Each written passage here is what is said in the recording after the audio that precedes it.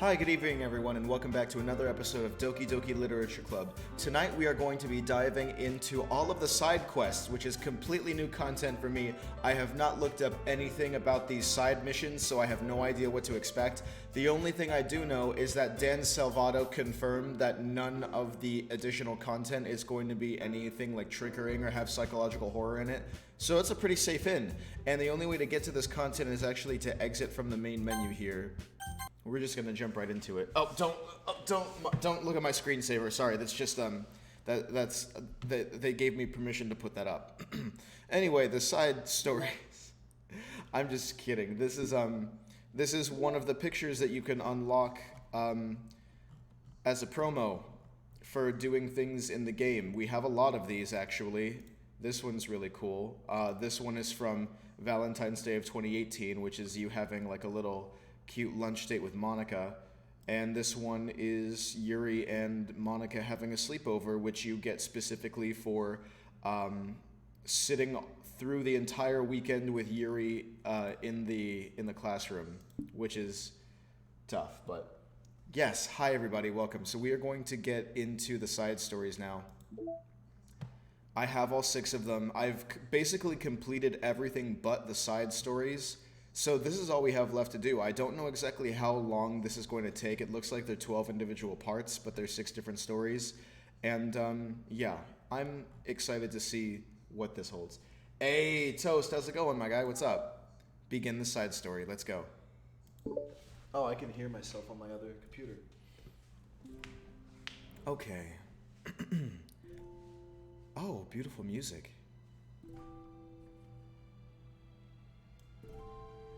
It's really pretty. Oh, wow, what a cute little montage. Oh, well, this is a new scene in the hallway, so we get to see more of the school. And this is the literature club classroom. Ah, it feels like being home. Okay, everyone. The literature club is starting. Let's all have a seat and take attendance, okay? I miss debate club. Who knew it would be so difficult to start a new club? Oh, so this is like prequel? I feel worse with every day that passes without anyone coming in. I'm really starting to lose confidence. Monica is the only member of the literature club. Okay, so this is like pre-story. In the days that have passed, all of her efforts to recruit new members have been fruitless. Am I going about this wrong? Monica glances at one of her flyers. The headline is, "Do you like literature?" Maybe nobody is into literature enough to pick it up over their other club interests. I just can't rely on people liking literature. I need to sell them on a vision. A vision? But what kind of vision? Monica rests her head on her desk, in deep thought. But before she realizes it, the recent nights of staying up too late start to catch up to her. It's so quiet and the noise of the air conditioner is so soothing. Oh, she takes a little nap. This music is soothing. I'm about to be... Monica's fine. Bro, you don't know the half of it. Hello? Oh. Suddenly, a voice causes Monica to snap awake. Oh my gosh, I'm so sorry, I never do this. Is this the napping club? Oh, that's cute. No, this is... Monica pauses, suddenly embarrassed to admit that this is in fact the literature club. This is the literature club. Yay! I thought I got it wrong for a second. I'm super sorry. It was like so unprofessional of me to do that. Don't apologize, I do that all the time. Oh, did I miss the club meeting? Where is everybody? Well, about that, this is everybody. Really? Just you? But we're getting more members. I'm working really hard on it. Hang on a second. A little much.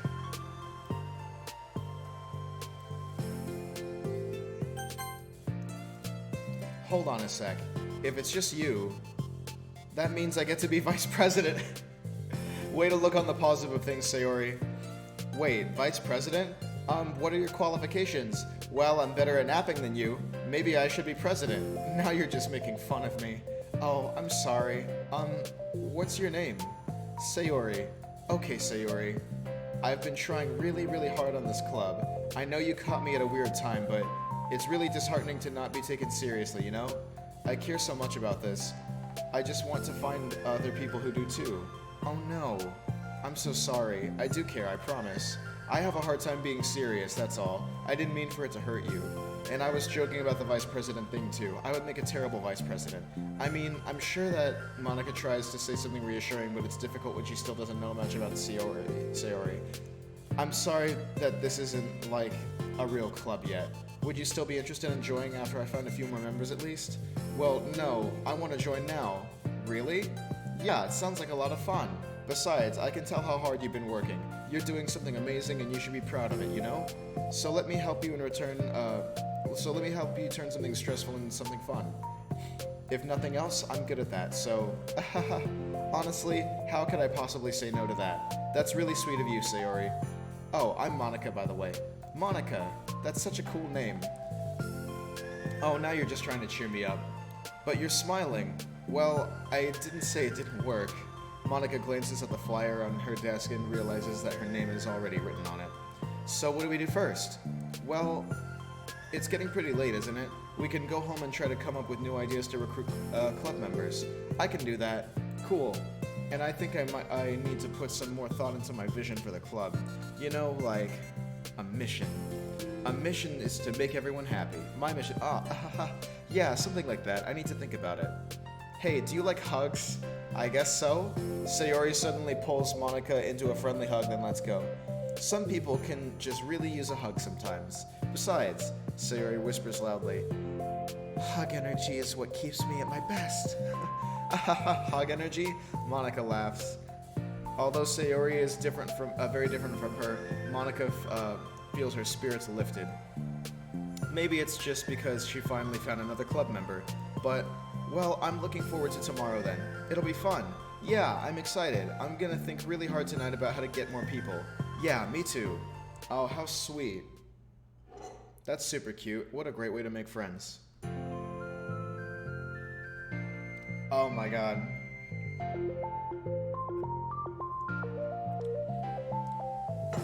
A day passes, and the time comes for the literature club, Monica and Sayori, to reconvene. As president, Monica ensures that she's the first to arrive to the club room, but she finds herself waiting longer than expected for Sayori. It's been 10 minutes already. Maybe Sayori changed her mind about joining. No, that can't be. She was so excited yesterday. But I'm getting kind of worried. Suddenly, Sayori comes bounding through the door. In her hand, she's holding a sheet of paper. Sorry, I'm late. Here. It's okay. Welcome back. And Sayori spins over to Monica and deposits the sheet onto Monica's desk. Oh, what's this? Take my hand. Take my hand. Take me forward. Take me to your dreamland. Caution me to watch my step, so I can't look back at my footprints. Climb the stairs ahead of me, while I look up to you. The more I look forward, the more I look up, the more I can lend to you. If you can trust me to follow your pace, I'll trust you to set it. If you can trust me to lend you a smile, I'll trust you to return it. Take my hand, take me forward, take me to your dreamland. Hey, this is really good. You wrote this, Sayori? Of course. Wait, no, that's the wrong side of the paper. Huh? I wasn't ready to share that yet, I'm so embarrassed. Monica flips over the paper. Written on the other side is a list of ideas for recruiting new club members. Oh, so this is what you meant to show me. But I'm curious, do you write poetry often? I do, but I'm sure I'm not anywhere near as good at it as you are. Haha, really? I'm actually terrible at writing poetry. I've never written anything I was happy with.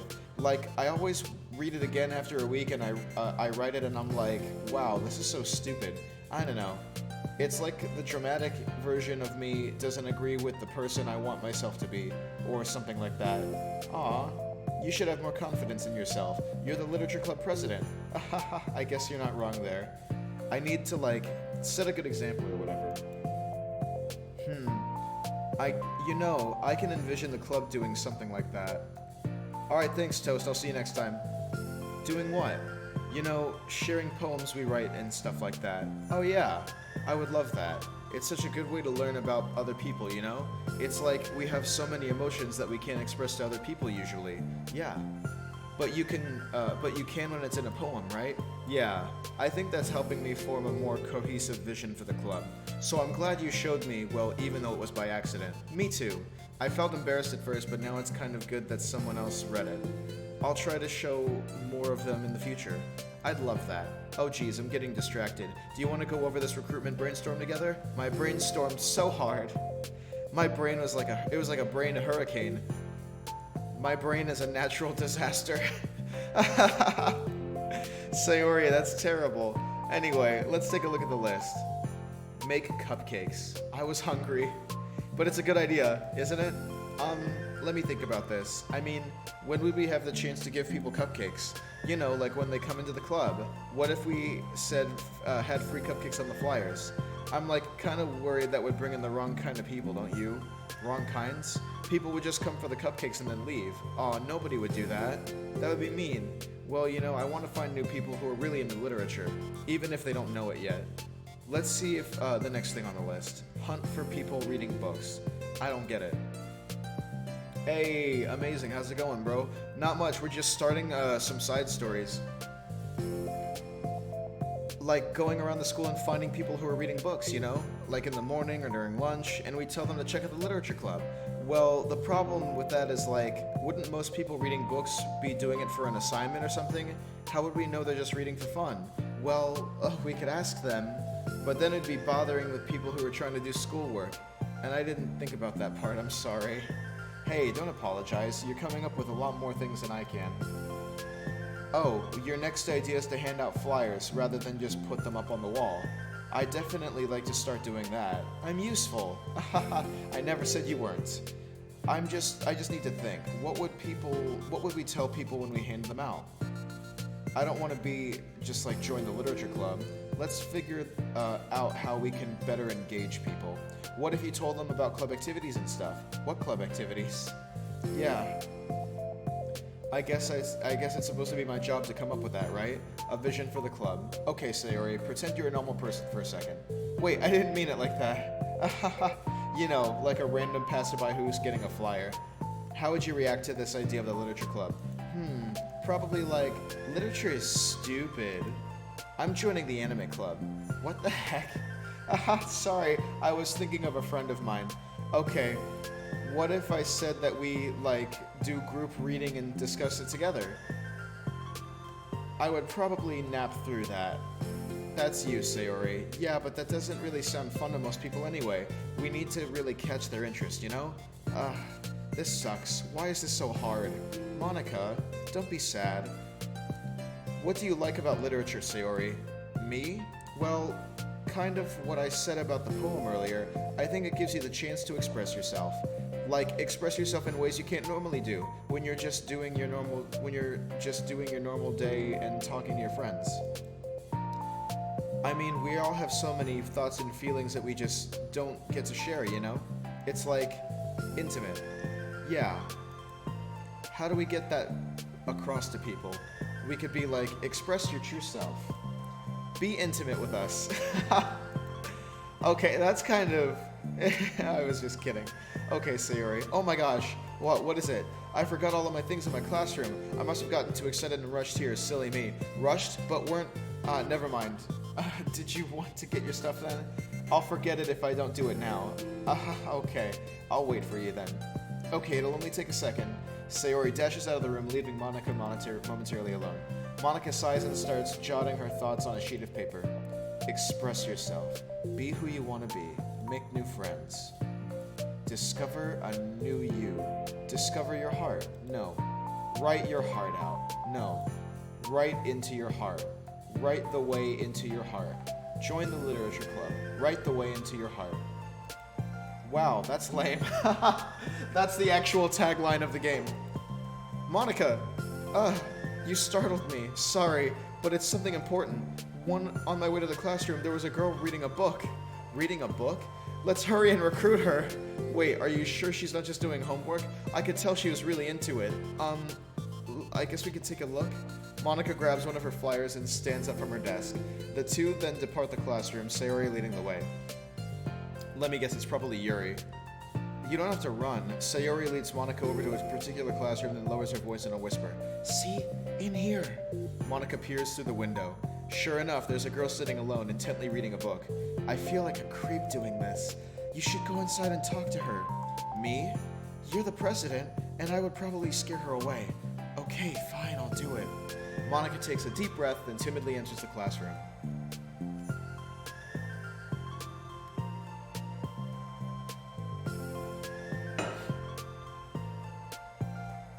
That was fast. Oh my gosh, I'm so embarrassed. Why? What happened?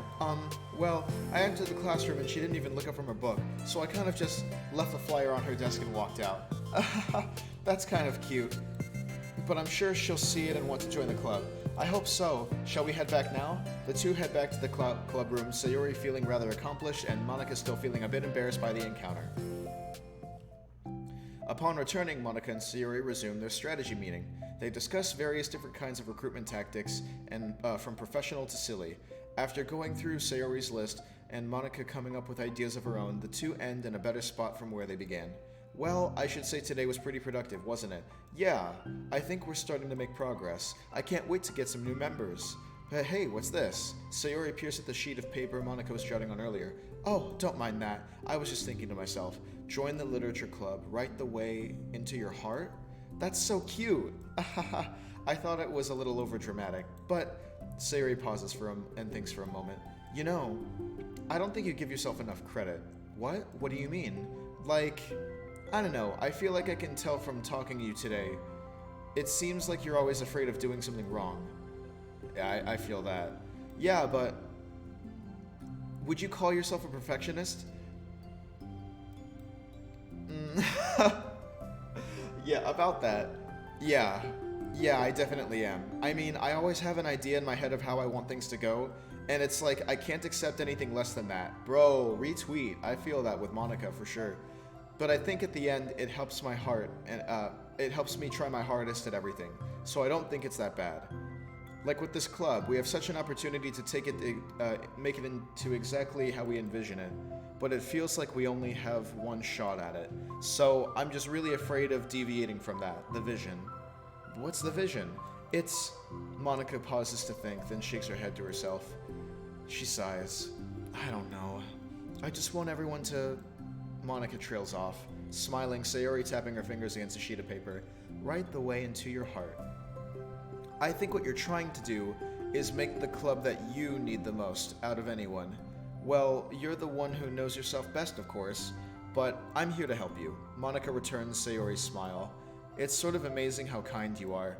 We're really gonna make this the best club ever. Sayori nods and the two remain silent for a moment, lost in thought.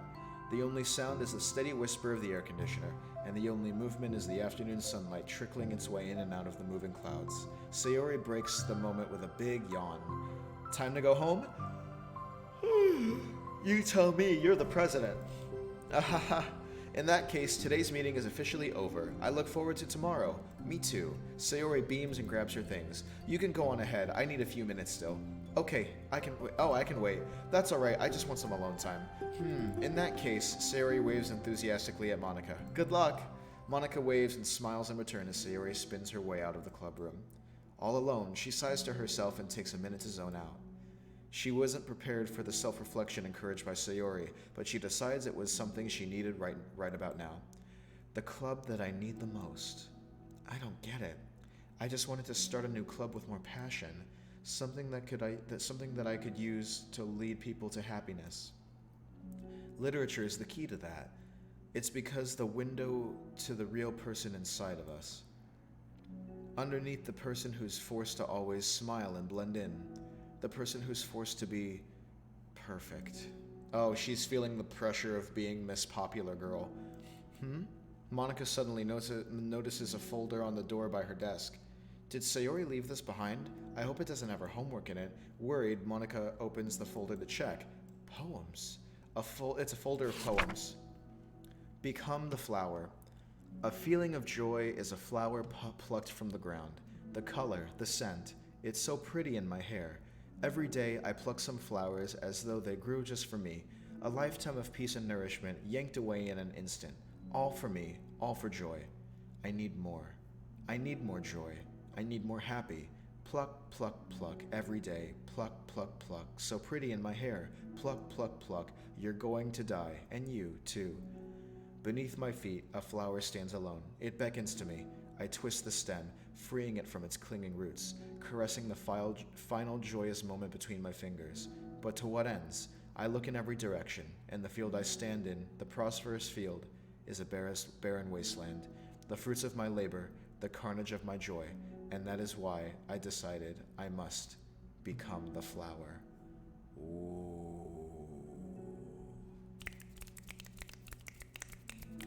Snaps to that one, you guys. Holy shit. Okay, so we're dealing with feelings of simultaneous regret and immediate satisfaction because snaps, dude. You know, poetry. You snap at poetry slams. You don't clap because it's too loud. You snap. I'm simulating an audience by snapping with multiple fingers. Anyway, I'm sorry for the brief ASMR. I don't like that shit, but okay, so she's aware that the moment is fleeting and that the satisfaction she gets out of plucking the flower dies very shortly after. And it's something she's aware of that she keeps doing until there's nothing left, and then she says to herself, I must become what is plucked. She has to give the same satisfaction to someone, even if it's fleeting, as repentance for all of the joy that she's taken from others. That is so crazy that I just pieced that together, because that's so totally like Sayori and what we learn about her later in the series. Holy fuck. That's amazing. Damn. Okay. What the? Wait, Sayori? Yeah, that's when she starts getting concerned. Oh shit, that was the end of the first half of the side story. Okay, so if these are all about 20 minutes long, then we're gonna be done with this tonight. Oh, we've got new mail. Let's check it out. Staying focused on our goals. As a reminder to help guide our data collection, an analysis performed should be focused on answering some of these main questions. How does granting elevated access to the VM affect a person's emotional state? How does granting elevated access to the VM affect a person's values and goals? How does someone effectively navigate and experiment with their ability to change the contents of their VM? How is elevated access being weaponized? What actions and values most contribute to the destruction of the universe? But most importantly, how might your observations apply to our own universe? Bonus, how can we present this to upper management as an operation that benefits the company?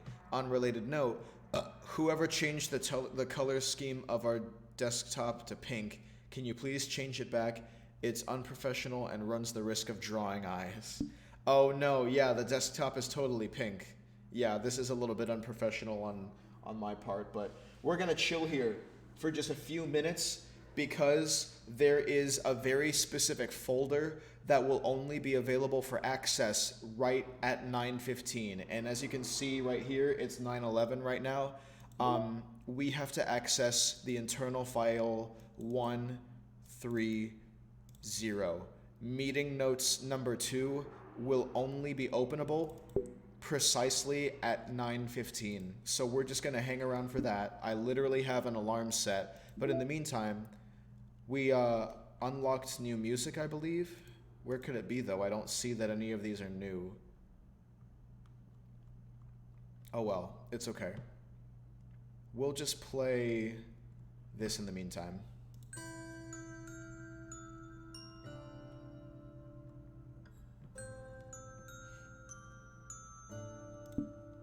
And let's check out the new picture we got. Okay, so we have new alternate art of Sayori and Monica for completing... Oh, that's a really good shot of Monica. That's a really good one for completing the side story Trust. And then we got new poems, of course. Take My Hand was good, but Become the Flower was... That one was deep. I think that may be my favorite poem out of all of these that was written. And we have another one here, too. Oh, acquire all of Sayori's other poems. Okay, so this one is a bonus. So this one we haven't read yet. There once was a ladybug. It was so small, it took a really long time to crawl from here to there. It was very tiring to fly for too long. Nobody squishes ladybugs because they're cute. Does that make them better than other bugs? Do ladybugs know they're cute? I think they're too preoccupied with bug things. And so, the ladybug crawled around and did bug things. This story isn't really going anywhere, but I know you don't mind. I hope you think it's nice for being there anyway, like ladybugs, like this ladybug. The one who clings like a doof onto your sleeve because it knows you won't squash it. If it doesn't bug you, will you stay a while? Aw, how cute. What else is there? We've got all the promo stuff. Oh, we've unlocked the morning version of the literature club room. And we've yet to get anything else. This will unlock as soon as we complete all the side stories. How are you guys doing, by the way? Just to pass the time. Everybody having a good night? Yeah, the music is good. Yeah, Doki Doki Literature Club has a very, very solid playlist. Like, the original music is really good. And this was a collaborative effort with, like, a real artist. And there goes my 1 minute warning alarm, so now we only have 60 seconds to wait.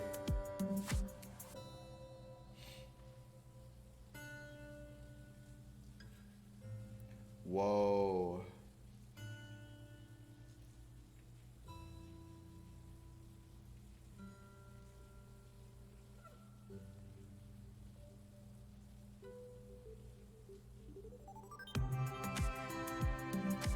My friend just posted something really artistic and I got super impressed.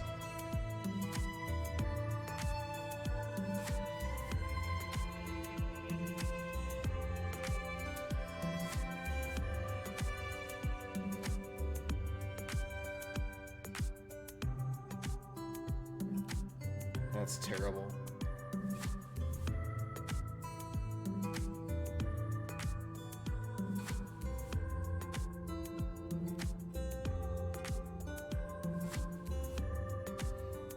$9.15. Files. Internal 130. It's open. We got it. We're in, boys. We cracked the code. We're in the matrix. Okay, so this is called Meeting Notes 2. Lib. Promising work on recording simulation activity into playable script. Playable. Observable form. Not a game. Stay focused, Ive. Pretending to type important things while waiting for everyone to get back on topic. 4:30, still target end time. Assigning names should be simulated entities for easier reference. A, B, C, D should suffice. 1, 2, 3. Using real names only encourages treating them like pets rather than simulated entities. Everyone is trying to come up with stupid names now. Control simulation. Oh wow, so whoever is taking these notes at this meeting is really unhappy of the direction the productivity is going in. Control simulation. Create identical VM without entity A having elevated access permissions. Entity A having elevated access permissions. I think they're referring to Monica. Seems unlikely. Nothing has come close so far. Clone VM1. Same elevated access, but prevent the entity from discovering it. Seems tricky but plausible. Meeting time over again, and then they keyboard mash. Well, I think that was worth the time read. 4:30. I think there's something else that I need to do at 4:30, but it's most definitely not going to be in the morning tonight. Let's continue with the side stories. We've got Trust Part 2 now. Yeah.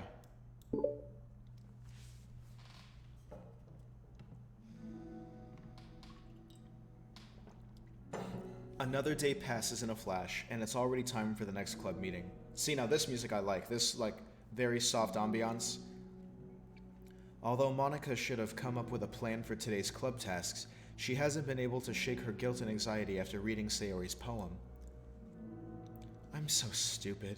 How did I let myself be the center of attention? Sayori is going through these kinds of feelings, and I'm letting her comfort me instead of the other way around. What kind of club president does that? This whole time, I didn't think to ask about her own feelings. So much for the stupid vision. Sayori enters the club room with her usual smile. But upon seeing the downcast Monica, the smile quickly fades into an expression of concern. Monica? Is everything okay? I'm really sorry. I'm such a terrible friend. Huh? What are you talking about? You're an amazing friend. Monica shakes her head.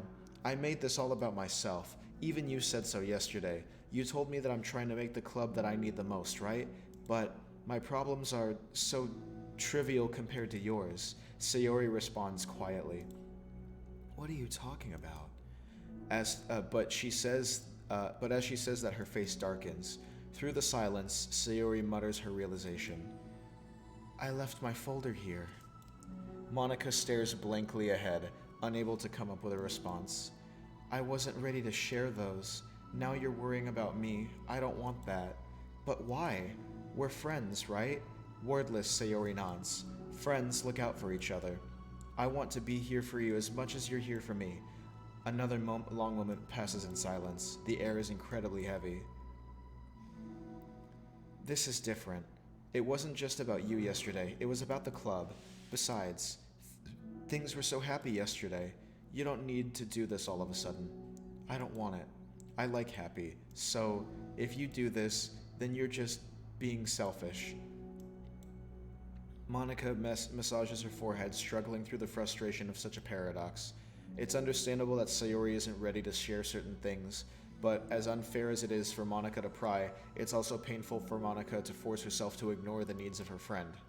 I'm sorry I looked. I disrespected your privacy. No, I don't blame you for looking. You would have at least needed to check if it was mine. Yeah. Monica takes a deep breath. Okay.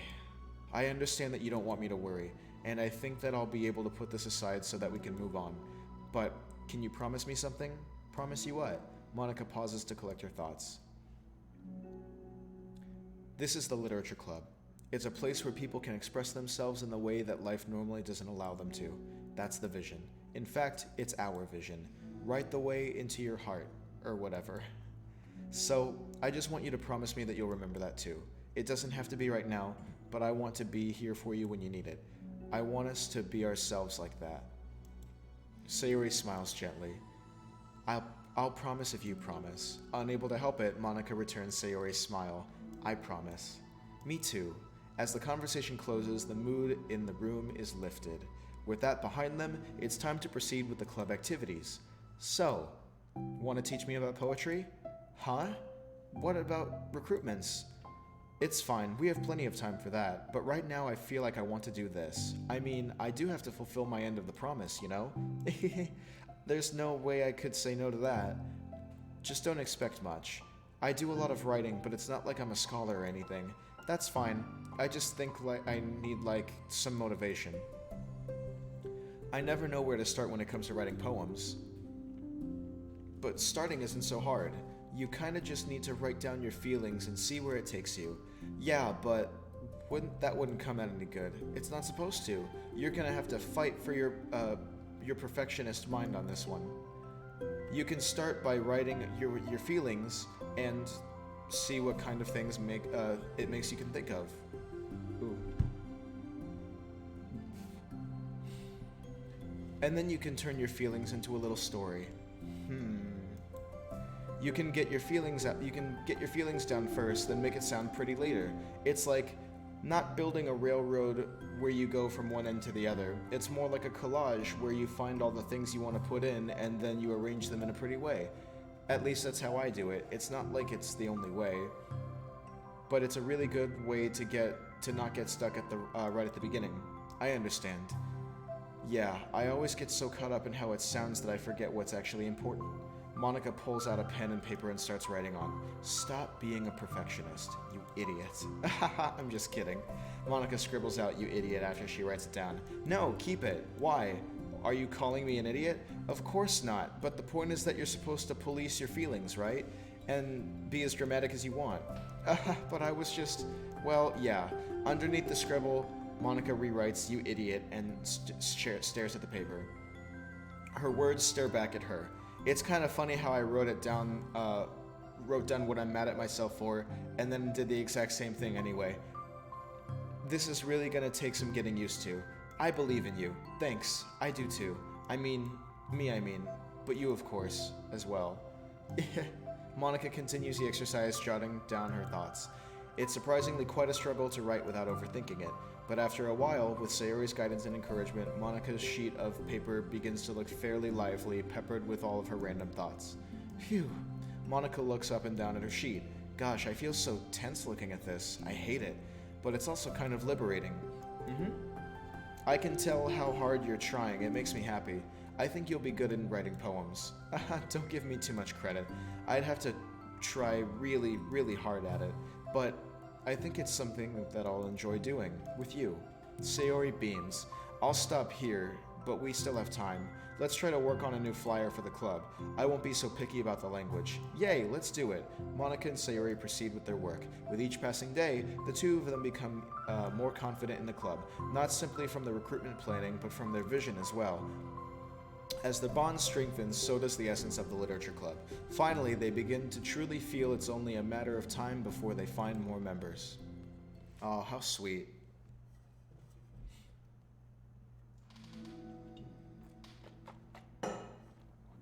Another day passes. As usual, Monica's the first one in the club room. With her is a printout of the revised literature club flyer, complete with all new ideas Monica and Sayori came up with. If only this flyer we gave to that one girl reading the other day.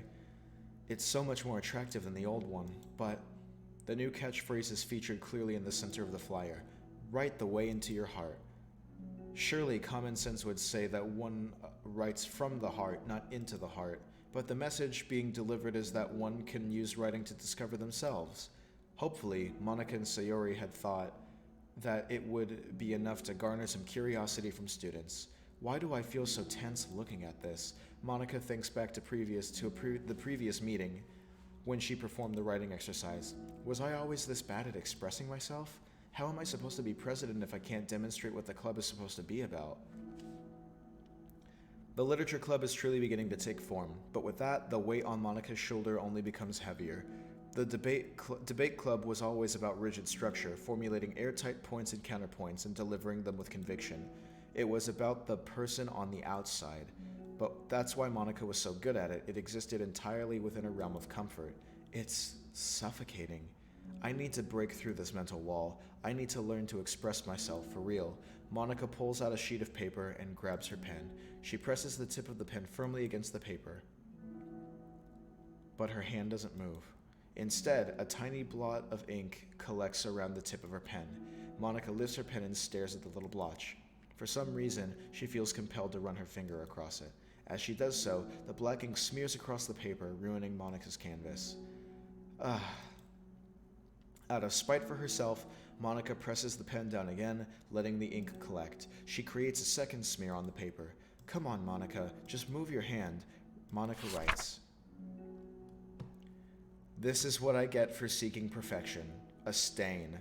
Wow. Oh, dude, you finished the Lego from last night. Dude, that's amazing. But for real, snaps for that. That's a really simple, powerful poem. I like that. This is what I get for seeking perfection. A stain. I'm gonna have to take that to heart somehow. Because me personally, I'm an individual with very, very high expectations for himself. And I fully recognize that I do not meet my own standards on a lot of different things. So when I try to strive for perfection, or at least perfection meaning whatever I'm looking for in life, that's what I consider to be perfect. I don't know. It's weird to exist with your shortcomings. Where was I going with this again? Whatever. Monica slides the paper away from her and puts her head down at the desk. You're making this deep. I know, that's the point. Poetry is supposed to evoke those kinds of thought.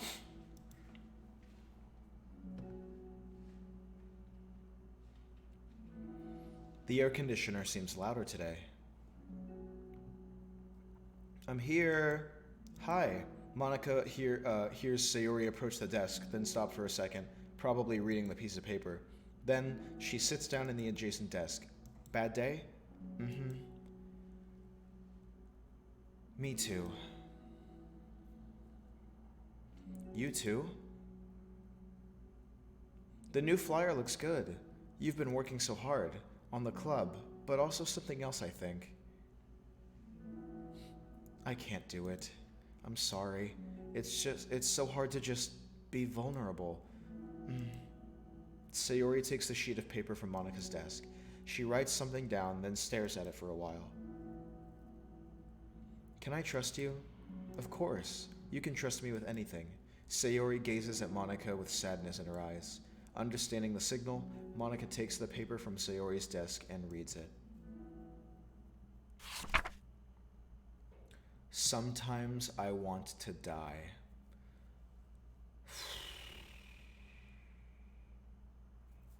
That's really tough. That's really tough to swallow as a friend, because you want to do everything to prevent those kinds of feelings, but it's not up to you. It's something that you can't have that much of an influence on. That's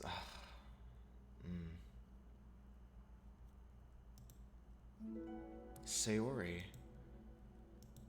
This is really, really hard for me. Her voice shakes. So if I can do it, then you can too. Because you're like a million times better than me. That's completely not true. Sayori takes a deep breath, trying to steady herself. That's something about me that I've never told anyone before. Even now, my head is like screaming at me to stop. Wait, you don't have to force yourself. I mean, just because of the promise yesterday, I want to. It just feels right. I mean, maybe it's part of the reason I came to this club in the first place. This is the literature club. I trust you, more than I'm scared. At those words, Monica stands up. Sayori must have taken days to work up the courage for this. Were Monica's own futile but genuine efforts actually the push that Sayori needed? Sayori's deliberate breaths can be heard over the air conditioner. As she prepares herself to continue, Monica waits in a gentle silence. I have this problem where I get really upset when people worry too much about me. I can't control it. It's like, why waste your energy worrying about me when you can just be happy instead? So I never tell anyone about these kinds of thoughts that I have. It's just so much easier to just smile and help everyone else be happy. But that's terrible.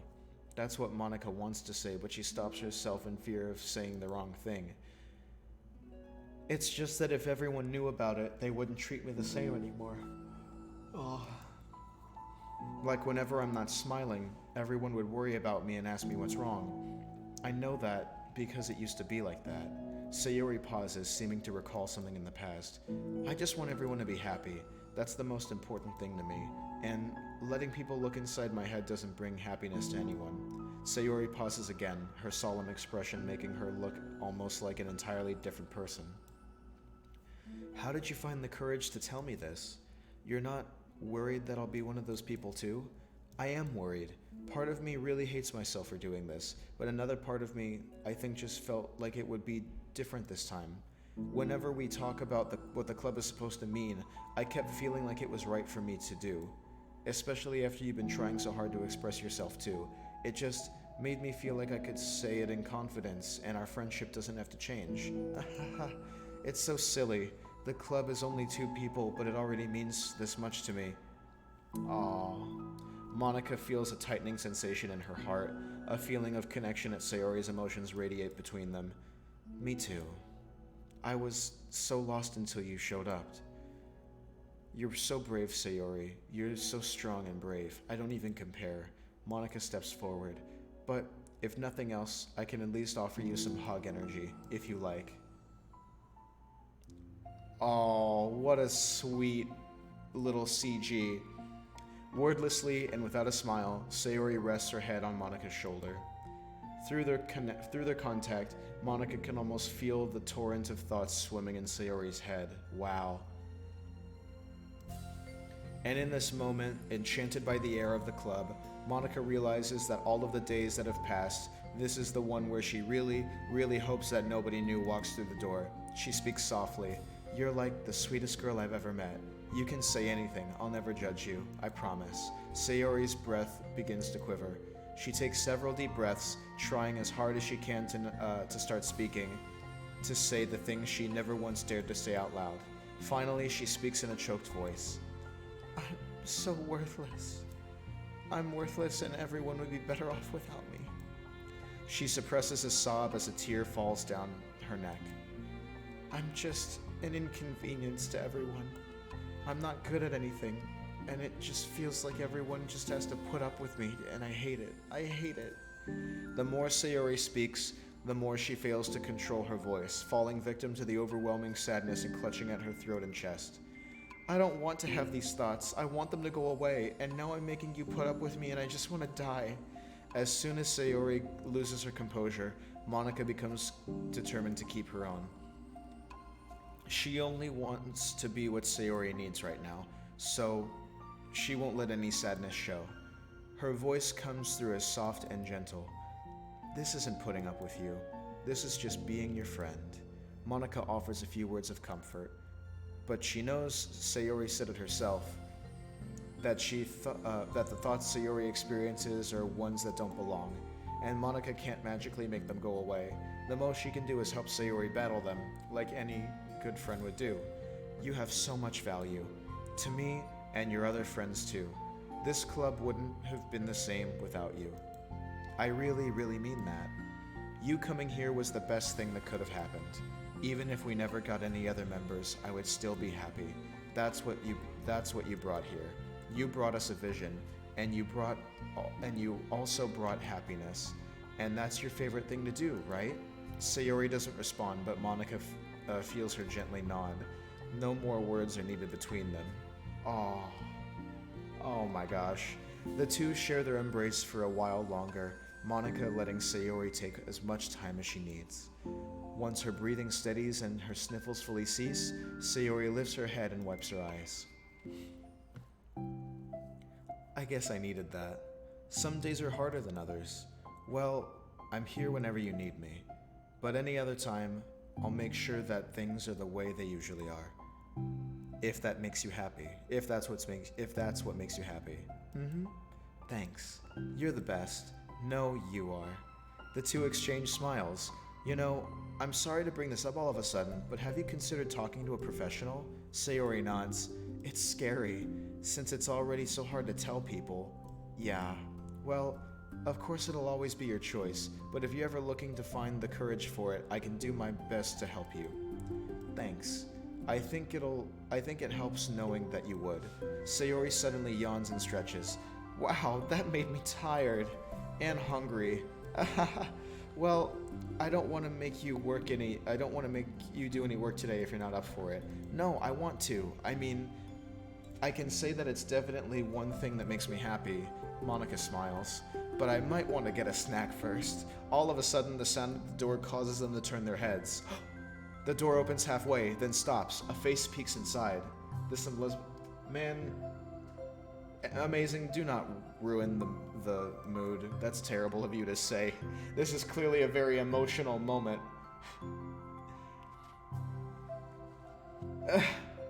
A face that seems familiar. Is it Yuri? Oh, that's it. We got new mail. Yeah, we completed it. Okay. Oh, a reply on ethics. Let me get some water in me.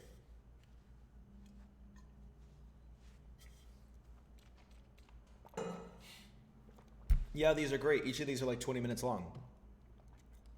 Well, that one is actually a little bit less because we were looking at that thing at 9:15. Oi! Ikaye-senpai. What's up, my guy? Simply put, it's not our job to arbitrarily decide upon some code of ethics just because we're the first ones to do this to our knowledge. That's the government's job to figure out. long after we've made enough headway for it to no longer to apply to us. It's fundamentally flawed to apply ethical reasoning to this anyway, but because humanity's code of ethics is based upon nothing more than our knowledge and understanding of life forms similar to ourselves. We don't have ethics for killing bacteria or plants, only for the creatures that we can convincingly project our emotions onto. The humans and our VMs operate completely different from us on a fundamental level, and therefore should not be taken any more seriously than a machine that's programmed to print. I feel sad. We're engineers, not philosophers. Okay, so this is like an in-game reminder to not get too attached to the characters. That's funny. Let's see what we unlocked. We got new music somewhere. It says we've got new music. Maybe it's this.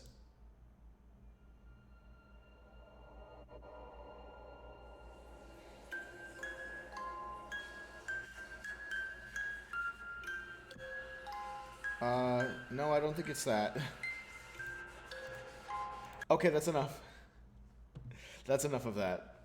Ikaye, bro, how are you doing today? Good evening. How are you? Welcome back. You haven't missed much. We've only done a couple of the side stories. They're only taking like 20 minutes each. We should have gotten new poems. I guess those sometimes I guess the poems from that one don't really show up. Oh, there's the little graphic. Oh, how cute. He said, "Oh shit, keep it going. Turn it up." Such a beautiful graphic. You know what? Because this one is full screen, I'm going to set this as the wallpaper. Even though I love the Monica Yuri sleepover, it just bothers me that this is vertical. And besides, this is something that I've literally already seen on Monica's Twitter. All of these promo photos, these have all been on Twitter before, so like, this one just feels special. Where did it go? Yeah, this just feels special. Beautiful. Look at that. Okay, on to the next side story. Better play some Osu. Hey, bro, I hope you have fun. They need to get some DDLC music in Osu. Well, none of it is as upbeat as it needs to be to stay on point with that.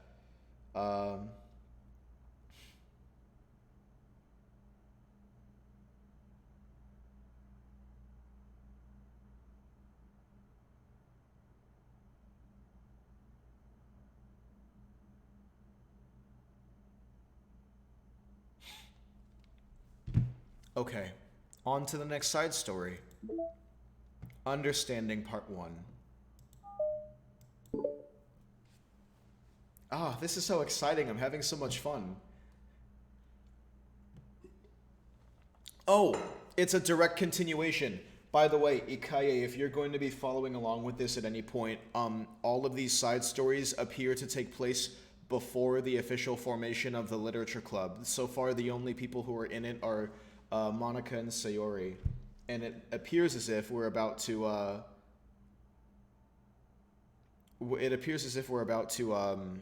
get Yuri. Yeah. The club meeting is suddenly interrupted by the sound of the door, causing Monica and Sayori to turn their heads. The door opens halfway, then stops. A face peeks inside. That face seems to be familiar. It's Yuri! It's the best girl! She's here to join the Literature Club, and I'm so happy. Sirens, bro, how's it going, my guy? Good evening, what's up? Long time no see, how are you, dude? They're so shocked. They're like, oh my god, it's a member. Sorry, my text is over Monica's face, but Sayori's eyes widen, recognizing the girl. She very conspicuously mouths to Monica, "It's her. It's the girl."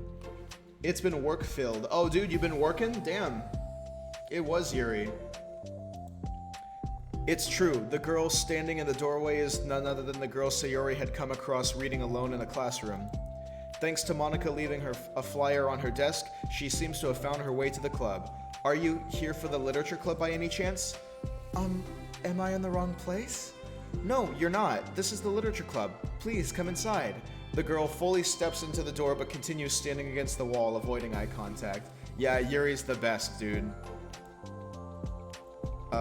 Sayori continues to fail containing her excitement. It's happening! Oh my gosh!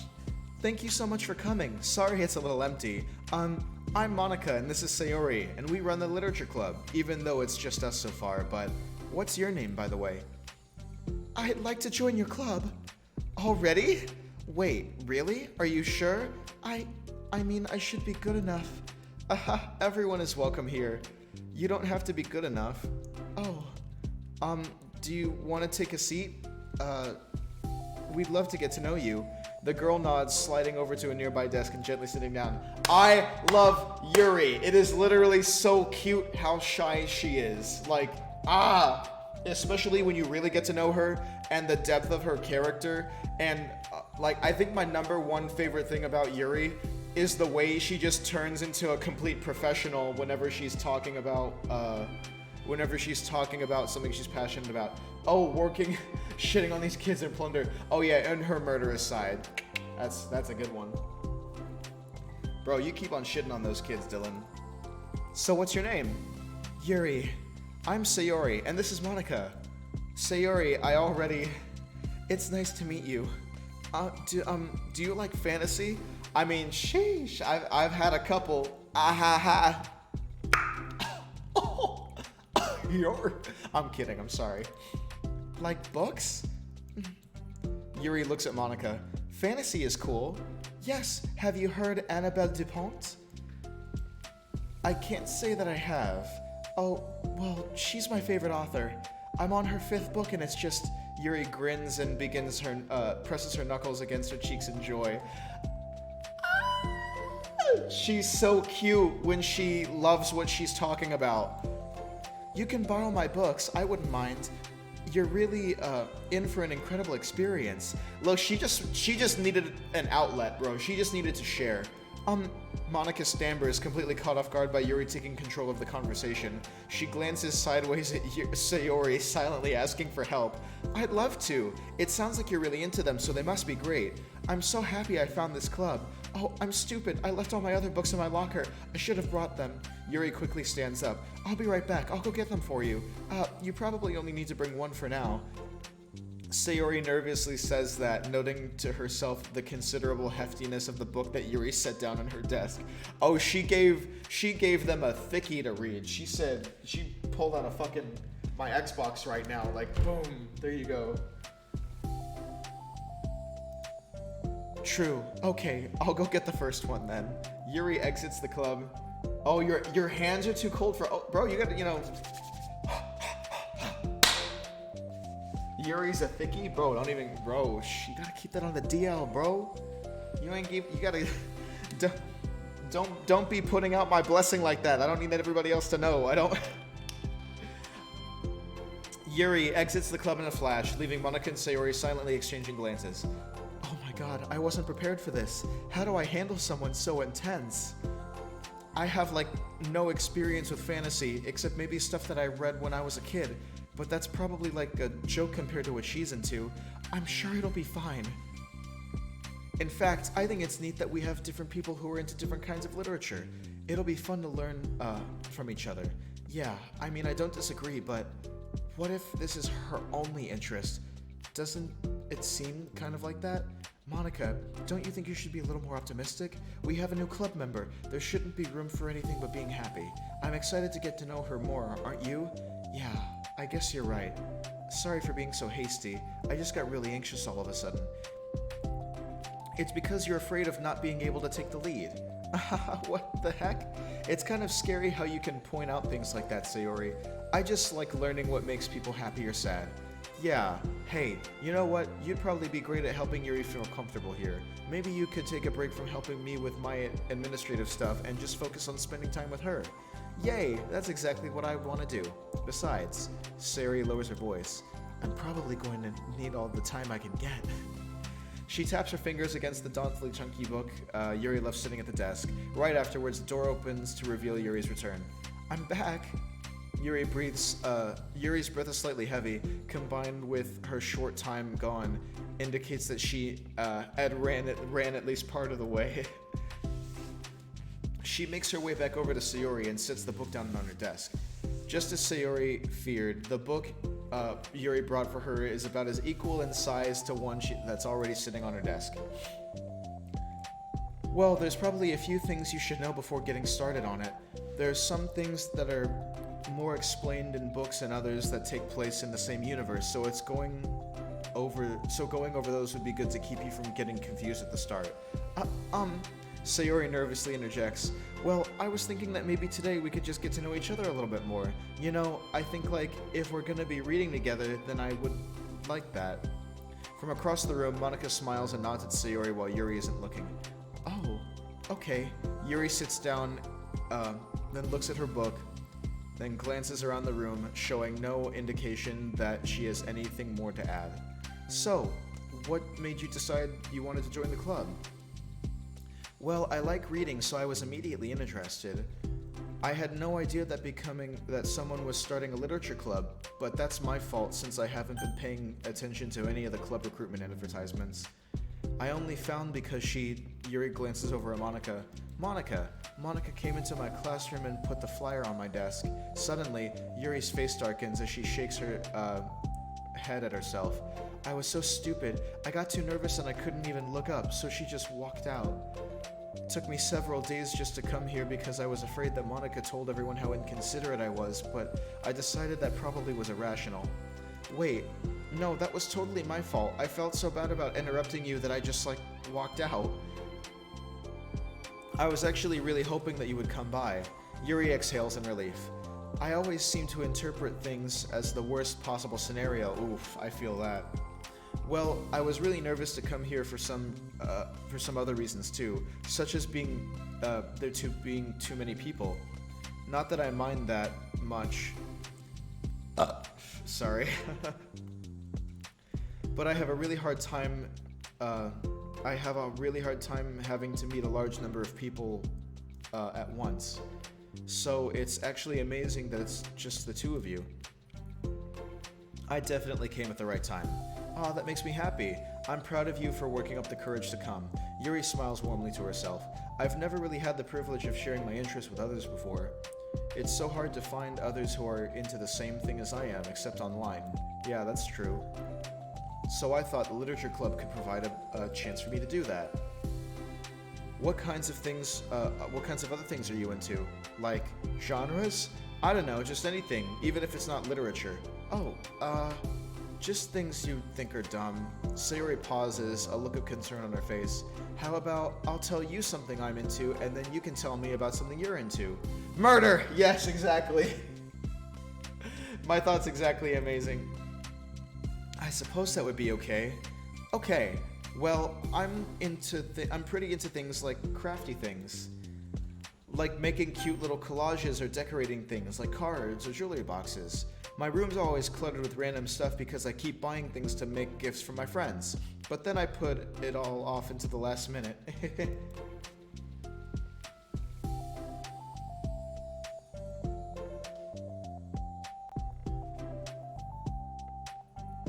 So yeah, that's something kind of silly that I'm into. You sound quite creative.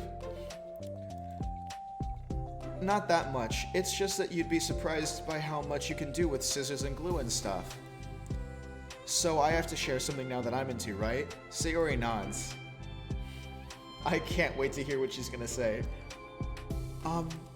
Well, I guess I'm into nature. Ooh, okay. The outdoorsy type, I like that. I love nature. Monica, I'm gonna start a nature club. No, you're not. You're stuck with me here now. Am not. Oh yeah? Well, I hereby appoint you as vice president of the literature club. There, now you're stuck with me. Hey, don't give me responsibilities. Oh, I'm sorry, Yuri, I interrupted you. Go ahead. It's fine. Yuri pauses, feeling awkward after having gotten cut off. I like going out into the woods or the park or just places where you can walk or sit or not have to be around, not have any people around. It's peaceful. Just nice to kind of remove myself from everything that matters and let my racing mind operate autonomously for a while. When do you like to do that? It just depends on my mood. After school, on the weekends, whenever I feel like I need it. Wow, I feel like I would never have the time to do something like that. I find that we have a lot more time than we think we do if you don't let it slip through your fingers. I really need to take that to heart because I'm terribly bad with keeping a good schedule for myself. Whenever I don't keep myself on track, I just feel like my life is a disaster. Because then I don't do my chores, and then I don't go to bed on time, and then I don't have the full amount of focus that I need to do whatever I need for work, and it just really hurts yourself to not, keep track of the little things. And I would most definitely enjoy having the time to go for a walk. I almost went on one today because I was gonna go walk somewhere for lunch until I realized that they were closed. But yeah. The three continue their conversation, led primarily by Sayori, but with Monica chiming in every now and again as well. Monica intended to leave it to Sayori to focus on her work, but she found it difficult not to join in. Before they knew it, the end of the day was upon them once more. Oh, it looks like we should be wrapping up for today. So are you two going to be starting on that book the next club meeting? That's the plan. I'm so excited. Sayori beams. Yuri collects her things. Once packed, Yuri wordlessly waves to Sayori and Monica with a gentle smile. Bye! As Yuri exits, Sayori enthusiastically returns her farewell. Once again, I almost said once per turn. Jesus, I just went into Yu-Gi-Oh mode for a second, sorry. Once per turn, Sayori and Monica left the club room. I draw! Monica plays Pot of Greed. I'm sorry. Sayori, you're a lifesaver. I didn't do anything, I just talked. Still, besides, it really lifted my mood. It feels really nice when I can put my energy towards people, like that. I was really excited to be included, It made me happy. Well then, there's no doubt in my mind that she'll have a great time here, with you engaging her. How are you feeling about starting the book, with her next meeting? I'm kinda scared, but I think she'll be happy as long as I'm trying my best. I think you'll do great. After the surprise of a new club member, it seems like everyone has their spirits lifted with something new to look forward to. Ah, how lovely. Another school day ends. Swallowing her anxiety, Yuri makes her way to the club room, expecting to be the last one to arrive. As she opens the door, she's surprised to find only Sayori in the club room. Doki Doki, you're... Oh no, Sirens, have you been Googling things? It's club time again. Monica went to the computer lab, so it's just us today. Is that okay? Yuri silently nods, unable to make eye contact. I'm sorry about yesterday. No. You best not. Don't do it. Sayori tilts her head, unsure of what exactly Yuri is talking about. Well, I mean, the way I got overly excited to share my books, and how you had to stop me so we could talk first. It was so inconsiderate of me. No Sim September, oh yeah, I forgot. Yeah, about that. That's honestly the first time I've heard those words, so... it doesn't count. It doesn't count. I got too excited and forgot to think about everyone else in the club, so yeah, it's okay. Yuri, you didn't do anything wrong. I thought it was cute how excited you were. Well, still, I think I changed my mind about the book. We don't have to read it. Huh? Why? Because I know that you were just humoring me anyway. In retrospect, it's rather obvious that nobody was truly interested. But if you like it so much, then it must be worth sharing. I've already decided I'll join the club, so you don't have to try so hard to entice me. That's not what I was doing. A moment of uncomfortable silence stretches between the two of them. Well, the thing is, we don't even have any club activities yet. I mean, Monica and I have been working on recruitment stuff mostly, so it just sounded like something fun that we could do together, reading your books. You know, like, as a club activity, thought that would be okay, right? Why am I being so resistant to this anyway? It's exactly what I wanted in the first place, and you're being so nice about it. Man. Oh boy. I really don't know what's wrong with me. I'm sorry for being like this. You don't have to apologize. Just tell me if there's anything I can do to help you feel more comfortable here. Sayori pulls her desk against Yuri's and sits next to her, the book in question already on Yuri's desk. Peering over, Sayori reads the cover of the book. Dusk Bell. Part 1 of the Everlast Saga. Ah, it's Dusk Bell by Annabelle. Sorry, I'm ready now. Oh, right. I should probably get some paper. Yuri grabs a spiral notebook of hers and tears out a few sheets of paper. Wait, how come you need paper? Oh, it's useful to draw things some things out sometimes, like maps, timelines, family trees, or just for taking notes. Notes? Yes, that's an effective strategy. Exactly. I'm sure it will be especially helpful for someone new to the genre. Sayori's joke flew completely over Yuri's head. But thinking about it, she decides that it's probably for the best that it did. Well, I'm not used to having company through this, but I'll try to help make it as accessible as possible. I trust you. You're like super smart. Oh, please. Yuri tries to dismiss the compliment, but she can't hide her smile and light blush. You can't generalize intelligence. I'm only smart in the things I have a lot of experience with. Contrarily, I'm awful at anything involving real people. That should be evident enough from the 2 days I've spent here so far. So in my eyes, it's everyone else who comes off as smart, especially you. No. Oh wow, that's a very, very high opinion to hold of Sayori specifically. That's crazy. If Yuri keeps looking at me like that, I'm gonna act out. Bro, Dylan, I'm so glad we could agree on this sort of thing because Yuri is my favorite in this series. Sayori rubs her shoulders against Yuri's. You're such a sweetheart when you're not being shy. Oh, that made her shy. Look, Dylan, she's blushing. She's blushing and playing with her hair. Do you see this? Play with the hair action, averting her gaze, just red in the face.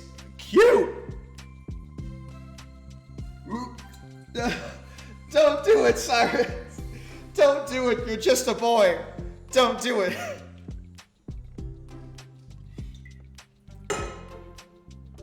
Oh, you're too funny, dude. Anyway, would you like to get started? Okay. After the minor diversion between them, the two get back on track with their planned club activity. Yuri begins to guide Sayori through the basics of the fantasy world her story takes place in. I love, sorry for the Lord, I'm about to... You're too crazy, bro. Yeah, I'm this type of person as well. Like, if I'm trying to, like, get you into, like, the series I'm watching or, like, the movie, whatever, I have to explain the premise of everything. You have to have a good idea of what's going on, so I make sure you have a good understanding of it. I'm very concerned about this chat. Ikaye. Ikaye, you're the vice president of the chat club. The more of it she details, the races, the factions, history, elements of magic, the more questions Sayori seems to have. Despite Sayori's expectations, Yuri eloquently guides her through it in a way such that it's fun to follow along. You have 100%. This man said he came to 100% completion. It becomes evident that the world-building aspect of the story, not just the story itself, is one that Yuri finds her passion leaning towards. Exactly! How do people come up with this stuff? It's like the exact opposite of the kind of writing that I do. The kind of writing? Oh, like poetry and stuff like that. The things I write are like just putting down feelings that come to my head, you know? But this is like... There must be so much more planning and hard work.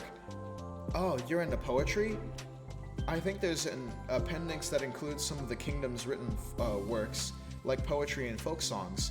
No way! Yuri giggles, filling Sayori's heart with happiness when she realizes it's the first time she's heard Yuri laugh. Aw. No, really though, you guys, like... Lord of the Rings and Skyrim and shit like that, somebody wrote poems and books in the world of Skyrim on top of the storyline of Skyrim. Like, that is so much world building. Just wait till he goes home with each of them. Oh my god. Well, this is kind of a dating sim. Sirens, you were not present for any of the gang shit that took place over the last 2 days, so you have no idea what this game is really about. This is like 0, and the game goes to 100 real quick. Yuri, it means Yuri must be having fun. Anyway, I think we can get started on reading it now if you're ready. Okay, I can't read very fast. Okay, that's fine. I'm very patient. Patience is something I pride myself in. Yes, me too. Oh, I know that. Oh, you do, you know, okay. I see. Sayori jots, Yuri is patient, into her notes. Hey, that's for the book. I'm just kidding. But I'm kind of glad that you're patient because I need that sometimes. A lot of times. Sayori flips through the first few pages of the book, getting past the table of contents. Okay, chapter 1. The room becomes silent as the two of them begin to read. But the silence only lasts for a moment before Sayori speaks up again. What does vindicated mean? Well, in this context, it essentially means that he was proven innocent. It's okay to ask questions, right? Of course. Sayori turns the page. Are these footnotes? A lot of the dialogue has cultural references that require explanation to be understood. I'm so Yuri. That's crazy. The two continue reading. Yuri's relaxed expression remains unchanged. Meanwhile, Sayori's expression grows tense as she tries to make her way through the dense text. Up until now, their expressions had been reversed, with Sayori easily navigating the social situations and Yuri struggling in them. But the tables have turned. Wait, are they talking about the past right now, or the present? Where? Right here. They're talking about the past. These paragraphs are describing a flashback that Barnes is having. But they didn't tell me that. It's implied from the context. Sayori rubs her temples. The two of them continue, with Sayori asking fewer questions. She begins to understand the value in the notes, as she finds herself referring to them somewhat often, even adding to them. But her reduction in questions comes not from her getting used to the reading, but rather from her fearing that she'll come across as stupid. Yep, I feel that. At last, Sayori reaches the end of the chapter. I think we can stop here for now. Okay. Sayori takes a deep breath and closes what little of the book she's gotten through so far. So, what are your thoughts up to this point? Sayori tries to find words. Am I doing well so far? I'm not sure I understand. Well, I don't know. When it takes me so long to read and understand things, it makes me feel really dumb. But I really like how into it you get. Bro. Looking at you like what? It makes me want to keep going and to keep doing my best so I can see it the way that you do. The relaxation in Yuri's expression fades. I see. Yuri quietly gathers her things. We can continue tomorrow, right? Yuri pauses, then shakes her head. We can do something else tomorrow. But I'm sorry. Wait, sorry for what? I don't understand. I'm sorry. I don't want to do this anymore, that's all. I'm sorry that I made you. Yuri leaves. You weren't making me.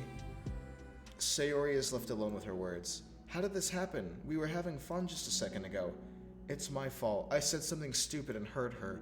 I should have just told her that I enjoyed it. Monica trusted me with this. It's the only thing I'm good at and I still messed it up. What if she doesn't want to come back? Drowned in guilt, Sayori stares blankly at her desk, spread with notes. The book sits next to them. Right. If she wasn't coming back, then she wouldn't have left her book here, right? Unless she forgot to take it with her. This is horrible. Was it really because she thought I wasn't enjoying our time together? Or maybe she wasn't enjoying our time together because I'm not good enough. I probably let her down so much by having trouble following along. Yeah, I'm sure if I was smarter, she would be having so much more fun. Then that button sub emote. This is not the time or place. The mood has since changed, Sirens. I need to do better for her. Aw. You can't put yourself through that, Sayori. Okay, so that was the end of the first part. It keeps saying that we get new music. Oh, wait. The list is longer. 21 songs now. Oh, damn it. Whatever it was, I I ran over the new one, and now I don't know which one is new, but Lavender Mist sounds amazing. Oh, that's so lovely. That reminds me of Yuri. Let's see what pictures we unlocked. We got the, okay, alternate art for that. No new poems. There's still one more. There's still two more. We didn't get anything new from here, but it'll progress. And then there's no new backgrounds or CGs or promos, so let's continue with the side story.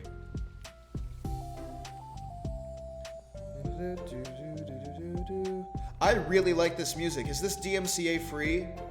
Because if this is royalty free, I want to use this. Okay.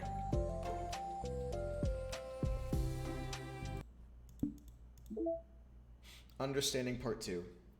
You finna read down? Bro, this is Doki Doki Literature Club Plus. Like, did you already finish this whole thing? Or did you just play the original for free? Because this is on Steam for like 15 right now.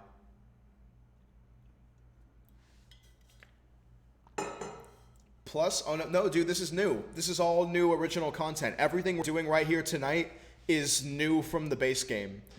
I've already completed everything from the base game. That's what all these unlockables are for.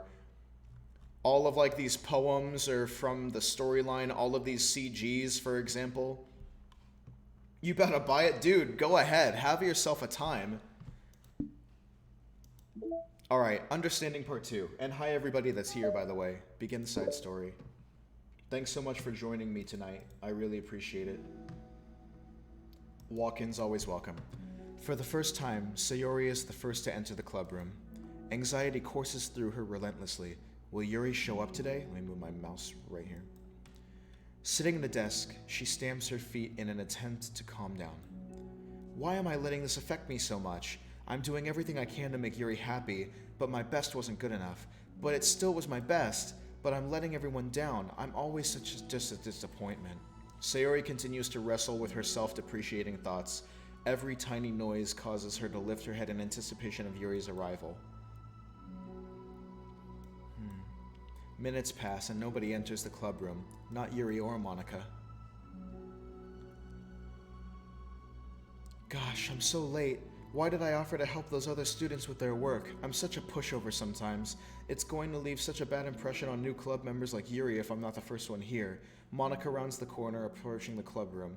As she does so, Yuri? Ah! Yuri jumps at the sound of Monica's voice, sitting outside the club room against the wall next to the door. Embarrassed, she quickly closes the book she was reading and stands up. Oh gosh, I'm so sorry I'm late. You didn't have to wait outside for me. The club room is open. It's not... Yuri stammers, unable to explain herself. She peers inside the classroom through the window, then looks away. Actually, I was wondering if I could help you, today instead. Huh? Me? With club publicity stuff? Yuri is so fun. Jeez, dude. Yes. Monica is utterly confused. Why is Yuri asking this of all of a sudden, when she was so eager to spend time with Sayori before? Did they not get along after all? Monica looks in the club room herself to see Sayori sitting alone inside. Okay, it's kind of a simple job, but I'd be happy for you to tag along. Me too. Monica is worried, but she finds it difficult to insert herself into whatever conflict that may have arisen. It's a little ironic. She realizes that the club, that she could be so conflict avoidant after having been in the debate club. Oh, you like dating sims? Okay. Or visual novels, I should say. You like visual novels. Okay, let's take a walk together. I just have to make copies of this new flyer, and then we'll go around to the billboards and just replace the old ones with new ones. Yuri nods and the two set off. Dude, stream more of those.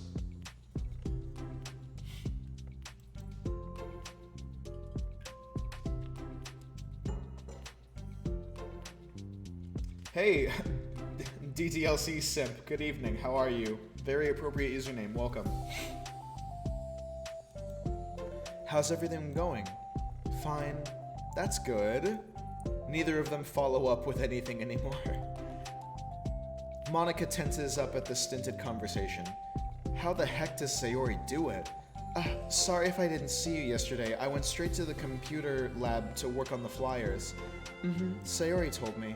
What did you end up doing yesterday? Just some reading. Oh, I'm glad. It's really starting to feel more like a literature club now. Yeah, it's kind of funny. I feel so intimidated at first when I heard about the kind of reading you were into. But you know, it's kind of stupid of me because I'm just intimidated by things I'm not good at. And it's silly to assume that everyone who comes into the club will have just the same interests as me. Which story is this? This is Understanding Part 2. But it's so cool that you were able to get Sayori into it. It's like the club is working, and I'm really happy about that. She's not into it. Huh? She's not into it, and I'm stupid for forcing it onto her. Yuri falls silent again, as if she started her thought but can't figure out how to continue it. Did something happen? Yuri sighs. No, it's just me. Yuri pauses. I'm thinking. A moment passes in silence, then Yuri shakes her head. I shouldn't be complaining to you all of a sudden. Don't be silly. I won't think you're complaining. I just want to make sure you feel welcome. If it's important to that, you can tell me anything. Well, I do feel welcome. Oh. DDLC Sim, thank you so much for the follow. Welcome. Happy to have you here. Too welcome, I guess. It's not an issue with the club, it's just an issue with me. So I feel wrong to inconvenience you with it. Monica pauses and thinks. Well, what if we put it this way? It's my job as president to understand the needs of the members, right? We're going to have all kinds of people joining this club, hopefully anyway. And learning about the diverse needs and interests of everyone will help me come up with the club activities that everyone can be happy with. That everyone can be happy with? Ah, the side eye. She's so cute. Not just only some people? Of course. I need to be looking out for everyone. Otherwise, what kind of club would it be? I see. Yuri is a little more relaxed. It signals to Monica that switching from a sympathetic approach to a pragmatic one was a good choice. Each individual truly does have their own needs. Okay. Yuri takes a deep breath. I'm a really weird and awkward person. I've accepted that about myself. I just don't know how to, connect with other people. Yuri is best girl. Sirens, dude, we have a new member to the club. We've got a new Yuri main. How is it so easy for everyone else?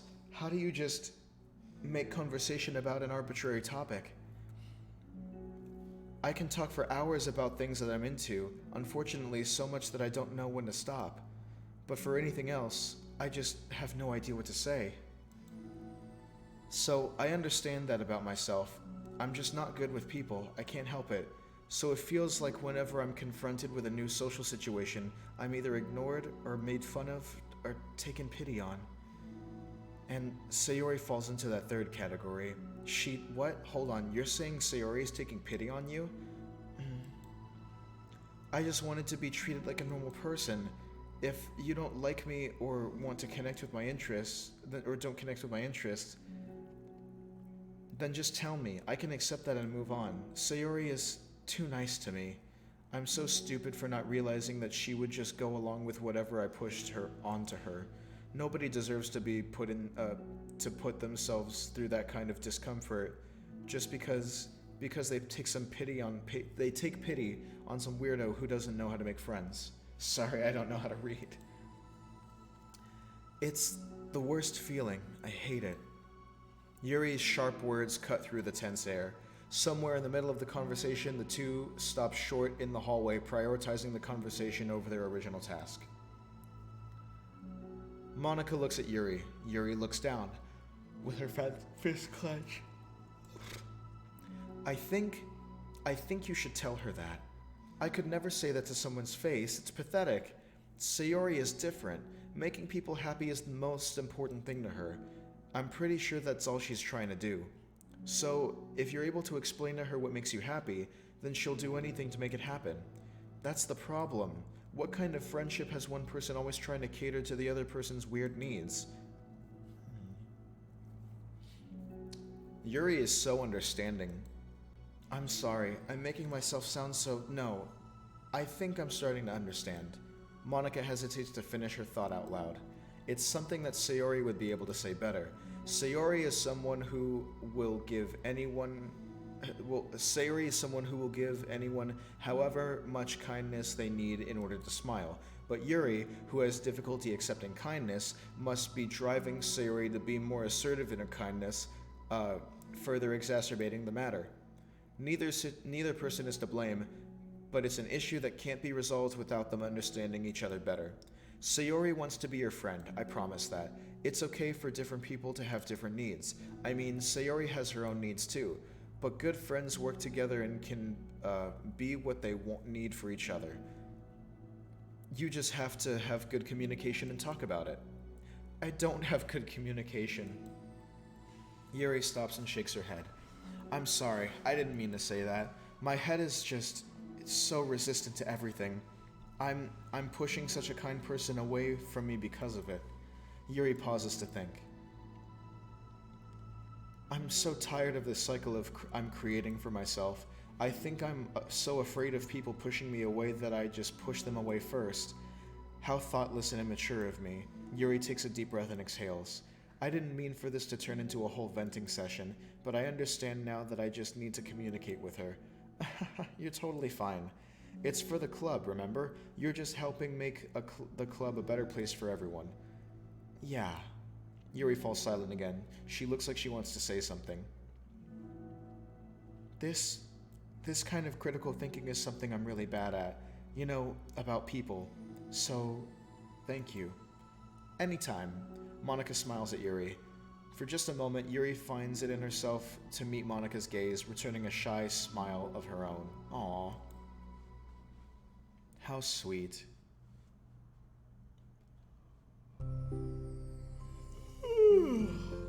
Yuri and Monica finish replacing the old flyers with the new ones. More accurately, Monica mostly did the work while Yuri followed along. But as the classroom once again draws near, so does Yuri's confrontation. I can't do this. Yes, you can. It'll be great. Yuri sighs and shakes her head. I'm never going to feel confident enough. I just have to do it. If I don't do it now, I never will. Yuri starts towards the door, but then turns to face Monica. You're not just going to wait outside, are you? I can take a walk. Want me to get you a coffee or something? Actually, I prefer tea. I like to make my own though, so please don't worry about it. Although I suppose that's one downside of reading here in the club rather than at home. I don't get to drink tea while reading. Sorry, I guess that has nothing to do with this. You know, now that you mention it, I bet we could get permission to keep our stuff for tea in the club room. You can use it, like an electric kettle to heat up water, right? That would really be possible? I'll look into it. I think it would be great. Yuri smiles and nods at the thought. Well, I'll be back in a bit. Good luck. Monica waves at Yuri, then turns around and departs down the hallway as Yuri's smile fades once more. A moment of daydreaming about the tea isn't enough to save her from the anxiety of the task that lies before her. It must be done. Taking one more deep breath, Yuri timidly opens the clubroom door. Yuri? Wait, hold on, I'm not done yet. Sayori shuffles a bunch of papers around. Yuri stammers, her words suddenly caught in her throat. I love how my words got caught in my throat when I said that. At that moment, she realizes how Sayori has been spending her afternoon. I wasn't expecting you to come today. I was really hoping to make it all the way through the next chapter first, but I got most of the way through it. And look, Sayori holds up a sheet of paper. It's a page of notes, beautifully produced with indentations, categories, and even color coding. As Yuri sees it, her expression shifts from anxiety to despair. I was afraid you were getting disappointed in me, so I've been trying really hard. Stop. Yuri presses her fist against her forehead. Please stop. I can't take this. Yuri? Sayori's voice quivers in shock after having received the exact opposite response she was expecting. She does a sigh. I know, for sure. I'm sorry. Sayori looks away in guilt. Did I do something wrong? I don't understand. So if I did something wrong, please tell me. Yuri shakes her head. No, it's me. I keep putting myself in these situations where people are afraid to treat me normally. If you don't like this kind of reading, it's okay. Please just tell me. I don't need to be treated differently just because I'm weird. I don't treat you differently. I just want my friends to be happy. So I thought that if we did something together that you really like, I don't want your pity. Oh, she went there. Why did I do that? Oh. Yuri sinks to her knees. Her voice squeaks. I'm sorry. Tears of guilt and self-loathing begin to stream down her face. Aw, this isn't how it was supposed to go. Why is it so hard to just articulate your thoughts? Why do you end up pushing everyone away from you? Yuri's mind pounds with internal accusations as she shuts her eyes, unable to face Sayori or the rest of the world. She should leave, just escape from here before Monica sees her like this and before Sayori tells Monica what she did. But before Yuri can put any strength into her legs, she feels a pair of warm arms gently wrapped around her from behind. Oh, this is such a sad CG. Oh my god, that's so cute. Oh, poor thing. I know, Sayori whispers in a soothing voice, It's okay. It's okay. Overcome by despair, Yuri finds herself unable to protest or pull away from Sayori's kind gesture. Yuri sniffles, breathing heavily through a clenched throat while trying with all her willpower to control herself. I understand that the things you're feeling in your head are different from the things you're trying to say. I know that must be what you're feeling right now. I promise I understand that. So I'll give you as much time as you need. Oh, that's exactly what Monica said to her. Ah, that's so cute. Oh my god. When you're ready, just tell me your feelings and we'll talk about them together, okay? Yuri sniffs again and nods her head. This is so adorable. She gives herself a minute to compose her thoughts, then speaks while steadying her voice. I think that I've gotten so used to people being weirded out by me that it feels like anyone who's being nice to me is just doing it out of pity. I'm so horrible with people. So it makes me not want to believe that someone can actually like me for who I am. Yuri pauses, but Sayori doesn't interrupt. Rather, she waits for Yuri to continue. That's a good strategy. Whoever speaks first loses. I got so excited when I joined the literature club. I thought that it was finally my chance to make friends through my interests. Because my interests are the only things I know how to talk about. It's all I have going for me. But then, whenever I catch myself overly obsessive in front of other people, it feels like I'm making a fool of myself. I hate myself for it. Ultimately, I just want to be treated like a normal person, but how am I supposed to expect that when I can't behave like one? Wow, I'm really resonating with that. I just want to learn how to get along with people and stop ruining things for myself. Jesus. I've felt it all my life, but never heard it put into words. That's all. Yuri finishes her thoughts, feeling more steady after having gotten them out. Sayori, who can feel Yuri's breath rise and fall from beneath her arms, realizes that as well. Oh, poor baby. I'm about to cry even though I've seen this before. Thank you for helping me understand you a little bit better. You know, you were so great at helping me while we were reading, so I'll help you with the things that you need too. But I feel like it would just be frustrating for you with how much patience I require sometimes. That sounds kind of familiar. I couldn't stop worrying about that while we were reading, so I was afraid you would get frustrated with me. But I would never do that. I did my best to reassure you by mentioning how I have a lot of patience. Yeah, I know, but my irrational fears just won't be quiet sometimes. Oh, Sayori's face. That's so cute. That's such an endearing look. I'm sure it's the same for you, right? Yeah. Irrational fears. Well, you know, there's no way that you could frustrate me because I already like you as the person that you are. I know you said you have a hard time believing that, but I promise that it's true. You don't have to be a social person for people to like you. I think you're really considerate in your own way, you know? Worrying so much about other people's feelings.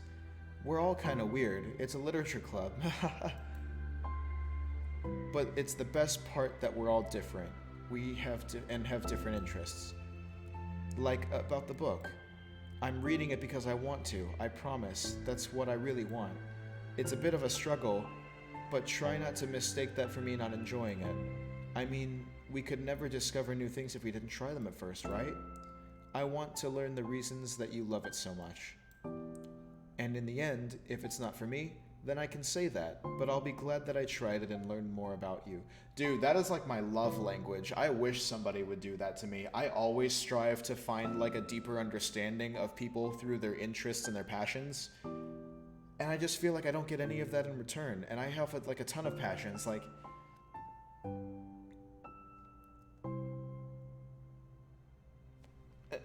moving on. Plus, you're like super duper smart, and I want that to rub off on me. Yuri fights back a smile at that comment. Oh. Already, the heavy atmosphere surrounding her seems to have evaporated through the caress of Sayori's arms. Your hair is so pretty. That's true. That's 100% correct. I always wanted long hair, but I was awful at taking care of it, so I cut it all off. Oh, see, now that's a sweet little frame. Yuri's tension relaxes. For once, she feels okay with just listening rather than worrying so much about saying the right thing. Sayori, sensing Yuri's comfort, lets her rest. It must be so difficult for her to feel relaxed around other people. But if the literature club can make it happen, then it's something that she deserves to experience. That was so sweet. Oh, and there's a resolve to it.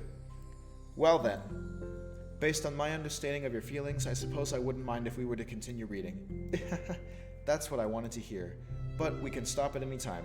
If you truly don't like it, please be honest about it. I won't be offended. Of course. I'm not going to judge anything this early on, though, so we'll just have to see what happens. Oh, and, it's not good to touch people without their consent first. Oh no, I'm sorry. I didn't mean to make you uncomfortable. Oh, you didn't. I mean, I suppose it was kind of nice. I was just saying. I'm back. Monica's back. I haven't seen you, like, at all recently. Sayori trots over to Monica. She whispers loudly. Can I hug you? Sure, Sayori. Sayori wraps her arms around Monica. Oh yeah, Yuri, it might be good to know. Sayori can be kind of a hug monster. Hey, don't call me a monster. Artemis is a monster. If he inherits the kingdom, it could spell disaster. Yuri laughs. Monica perplexedly looks between the two of them and smiles. Well, I'm glad you've been enjoying your reading so far. It's like our first real activity as a literature club. About that. Well, you've been so patient with exploring my interests. I think that it would be inconsiderate of me to not return the favor to you and learn about the kind of things that you like. Yes. Do you like poetry? Yuri smiles. Oh, how sweet. Awesome. Okay, so that was the end of part 2 of Understanding, I think. These are going great. Wow, we've been live for a while already. Let's see what we got out of it. One of these is a new song. I'm just not sure which.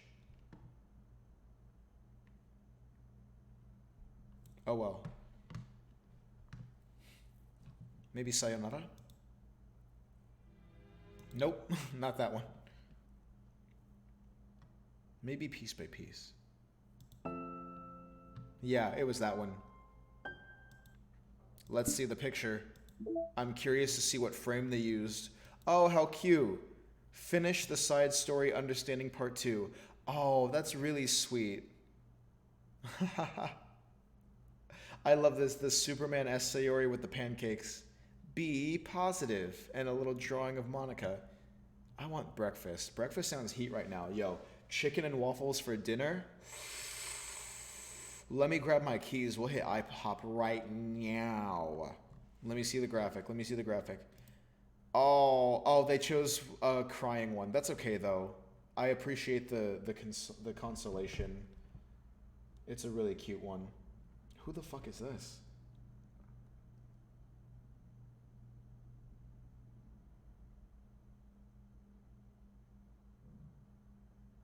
Whoever that is, I'm blocking them.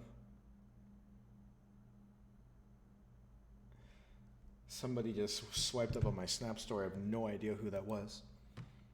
Anything else? No? This is really pleasant, right? We love that.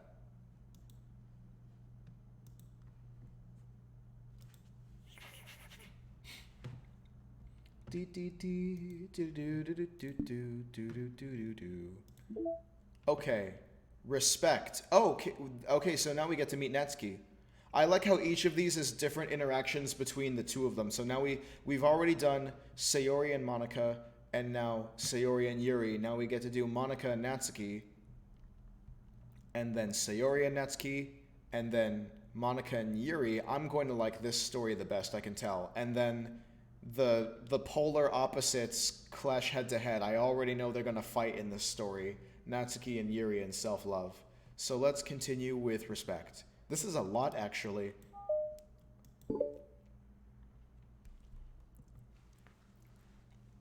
It's been several weeks since the club has officially started.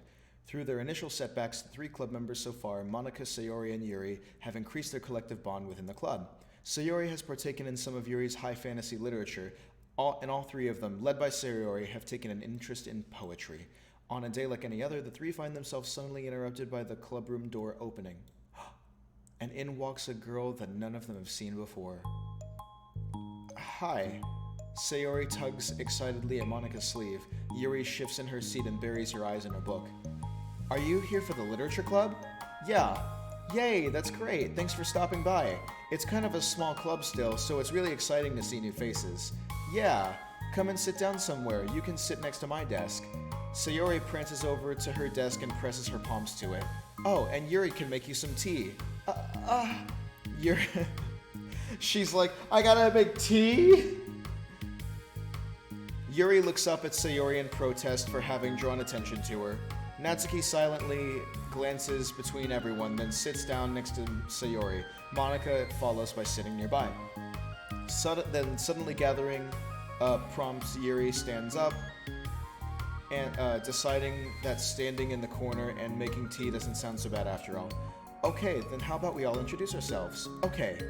Well, I'm Monica. I'm the one who started the club. I was originally in the debate club, but I really wanted to do something I felt more passionate about, if that makes sense. So I started the literature club as a way for people to express themselves through writing, reading, or whatever kind of literature. You know, I figured it was your club. You have that vibe. I have what vibe? Oh, you know, like, never mind. I'm not gonna judge people I just met like that. Very adult-like of you. I always judge people so hard. Oh no, you don't, Sayori. Yes, she does. Yuri's deadpan voice across the room. Natsuki giggles. I'm Sayori. I just like learning about everyone and making friends. Oh, and I also like poetry. Oh yeah? Very adult-like of you. I am an adult. The sound of Yuri's electric kettle steaming fills up the room. Oh, that's Yuri. Sayori lowers her voice. She's kind of busy. She's kind of shy, but she's really nice and super smart. She likes big fantasy books and tea, and I love her. Well, I guess that leaves me then. I'm Natsuki. I like listening to music and hanging out downtown and stuff. And my favorite ice cream flavor is strawberry. Ooh, let's get ice cream. My favorite flavor is probably cookie dough? Or maybe chocolate? It's cookie dough. And Monica's is probably vanilla. What the heck? Okay, so this is... I never thought that I would ever relate to Natsuki, but she's great at just reading people.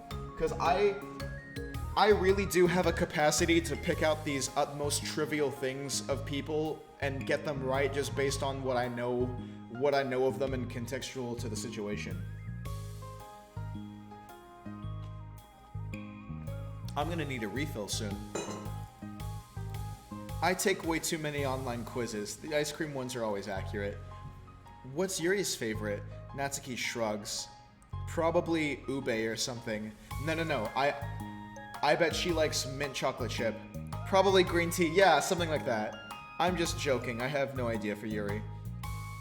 Still, it's pretty chill here. Do you guys just hang out or do you actually do club stuff? Well, we do club stuff too. It just hasn't been very structured yet since we only have like 3 members. So we kinda just loosely spend our time doing the stuff we like. But I think keeping it about what, but I keep thinking it's about time we start with like some more structured club activities. It's been a while by now since I started the club, so yeah. With that being said, what kind of literature are you into, Natsuki? Anything you'd like to, the club to get into? Well, I guess I'm literature. Well, I like manga. Manga? Hey, why'd you say it like that? I want to read manga in the club. Wait, hold on a second. That sounds so great. Like after all this, I've been doing all this Yuri returns to the desk with a tray of teacups, which she sets down on an empty desk. After all of the deep and immersive reading I've been doing, I wouldn't mind doing a little something more simple. Manga isn't simple. If you think that, you just don't understand the nuance. I didn't mean simple like that. Well, anyway, putting manga aside, is there any other kind of literature that you're interested in? Well, not really. In that case, have you considered the anime club? Are you serious? I'm not gonna join the anime club. It's full of weird guys.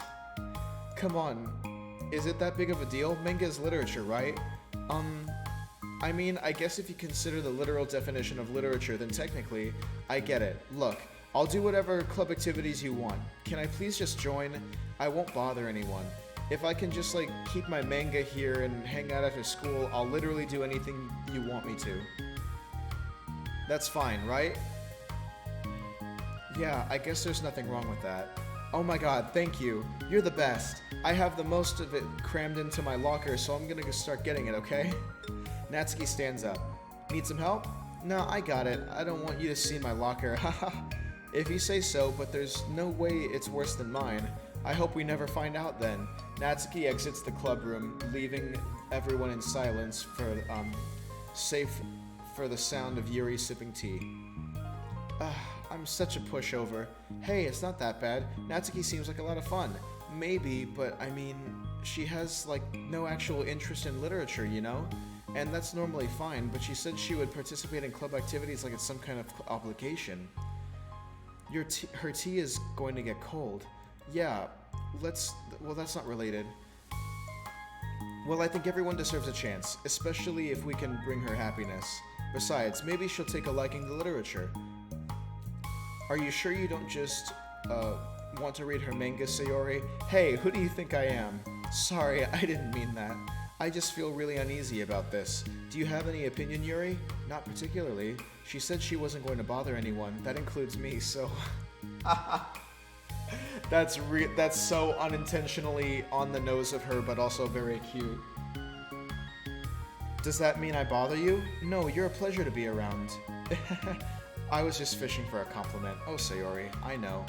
But still, I really think we should give her a chance. Yeah, alright. But I really am gonna have to start enforcing club activities. I'm willing to cooperate. Suddenly, the 3 of them hear a thump against the door. What was that? Sayori stands up and walks over to the door, then opens it. Thank you. Carrying 3 boxes, what is presumably manga, Natsuki grunts and wobbles inside before slowly bending over and dropping the stack onto the floor as gently as she can. That's quite a collection. Sayori giggles in excitement while catching her breath. Natsuki replies, There's still 1 more box. I can put them away myself. I know how to organize them. Monica anxiously glances between Sayori and Yuri. Is this really okay for the club? Maybe it's what she needs to really kick the club into gear before everyone gets too complacent. It seems like things are finally going to start getting more serious. Well, that's nice. At the next club meeting, Monica is first to arrive. But ever since Natsuki joined, she feels a lot less relaxed. Why am I so nervous? Monica paces, trying to figure out her feelings. Natsuki said she wasn't going to bother anyone, so why does it feel like the atmosphere has changed so much?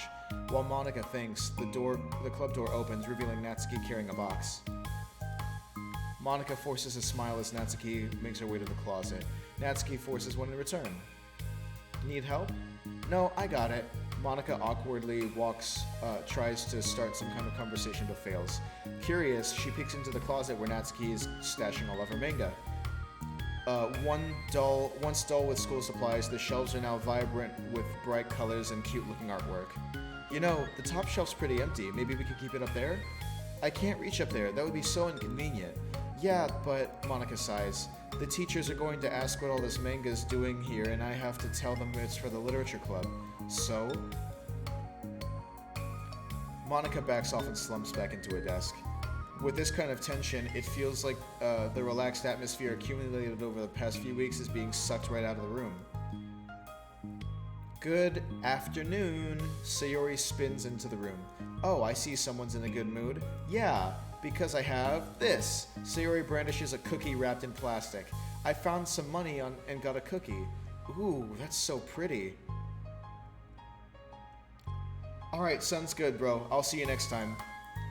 As Sayori trots over to the closet, the colorful shelves catch your eye. Which one do I start with?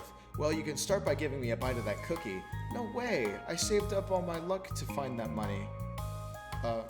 If you want entry into my kingdom, you need to pay the tax, peasant. Boo! Good night. Defeated, Sayori unwraps a cookie and breaks off a piece for Natsuki. Then Yuri silently walks into the room. Monica glances at her with pleading eyes. Yuri returns a quick nod of understanding. Well, everyone is here now. Despite the club only having one more person than before, it somehow feels twice as lively. Okay, so I think today we should go over some potential club activities and see what ones we want to do first. We have 4 members now, so it would be great if we found some stuff to do as a group. Does that sound good to everyone? I agree. Okay, so I have some ideas of my own, but I want to hear your ideas too. Well, I've been having a lot of fun learning about everyone else's interests. Maybe we can give each person a day to share their favorite kind of literature with everyone else. Well, maybe. Something tells me that. Monica glances at Yuri and Natsuki, who both appear very unwilling to even consider each other's interests. Maybe we can try to come up with something that everyone can enjoy equally. You know, like we all have a vote on a book to read or something like that. To think we should all collectively try to expand our interests rather than just stick to the things we're familiar with. Why does it feel like I'm being targeted here? Natsuki, didn't you say that you would go along with whatever the club wanted to do? Well, yeah, but that doesn't make it okay for you to ignore everyone else's preferences. I like Sayori's suggestion. Yeah, me too. Yeah, but... Monica's voice trails off. Although she let Natsuki join the club, Monica finds it incredibly difficult to relent her demands. If Natsuki doesn't respect the club, why should Monica have to yield to Natsuki's opinion on anything? Natsuki, are you sure that you don't have any other literature interests that you could share at the club? I swear I don't mind if you keep your manga in here, but I just... Natsuki cuts off Monica suddenly standing up. Well, it's obviously that I'm not wanted here, so I'm just going to leave. But I really would have appreciated if you being more upfront about it. Okay, I think you're kind of jumping at conclusions here, but you're free to do whatever you want. Natsuki shoots Monica a quick glare before walking straight out of the room. Oh no. Sayori runs after her, leaving Monica and Yuri. For the second time today, Monica slumps down into a desk. Why am I such a jerk? No, she's a jerk. She's making me feel this way. Monica looks up at Yuri, seeking affirmation. Yuri looks away. She probably just went around looking for the smallest club she could find so she doesn't have to participate. How does she expect me to give her respect when she has no respect for the club? Am I wrong, Yuri? I'm not good at these things. Monica sighs. Me either. I just have no idea what to do. I just don't want to hurt anyone, but I feel like it's wrong to enforce the club vision. You know, like, people should join it because they want to express their passion or for literature, or at least develop it. So maybe she's not a good fit for the club after all. Monica sits in silence, afraid to accept her tentative conclusion. Yuri looks tense, but she doesn't seem to add anything. You can go back to reading. I know this doesn't concern you. It does. It does? How? Well, I just can't comfortably read in an atmosphere where the peace has been disturbed. Oh, well, great. I'm just ruining the whole club then. That's not an accurate conclusion to make. I know, I'm sorry. I'm just kind of voicing my frustration and, I guess, guilt. It's like my frustration wants to blame her, but my guilt wants to blame me. Ugh, why is it the hardest to be rational during times you need it the most? I think you're being rational. I don't think you're being... What did she say? I'm sorry. I don't think you're being irrational. I think Natsuki is. She has no authority to walk in here and make demands of the club, your club. Something as ridiculous as manga has no place here. Oof. The fact that you're even storing it for her should make her completely indebted to you. Well, you're right, but I don't know. Isn't it kind of harsh to say things like it's ridiculous and has no place here? Do you not feel the same way? You've been doing everything you can to avoid associating the club with it, so I assumed you felt the same way about it. That's not true. Well, recalling her confrontations with Natsuki, a realization starts to set in. You may be right. I mean, if it was anything besides manga, would I really be acting like this? Maybe I've just been convincing myself that it has nothing to do with the manga. I'm really upset that I would let myself do that. With a sigh, Monica walks over to the closet. She finds herself staring at the colorful shelves. It's just... this really wasn't what I had in mind for the club about literature. There shouldn't be anything wrong with that. Monica starts defending her position once again. It's a complicated issue that Monica had failed to consider before now. Where is the line even draw at what's considered literature? Lost in thought, she reaches into one of the larger box sets and pulls out a volume, inspecting it for no particular reason. The cover features 4 girls striking cute and exaggerated poses, all dressed in short skirts. Yeah, I mean... Amused by the absurdity of the cover, Monica opens the book. Oh, okay, so that's the end of part 1. Wow. We got mail. Issues caused by unprotected memory. Has anyone evaluated the side effects that might be caused by sharing a memory pool between multiple VMs rather than allocating them separately? I'm looking into some of the files VM1 is generating, and I'm finding some information that definitely shouldn't be there. I haven't seen any evidence that this is actually affecting the inside of the VM itself, so I don't think it's a priority, but it's definitely worth noting. My best guess is that memory being freed from VM2 isn't getting zeroed out, which technically gives VM1 access to it. All the info I have will go into the tracker, but I wanted to check if anyone else already noticed something along those lines.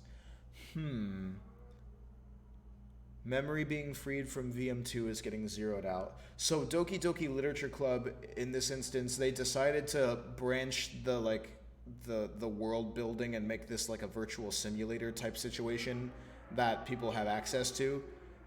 And like the characters are considered to be like projects in terms of like free thinking, virtual like digital individuals, whatever. So VM2 is kind of like code for like a sequel, I believe. Nevertheless, we got new music. I'm not sure which song though. And we got a new picture. Cool, we've got alternate Natsuki. And anything else? Nope. Nope. Okay, we're gonna start Respect Part 2, and I am going to leave this alone for you guys for just a moment, so I can refill my water and maybe look for a snack, because all this talking is making me lightheaded.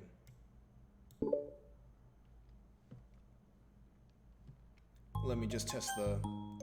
This sucks. Why is Monica such a jerk? She should be grateful that I even joined her stupid club. It's not like she can find any members. Monica's usually really nice.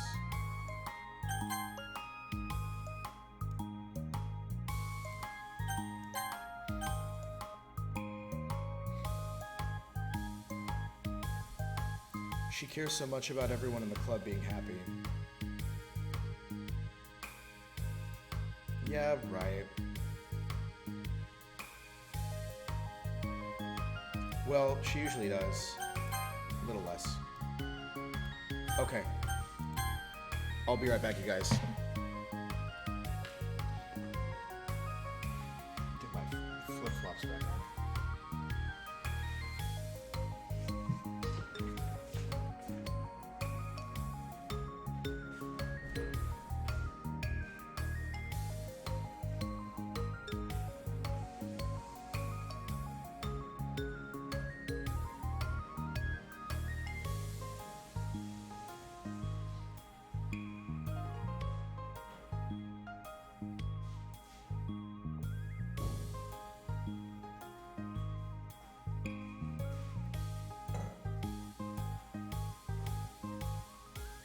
Alright, NGL, have a good night. Thank you, bro.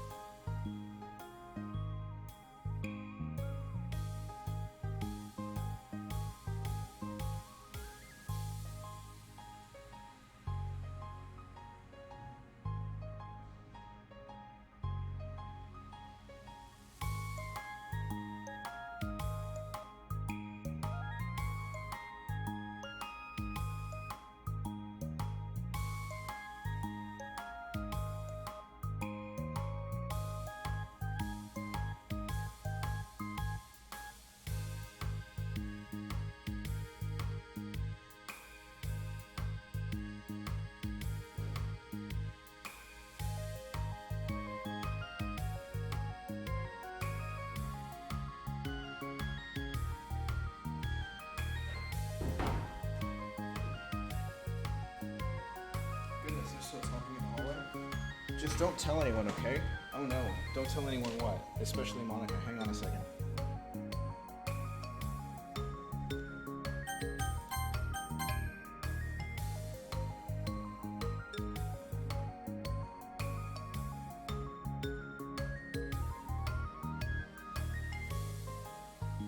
Oh, she hasn't said it yet. Natsuki sighs. I'm just tired of everyone judging me all the time. I can't enjoy any of the stuff I'm into without people making snotty comments about it. Not that I care about what anyone else thinks, but you know, the signs for the literature club said that you can be yourself or whatever. So I decided that it was at least worth a shot. That was a lie, apparently. Natsuki dejectedly kicks the toe of her shoe against the wall. Oh, and I like writing too. Really? How come you didn't say that to Monica? Because she was being so judgmental that I didn't just want to tell her something else she wanted to hear. She didn't deserve that kind of satisfaction. And if she knew I was into writing, then she would be like everyone else and just try to push me away from the manga in favor of more mature things. two of them remain silent for a while. Sayori understands that it's out of the question for Natsuki to return to the club room for today at least. But Natsuki has a reason for wanting to join the club just like everyone else. It's part of the club vision for her to be welcome. You deserve to express yourself as much as everyone else does. That's supposed to be what the club is for, so I'm going to do everything I can to fix this, I promise.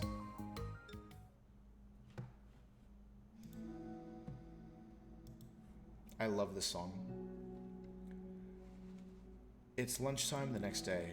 The cafeteria and hallway is bustling with students rushing to meet with their friends and make the most of the limited break time.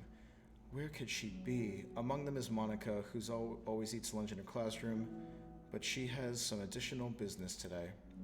Fearing Natsuki would avoid coming to the club, Monica decided to try and find her during lunch so that she could make amends. After searching for an extensive time, Monica finally spots her. Despite her short stature, Natsuki's bright hair helps her stand out from a crowd. Oh gosh. Feeling slightly awkward, Monica is afraid to get closer. Natsuki is with some friends, chatting with Monica, Monica doesn't recognize her, whatever. It would be really tactless to just interrupt them. Oh yeah, did you end up joining the literature club or what? Huh? Of course I joined, why wouldn't I? Ha, I told you she would join. Aha, come on. You know she only just joins because we wouldn't stop giving her crap about the anime club. I told you I never even wanted to join that stupid club. Oh, sure. Well, you have to give her some credit at least, making an effort to finally grow past that trash. Aha, true. Well, congrats on finally graduating middle school, Natsuki. We're proud of you. Shut up, just let me do my thing. I'm just joking, you know we love you. Yeah, once the literature club makes you a famous writer, we'll be the first ones to buy your book. What, you're gonna buy her smutty fan fiction? Well, obviously, I want a signed copy. It was like years ago. You don't think I've grown out of it by now? I told you I was joking. Besides, it's a good reminder of how far you've come since then. Not to mention, you couldn't have done it without us. That gives us a pass to joke about it. Yeah, sure. They grow up so fast, it brings a tear to my eye. Natsuki suddenly glances in Monica's direction, prompting Monica to quickly turn away and distance herself. What the heck? That was horrible. I should have said something to defend her. Why do I always have to be so conflict avoidant? Not that I deserve to say anything. I'm hardly better than them after the way I treated her. I'm so awful. I'm not doing anything right. After school ends, Monica distractedly makes her way to the club room. She finds Yuri already inside, eyes on a book as usual. Monica picks a desk and slumps onto it, something she seems to be doing rather often lately. Yuri, I don't think I can be club president. I suck at handling anything that doesn't go exactly my way. Yuri looks up from her book. It's like the literature club is a place where you can get to express yourself, unless it's in a way I don't like. I'm so mad at myself, and I'm especially mad at I didn't have the self-reflection skills to realize what I was doing. I'm so much for maturity. Sorry, I really should be complaining out loud like this. There's just a ton on my mind. No. I enjoy listening. Really? Why? Yuri shrugs. It just makes me feel nice. Oh, well, okay, I guess I'll just continue then. Yuri nods. Yeah, Natsuki has kind of a blunt attitude, you know? It made me feel like she wasn't going to take the club seriously. I couldn't even figure out why she wanted to join. I saw her friends talking to her in the hallway during lunch, and they were just so mean to her, telling her to grow up and stuff like that. That the literature club would help her grow out of her manga. It just made me so mad. I just let her enjoy it. It makes her happy. Why are you trying to take that away from her? And then I had that thought, and when I had that thought, it was when I came to the realization that I was kind of doing the same thing in just a roundabout way. I should have made her feel good about being passionate about something, but I dismissed it. No, I was actually trying to avoid acknowledging it at all. I even did that with you, Yuri, when you first joined the club. You did? Yeah, I remember. Fantasy isn't really my thing, so I was kind of trying to dismiss it, but Sayori jumped in and took over the conversation. I should have reflected on that, but I didn't, just because I let Sayori handle it instead. And now I'm repeating the same mistake, except I really hurt someone this time. Monica shakes her head. I'm so tired of being afraid of the things I'm not comfortable with. It's so stupid. Like, I can just picture how much joy it would bring Natsuki if I let her share her passion a little. I'm so angry that her friends were treating her like that. I'm going to get them back for it. Get them back? Yeah, I'll get them back by making sure this is the best literature club that Natsuki wants. Not the one that they want. Suddenly, Sayori bursts through the door, making Monica and Yuri jump. With a rare, stern face, she marches over to Monica's desk and sits down next to her. I'm having an intervention. I can do that because I'm vice president. Is this about Natsuki? Yes. Yeah, I know. I messed up. I'm super sorry. I was just talking to Yuri about it. Really? I was so dismissive of her passion that she felt threatened and probably just unwelcome.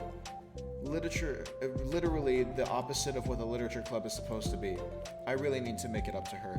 Oh, yay, I did it. Thanks for the intervention, Sayori. I'm glad we're on the same page. Friendship wins again. So how did you want to make it up to her? I have a plan. Sayori, do you know if Natsuki is coming to the club meeting today? I don't think she is. I see. Monica was afraid of that, not because of her plan, but because she's facing the consequence of the damage that she's inadvertently caused. But the only way to do the right thing is to face it head on. It's so easy to just duck away from conflict and wait for it to blow over. But that's not enough.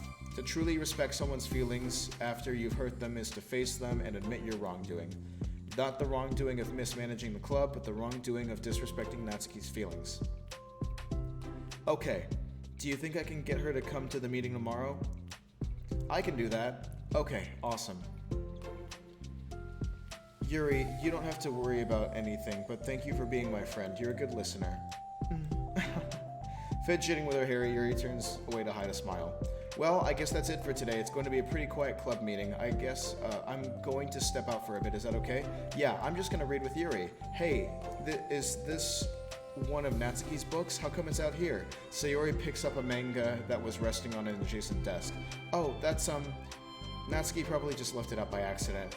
But I thought she hasn't been coming to the club. Actually, Monica's been... Okay, Yuri, I'm sure it was just someone else who was using this classroom then, okay? Monica smiles at them both.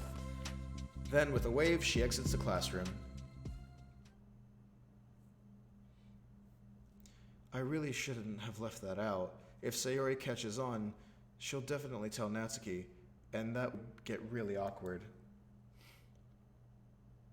Now I wonder if there's a keyboard I could borrow from the music room.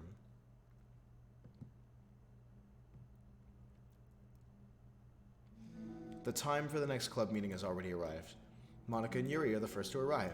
I'm so worried. Do you think Sayori is going to be able to bring Natsuki? Yes. How do you know? Well, she's Sayori. You know, you're right.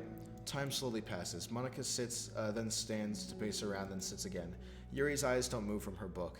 Then the door finally opens. Sayori marches inside. Behind her, Natsuki shuffles inside, nervously looking around the room. We're here! Welcome back! Monica, the club president, stands up and greets him with a smile. Sayori picks a desk and takes a seat. Natsuki sits closely next to her. Looking back and forth between the club members, Monica is struck with a nostalgic feeling. She would stand at the front of the club room just like this, struggling to picture just who may eventually be sitting before her. But imagination was never enough to predict how unique and diverse each member would be. With each her own struggles, her own reasons for seeking the vision that Monica had admittedly so vaguely advertised, seeking trust, understanding, respect. What new lessons will the future hold for the Literature Club?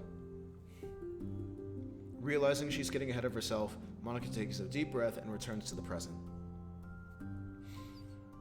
Okay, everyone. The Literature Club is starting. We have activity planned for today. Monica turns around to face the chalkboard. On it, she writes manga in big letters. Today, we're going to learn from an expert about a unique form of literature, manga. Oh, come on. Isn't this kind of forced? I know you don't actually want to do this, so just... Monica shakes her head. Natsuki, this is the hardest part. After making it this far, it would be so easy to just smile and move on. But that's not enough, not this time. I'm sorry. It was wrong of me to not take you seriously when you were kind enough to show your interest in my club. I thought about it and I realized how biased I was against manga. It caused me to disrespect you, and I'm sorry. But I think you deserve to be able to share your passion with us. So can I make it up to you? Well, thanks, but I know you're only doing this because Sari told you to. Wait, that's not true. Monica planned this all by herself. I didn't even get a chance to talk to her. I was witness to that as well. This is the Literature Club. The Literature Club is a place where everyone gets to be themselves. We all have our own interests, our own differences. And my vision is to let us freely express that. And it's my goal to respect everyone for them. So I just want to learn about the things that make you happy. I think that you deserve to share that joy as much as everyone else does. Is that okay? Natsuki looks away and hesitates. But it's really dumb, the stuff I'm into. Monica smiles. She kneels in front of Natsuki's desk, looking her straight in the eye. If you like it, then it's not dumb. Oh, except for me. Sayori, you're not dumb either. What the heck? You guys are so weird. Fine, I'll show you some of my manga. Only because you're admitting that it's literature after all. Natsuki stands up. Oh yeah, I didn't say this before, but I'm actually into writing too. I'm kind of a pro. But I didn't want you to like me just for that. Wow, really? I really did have you all wrong, Natsuki. Yeah, whatever. Today's not about that anyway, right? It's about manga, so I hope you're ready. Oh, how sweet. A week passed since Natsuki returned to the Literature Club. Since the activities have been in full swing...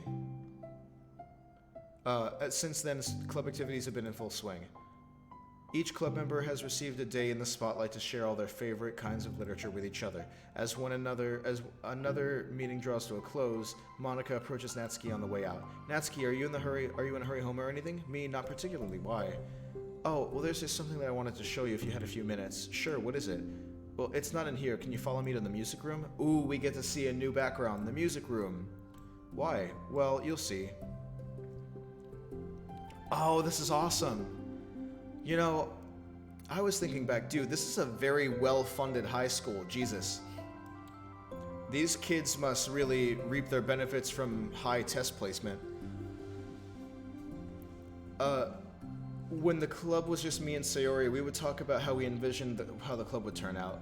We cared a lot about it being a place where we could people could express themselves. And she said something strange to me. She said that I was trying to make the club that I needed myself more than anyone. But I think it wasn't until you joined that I fully understood that. Because you really taught me a lot about myself. Like, things that I wasn't probably always too stubborn to admit. Oh, come on, you can't mean that. I didn't even do anything. I just, brought a bunch of manga and then got fussy when I didn't have my way. It was really stupid of me to make such a big deal out of it. No, I honestly needed it. If you didn't express that you were hurt, I would never have realized that I did something wrong. Besides, your feelings are valid. They deserve to be heard and respected. Retweet to that, everybody. It is really hard for me to feel that way sometimes. You know, I really wouldn't care about what other people think in the first place. But when you're criticized by everyone around you just for being a certain way, it can get really hard just to brush it off. And it makes me start to feel like I'm the problem, like I'm not doing enough to please everyone else. Am I being too entitled if I just want people to like me without having to hide a bunch of stuff about myself? That's powerful. I don't think I am.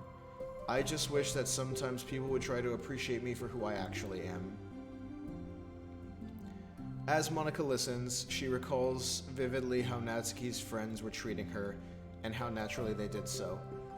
How long has she been fighting against that, refusing to change for others? I could only wish I was as strong as you are, Natsuki.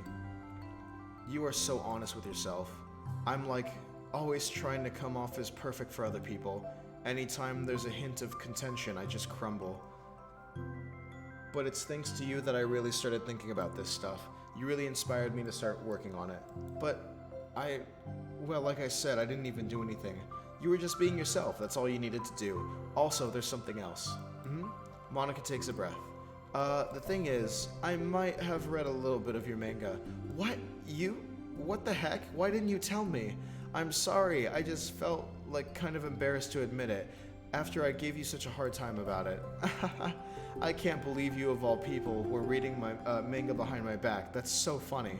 Yeah, well, I just flipped through one of them out of curiosity, but I ended up reading a whole bunch of it. But I mean, one of the characters was in a literature club. What are the chances, right?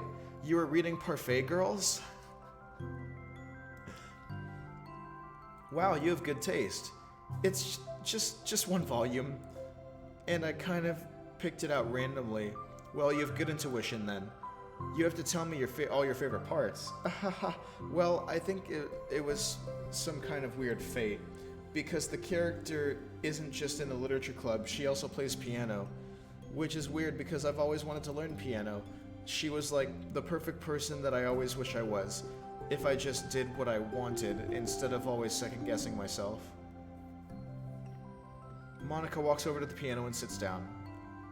Oh wow, what a beautiful graphic. That's amazing. I don't know how, I mean, yeah, I guess I like the Dutch angle and the shadows on the wall. That's so pretty. That's super cool.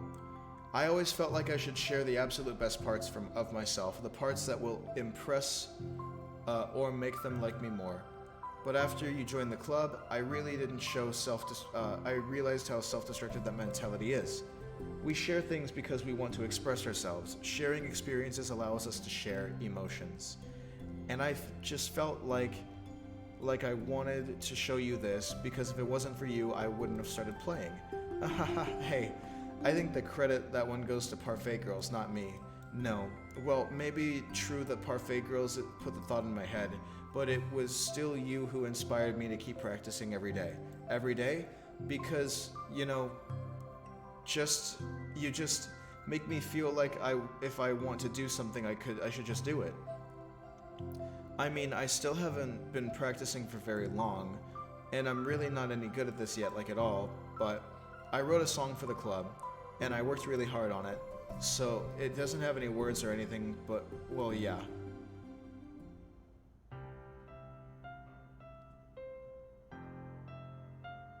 Oh, how cute.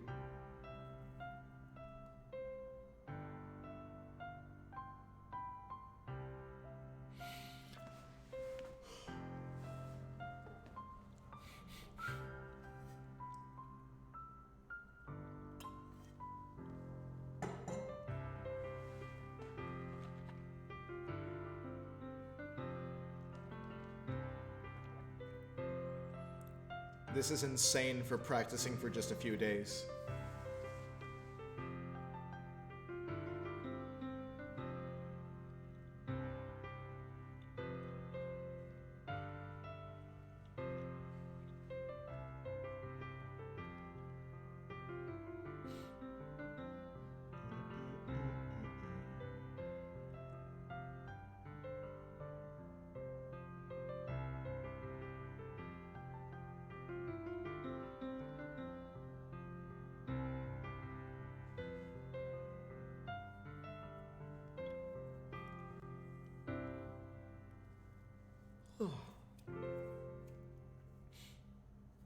Aw, what a happy picture.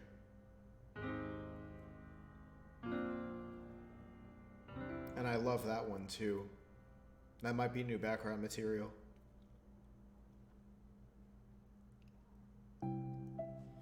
That's all.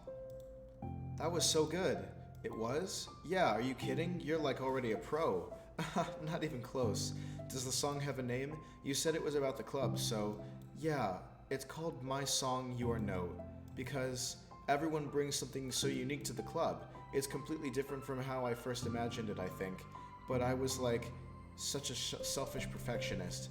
It shouldn't be about me, it should be about everyone, and it's all of you who helped shape the club into what it is. I would never change that. I'm gonna leave this on auto while I get my little snack out of the oven. I made myself some cheesy garlic bread. Ooh.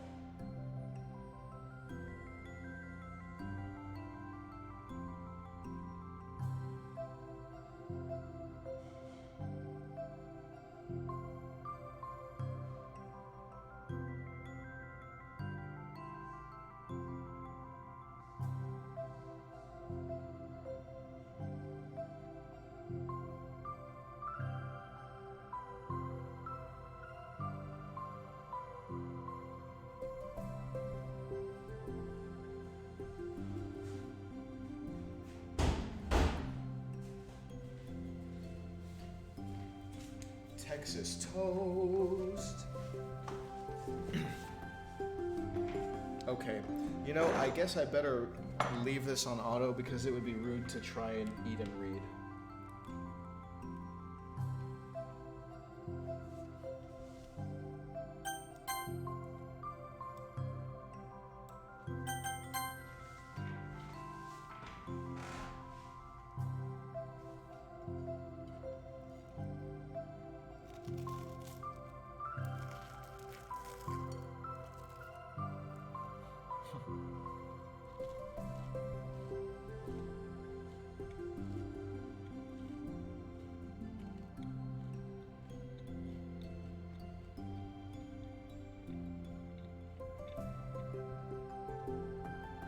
She's gonna make cupcakes.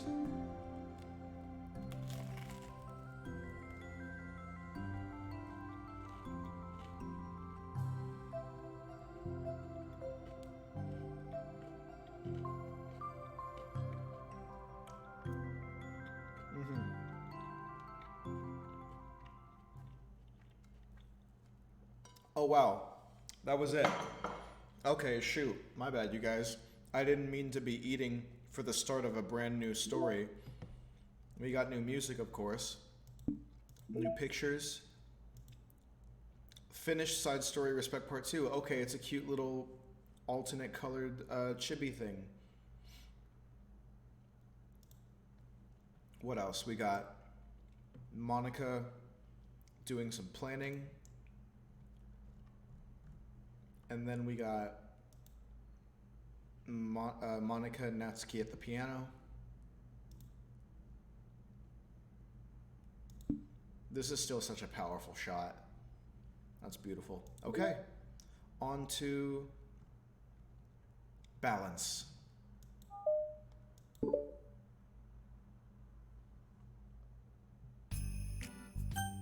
Natsuki!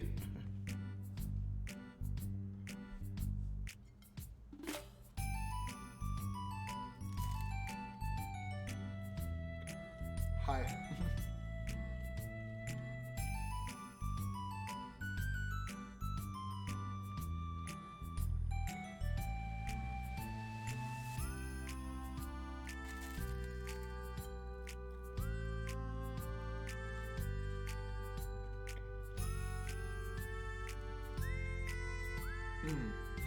So good.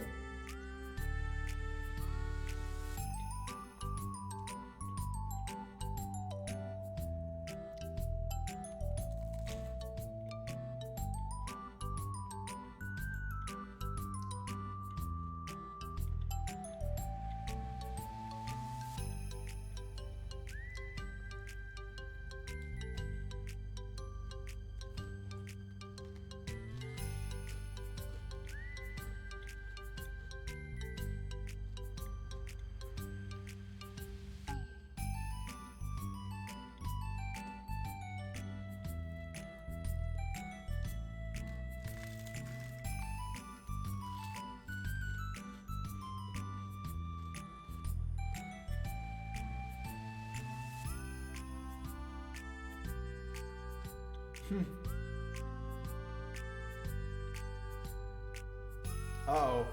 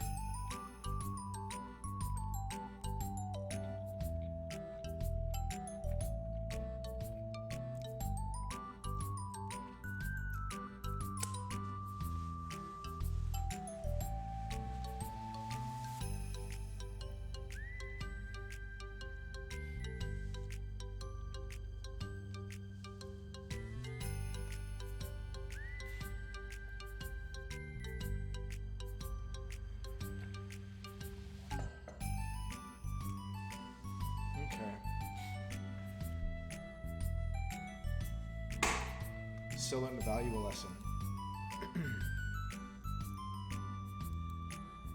Sayori speaks softly as well, feeling shy after receiving the unexpected compliment. Well, anyway, here's the book, so just start it whenever you feel like it. What's it about? Well, it's like a comedy, and there's romance too, obviously. Sayori looks at the title. It's called Love and Another Word is for Luck. Love is Another Word for Luck. It's about a girl who keeps accidentally running into the same guys, and then you find out, like, well, you should just read it. But you have to tell me what you think. I can already guess you're gonna ship, who you're gonna ship yourself with. It'd be so funny if I'm right. Ship? I don't get it. Never mind, let's not worry about that yet. Just make sure you tell me what you think. Oh, okay, I'll start then. Hey, maybe tomorrow we can do poetry too. Oh, yeah, I guess. But don't you want to finish this first? Yeah, but we could do both. I mean, unless you don't like poetry, then I won't make you or anything. No, it's just... Oh, never mind, we can worry about it tomorrow. I'm gonna turn my fan on.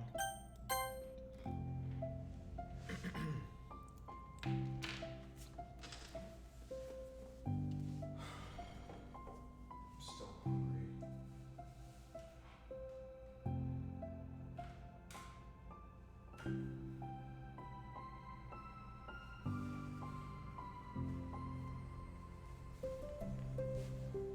Say what? Nothing, I'm a woman of respect.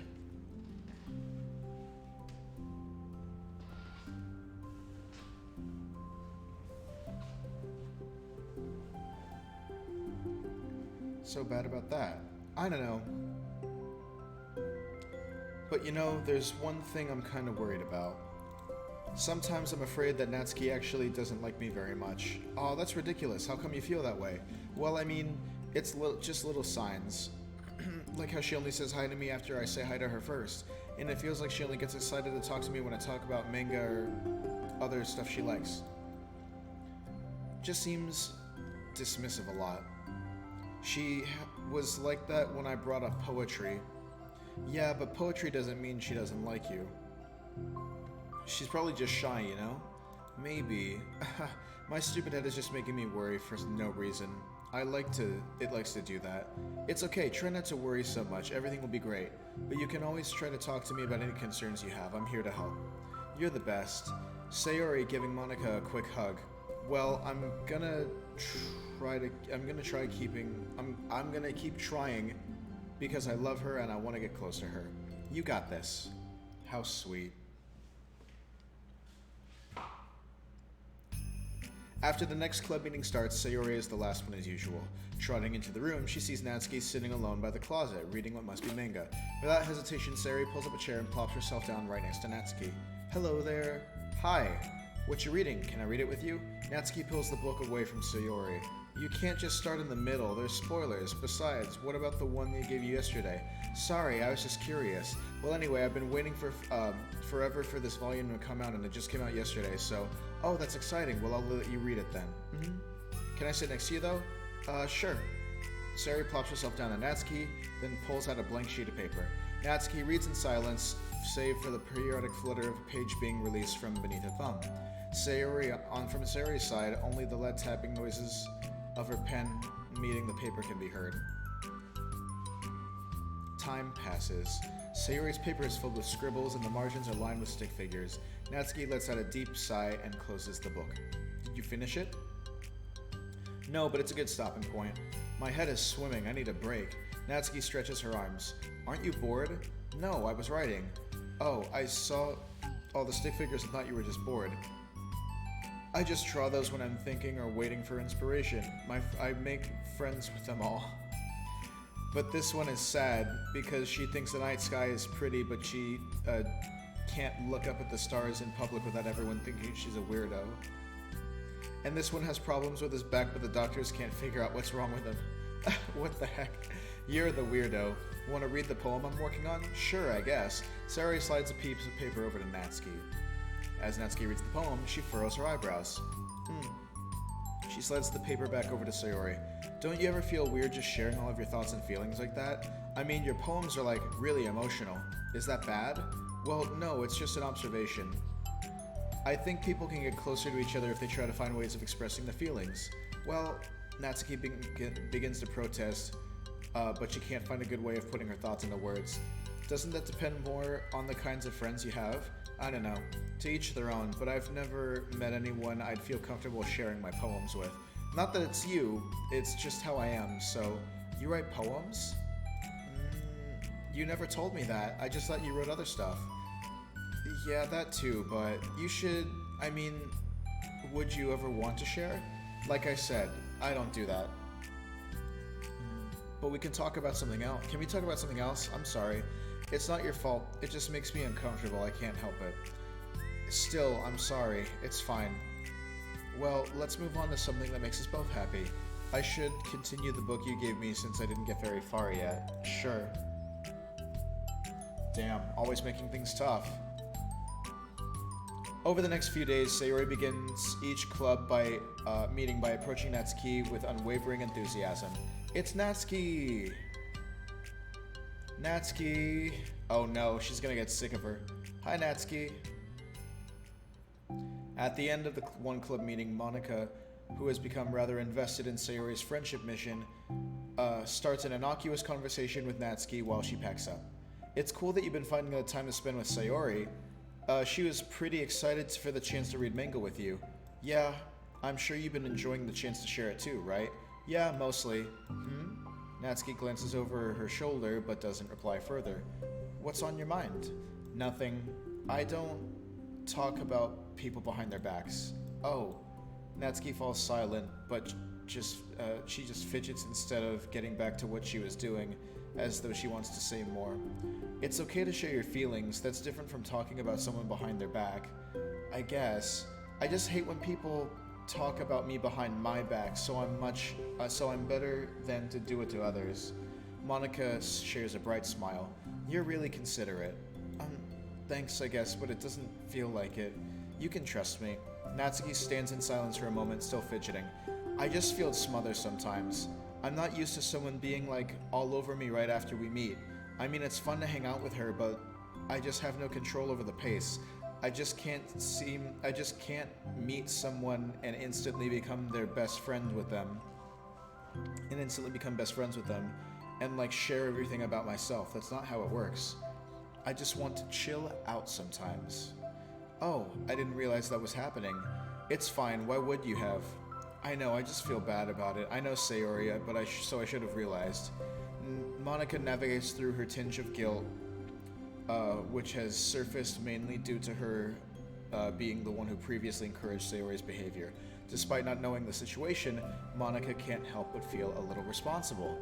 Do you want me to talk to her about it? No, I wouldn't like that. Well, I could divert her into another club activity for you or something. No, that would be so underhanded and mean.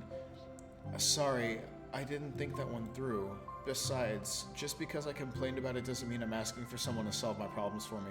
Bro, I feel that so much. Every time I talk to people and I'm describing like an issue I'm going through, they're like, oh, well, didn't you try this?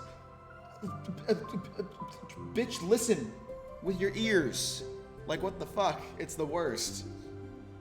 Like, one time, a few years ago, I had a car that got stolen, right? I parked it in front of my apartment. It was the one night that I didn't park it in the back garage like I always do. And I wake up to go rush to work and it's gone. And I posted on social media, whatever, that my car got stolen. People are like, oh my god, did you call the police? Yes, you dumb bitch. What, you think I'm just posting that my car is stolen and just leaving it at that? Am I expecting you to look for it? No. Of course I called the...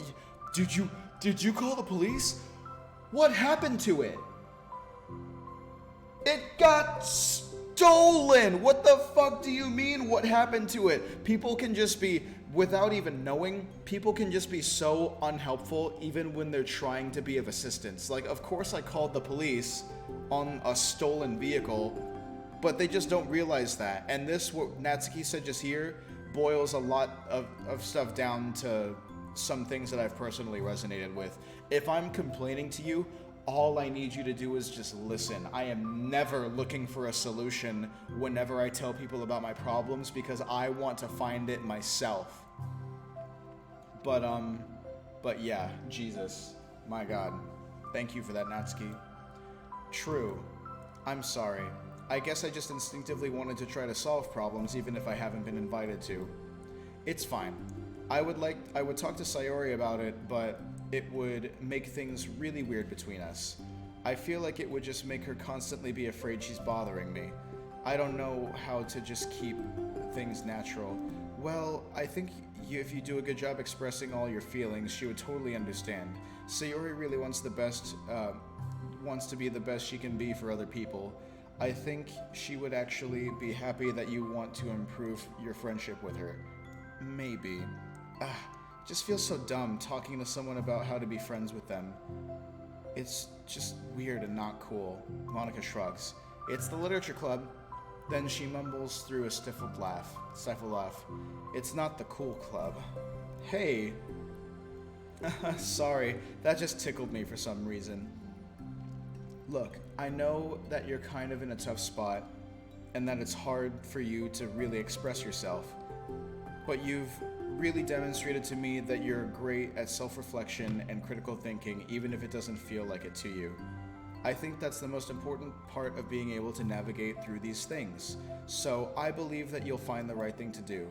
Well, Natsuki instinctively starts to reject the compliment, but can't find any excuse to do so.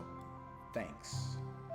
Natsuki gathers her things as she finishes her thought in a mumble. And I'm still glad I joined the club, even if it's weird sometimes. Monica smiles, but Natsuki turns back and walks away before waiting for a reply.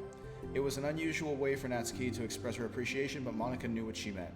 It made Monica feel like everything was really going to be okay.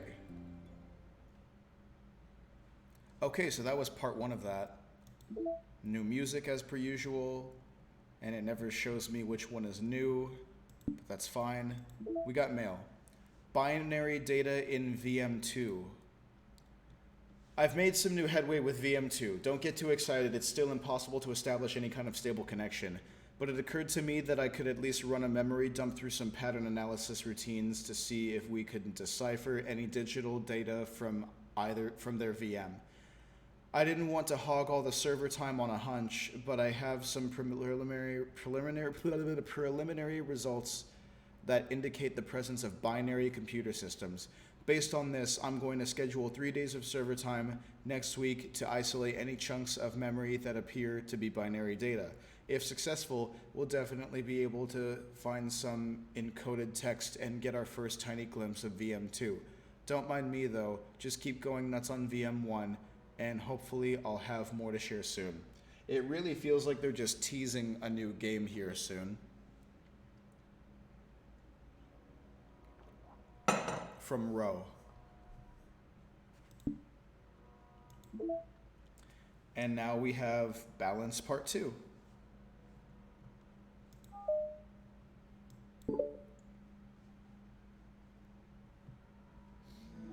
It's lunchtime.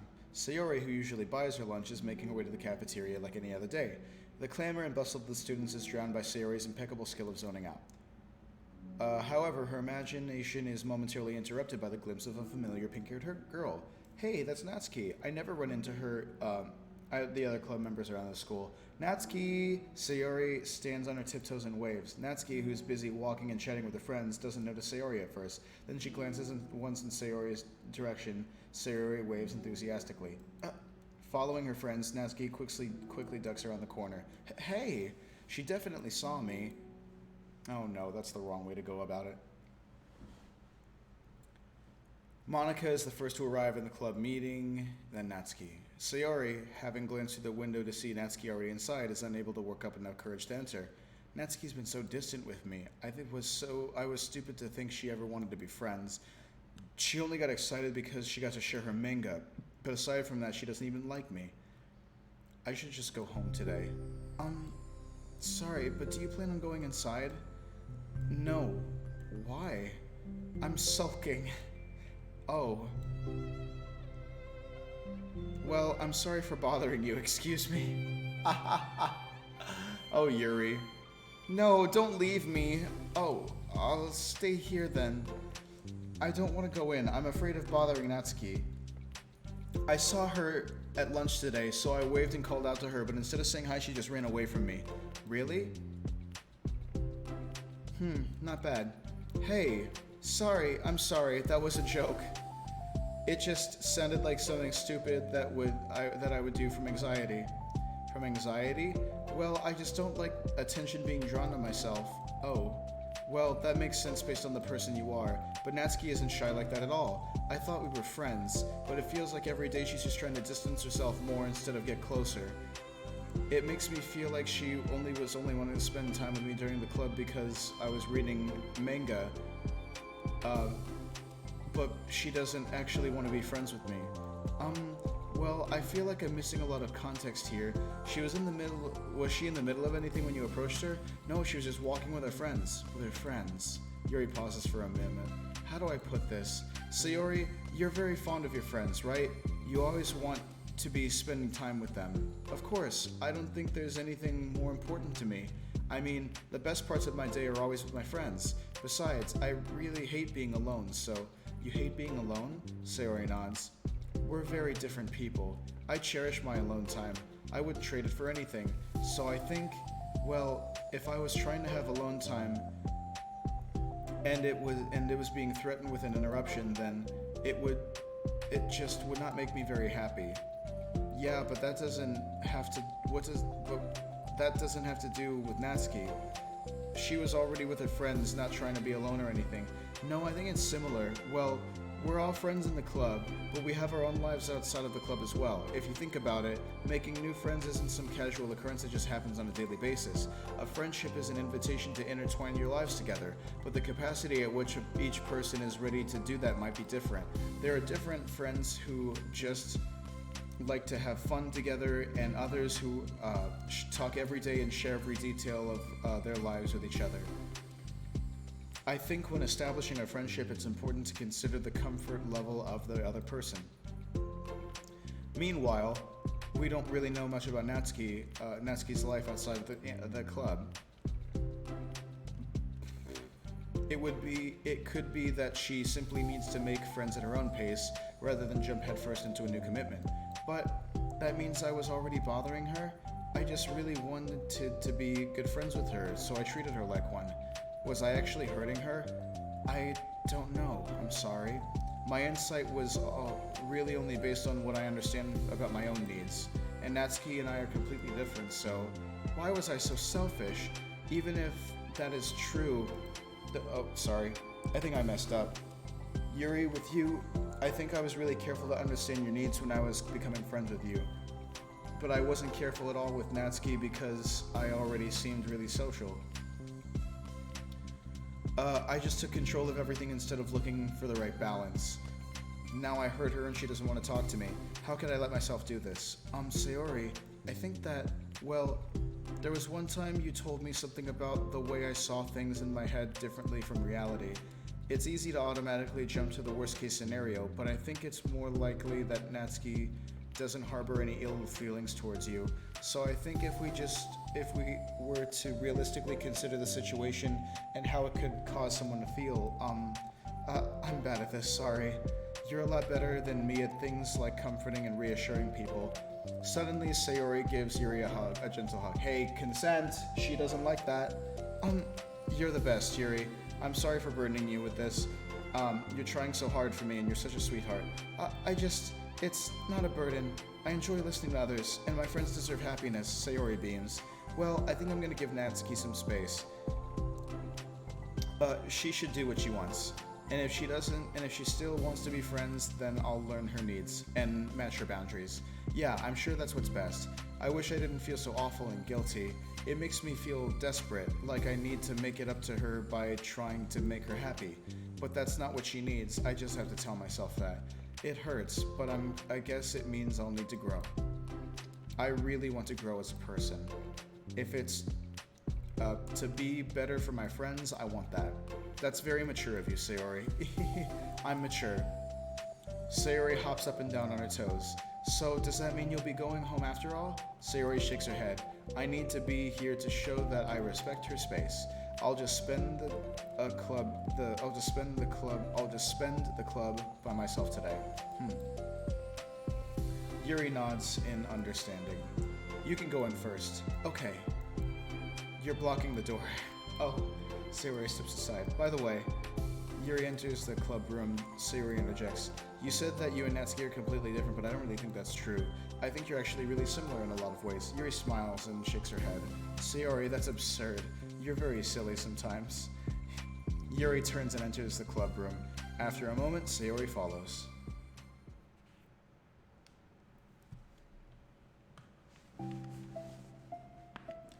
Oh, that was my clavicle. The club room is quiet. When Sayori walks in, Natsuki glances in her direction. Sayori smiles and gives Natsuki a quick wave before sitting down across the room. Yuri's face is already buried in a book. Sayori decides it's best to continue the manga she was reading, so she pulls it out. However, it looks like Natsuki isn't reading today. She has a sheet of paper in front of her and is tapping a pen against her desk, staring at it. Oh, are we writing today? Monica speaks in a quiet voice, unwilling to disturb the peace of the room. She kneels down at Natsuki's desk. Hey! Natsuki pulls the sheet closer to her and covers it with her arms. Sorry, I didn't mean to peek. Whatever. I just wanted to see how everything was going. It's fine. Natsuki replies dismissively. She glances over at Sayori, who's focused on her manga. Monica follows Natsuki's gaze. I think she's mad at me. How come? I'm busy right now. Ask me later. Monica falls silent. Natsuki looks back down at her paper. She inches her hand away from the top margin, allowing Monica to see. It says, to Sayori. Understanding, Monica places a hand on Natsuki's shoulder and whispers softly, I'm proud of you. Natsuki looks away, but makes no motion to remove Monica's hand. Monica gives Natsuki's shoulder a squeeze and a quick squeeze before standing back up and pulling away. The end of the club meeting passes. Yuri has already departed. So has Monica, after checking on Sayori and Natsuki to ensure they wouldn't stay too late. Sayori was determined to finish her manga before heading out, since the end was approaching. However, Natsuki was also staying late for an unknown reason. A silent tension hangs in the air. After finishing the volume, Sayori brings it to the closet to put away. She slides it back into the shelf while Natsuki watches. Then, Natsuki gets up and pulls it back out in order to return it to its proper location. Sorry, I didn't know where we were supposed to go. It's fine. The two fall silent again, avoiding eye contact. They both look like they're about to say something but neither can break the silence. A moment passes. Well, I'll be on my way. See you tomorrow. Sayori turns away to hide her pained expression, then walks away from the closet. If there was any proof Natsuki no longer wanted to be friends, this was it. Defeated, Sayori carries herself out of the room. Once again in the hallway, Sayori takes a deep breath and hits her palms against her cheeks to clear her head a little. Suddenly, Natsuki's stammering voice calls from behind. Natsuki? Startled, Sayori turns back around to face Natsuki. Oh, how cute. Natsuki fidgets and anxiously continues with a shaking voice. I have a lot of things to say. Me too, but you go first. Natsuki bites her lip and can't stay still. Well, first of all, she cuts herself off, struggling to continue. Trying to force the words out, she stamps her foot and hops up and down a little. I'm sorry for the thing I did at lunch, and I'm sorry for being kind of mean lately. It's really hard for me to I'm not good with things that make me uncomfortable, especially when it comes to like feelings and stuff. So, face burning, Natsuki clams up again. Instead of continuing, she simply holds a sheet of paper for Sayori to take. Best place in the world. I love my bedroom. It's full of bright colors and soft things. The sunlight shines in and makes everything sparkle. It's the best place in the world. It has all my treasures, all my books, my collections, my memories. All of my dreams were born in this room. It's the best place in the world. It has all my secrets, all my failures, my fears, my feelings. Sometimes it feels so fragile that the door will break at the slightest touch, but it's still the best place in the world. But when someone knocks, I get scared. I brace my arms against the loose hinges. Please don't break. Don't come in. I'm not ready. It's my best place in the world. The knocking won't stop. I block the door with furniture, and eye peeking through the keyhole, I panic. I'm trapped in the best place in the world. I'm not ready to share my favorite place. I need to clean my secrets and make my bed to hide my nightmares. I need to touch them to put them away. To see them again. I have so much to do and I'm scared. I'm not ready. But it's still my favorite place. I still want to share it. However long it takes, if you wait patiently, I'll eventually open the door and I'll show you the best place in the world. Aw, how sweet. It's a poem, but I thought, well, I sucked it up so that I could work things out with you. So just be happy about it. Please. Sayori smiles deeply from the bottom of her heart. I'm happier than I could ever express. I feel so awful, but I'm so happy that you would do this for me. I actually realized before the club meeting today that I made a mistake. I got so caught up in the chance to get closer to you that I forgot to think about what you wanted. And that we probably have different ways we like to make friends. About like the friendship stuff, I mean, it's okay. I understand, so you don't have to force yourself to talk about it. Your poem did a good job. So don't force yourself if you're not ready yet, okay? Natsuki nods. You don't have to feel like you did anything wrong. It was my fault and I'm sorry. I wasn't mad at you today or anything like that. I just felt really guilty and wanted to give you space. I was thinking it's silly that I just approached you all the time and that I should just let you approach me when you want to. Just whatever makes you comfortable. I'll respect that from now on. Friendship should always start with those things, with the right balance. Natsuki nods again. One thing about that. Well, I don't want to have to approach you all the time either. I just want it to be balanced like you said. Sayori nods. I understand. We'll make sure of that together then. How sweet. I'm glad they got to reconcile. Well, anyway, now that the two of them have found common ground, Natsuki finds it easier to speak more freely again. I'm not gonna be like sharing my poems all the time now or anything like that, but I guess it wouldn't hurt to do once in a while, only the best ones. So you better like them, because otherwise I might change my mind. I like anything you do, Natsuki. I was just saying, more importantly, I have to tell you about my new boyfriend. Huh? From the manga? Wait, I need to guess who it is. You definitely won't be able to guess.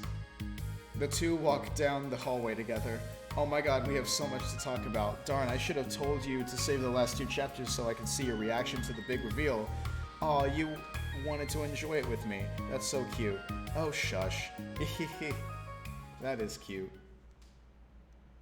Okay, that one was great. And we got some new stuff out of it. Let's see here. Finish the side story balance 2 with all of the girls in it. I really love this Sayori shot.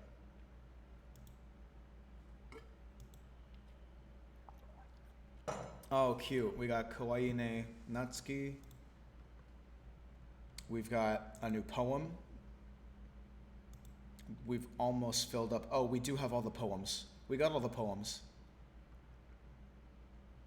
A poem from Natsuki, distributed at special events. Acquire all of Natsuki's other poems. I named my pen The Expression Express. My feelings aboard, with a ticket to you. No room for stammers, no lies, no extra stops, no compromise. Station screaming by, attendants saying hi. One ticket to you, please and thank you. Take a headphone and doze. No bumps in the rails, just thumps in my heart. And loops in my letters, and clouds in the sky, and dreams in your eyes. Hey, wake up, the train has arrived. Expression Express, destination you. Choo choo. Oh, so cute. That's really good. The writers of this game are very talented, especially in making these poems really seem like the characters wrote them. We officially have all of the poems. Yeah, we have everybody's. This is what you get for having all of Yuri's poems, and we're this close to filling out all the new artwork.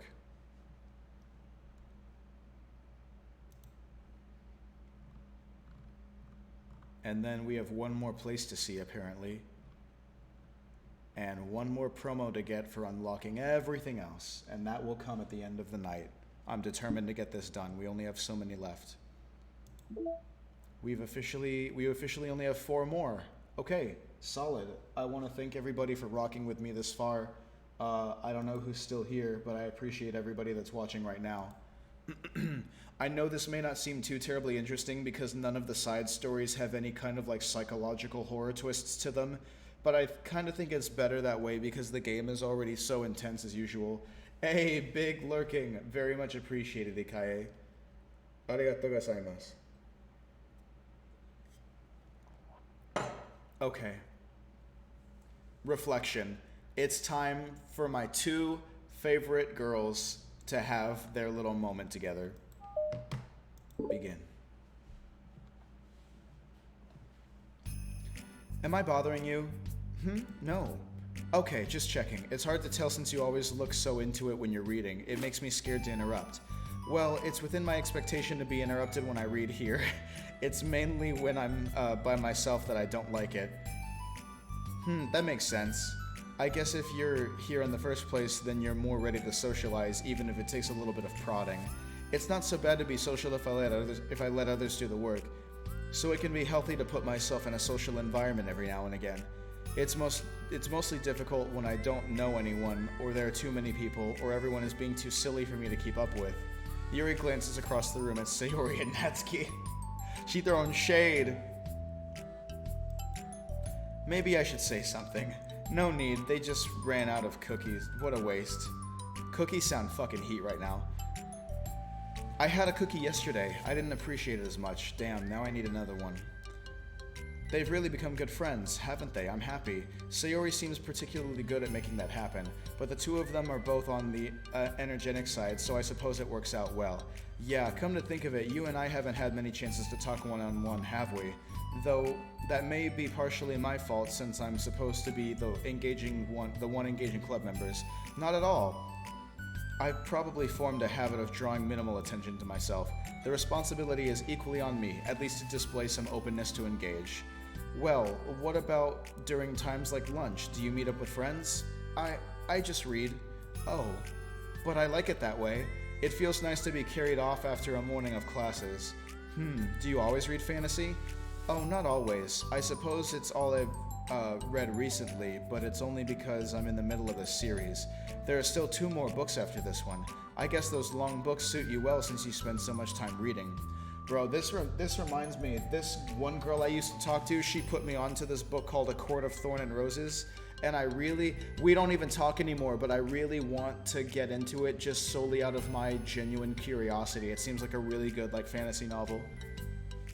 And I know that it's a part of a series that's like ongoing right now, so there's a lot of books to it. Well, fantasy may be my favorite, but after that I'm more or less indiscriminate to genres. I'll read anything with depth and maturity. Oh yeah? Even like romance? Well, there are a lot of books that have elements of romance in them. Oh come on Yuri, you know what I mean. Monica lowers her voice.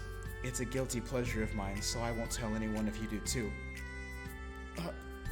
Maybe more when I was in middle school. I mean, I was really lonely and people were mean to me a lot, so it kind of felt like, please don't make me think about the past. I'm sorry, I just got super curious. You know, we should totally pick out a romance novel to read. That would be so much fun. Absolutely not. Really? Even if it was just between us? Let's try asking someone who has no shame like Natsuki. Ouch. Sorry, I swear I didn't mean that. Well, I guess it was my fault for pressing you. I'm like that for things in my past. Too. You know, things I feel too embarrassed to re-experience. There's nothing wrong with growing out of things. It happens to everyone. For instance, Natsuki's interest in manga reminds me quite a bit of how intense I used to be about my own interests. It makes me think that she'll likely grow out of it too. Hey, were you talking about me? No, we were just talking about how our interests have changed over the years. When did you get into manga, Natsuki? Like a couple years ago, I guess. I was already sort of into it before that, but I wasn't really going hard until then. Oh yeah? What inspired you to get more into it? I don't know. I guess, let me think. It was after I discovered a series that I really liked. Yeah, I was just like really fed up with a lot of things, so I got super into this one series that I really related to. I guess I had an edgy phase where I just hated everyone around me and wanted to be myself, I guess. Oh my god. She's describing Yuri. Hey, kind of like Yuri. Monica. Sorry, that's completely wrong, so it's still cool that you both really found your thing. They're almost like opposites, but it sounds like they helped you through a lot through hard times. You know it. So, wow, what the heck? That book is even bigger than the last one you were reading. It's technically a bit longer, but not by very much. How high do you think it would go if you stacked up the whole series? That's funny. Natsuki estimates by holding her hand above her head, estimating an imaginary stack. I should get one of those mangas that's like 50 volumes long so that I can say I've read more than you. Not that I have the money for that. Please, that would hardly count when your books have only a few words per page. Uh-oh. See, now you've got Yuri speaking her mind, and that's not always a good thing. Because my girl know how to clap back at people. Okay, she took it in stride. Good. I can never actually read books like yours. It's too boring for me. Uh-oh. Uh-oh. It's not boring. Chill, I said for me, not for you. I can have my own opinion, I just think it's too convoluted. Sayori, are those from the floor? Is she eating? Gross. Wash your hands before touching any of my books. But my hands aren't dirty. Just do it. The oils are there even if you can't see them. Fine. Sayori trots out of the room and Natsuki follows. Yuri, you look a little upset. What kind of nerve does she have to call my hobby boring? Well, she did correct herself. Hardly. She was so condescending. Yeah, no cap. She was habitual line stepper. Habitually, she's a habitual line stepper. I don't mind if she thinks it's not for her. I really understand that it's not for everyone. But she knows well how much these mean to me. So how about just leaving me alone instead of needlessly telling me the things you hate about it? I feel that. I mean, I personally don't read at all, but I wouldn't knock anybody for reading just because I find it boring. I would knock somebody for watching My Little Pony, though. That's for sure. I'm sorry, Yuri. You may be right. This won't be the last time people have strong feelings about what they like and don't like, especially in a literature club. So I should figure out how to mediate discussions to keep them positive and constructive. For the record, I've always been impressed by the level of creativity in your books, and also your ability to get through them so quickly. Thank you. Okay, well this is something that I just have to think about and revisit. I'm sure I can help Natsuki find some common ground with you. Common ground isn't really necessary, I just wish to be respected. That, then. Either way, I'll do my best. I'm skeptical when it comes to Natsuki. I trust you, Monica, but I'm skeptical. You know what? I should go to Target tomorrow before my shift, and I should go buy that copy of A Court of Thorn of Roses, because I know they have it.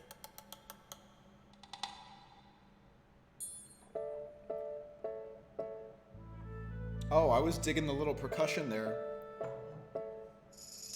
Do it again.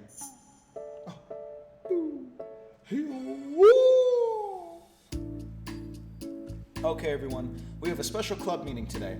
As you know, the Literature Club is a place where we get to share things that we're really passionate about, but that also means we should be mindful of how we respond to each other's feelings. Is this one louder than usual? I think we're cool. Whatever, it's fine. It's fine. I think we have a chance to turn our differences into positive energy for each other. Aren't you being a little dramatic about this? This is important to me. Well, sorry, I just feel like I'm being accused or something. No, I'm not accusing anyone of anything. I'm sorry if it came off that way. But our conversation yesterday made me reflect on the power of language and how I thought it would be a good topic for the Literature Club. Don't you think? I'm sure we're going to have differences in a lot, in opinion, a lot. So I need to make sure we're prepared to keep a positive atmosphere in the club. If you say so, sure. The cool thing about language is that it gives us a lot of different ways to express the same idea or emotion. We have a lot of control over how we want the other person to feel when receiving our thought. This goes for poetry, narratives, casual conversation, basically anything. For example, Sayori, what's your favorite food? I have them organized by category. Should I start with snacks or do you mean full meals? Should I include breakfast? Oh geez. Okay, how about your favorite fruit? That's easy, cherries. Really? I always thought cherries tasted nasty.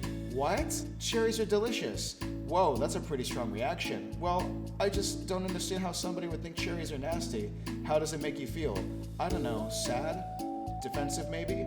Yeah, I got defensive. See? The reason you had such a strong reaction wasn't because I don't like cherries. It's because you felt like your opinion was under attack. But that's weird, right? Something like taste is completely subjective. But when I say something like, I think cherries taste nasty, I'm using objective language. I'm challenging Sayori's reality that cherries are delicious with my own, which is that cherries are nasty. Wait, hold on. How is that objective when you just said it was only your own opinion? It has to do with the way our brains interpret the words. You're talking about the reality of the cherries, not your feeling of them. Like Sayori, let's rewind for a second. And pretend I didn't tell you that I think cherries are nasty. Good. So what if instead I said, I've tried cherries and they're not for me. That's not the kind of flavor I enjoy. Well, that's fine, as long as you don't call them nasty. Nasty is a nasty word. Okay, so cherries was kind of a weird example, but I think that gets the point across. This time around, instead of talking about cherries, I just talked about my feelings and Sayori didn't get defensive. So instead of clashing with each other, it's like we received an invitation to talk about our differences. Yuri, you don't need to take notes. I'm not gonna quiz you or something. I know that. She's so cute. Sorry, I didn't mean to call you out. You can just do whatever you like. But does anyone have any thoughts so far? Yeah, I just feel like I shouldn't have put all that language through a filter just to protect someone's feelings. Oh, that's a very valid point. Well, you don't have to. The choice is yours on how you want to come across to other people. I'm only suggesting it as a tool to help turn differences into a positive experience rather than an argument. Right, Sayori? Whatever you say, cherry hater. Oh, come on. Sayori, I actually like cherries. I was just saying that to help demonstrate. What the heck? I've been duped.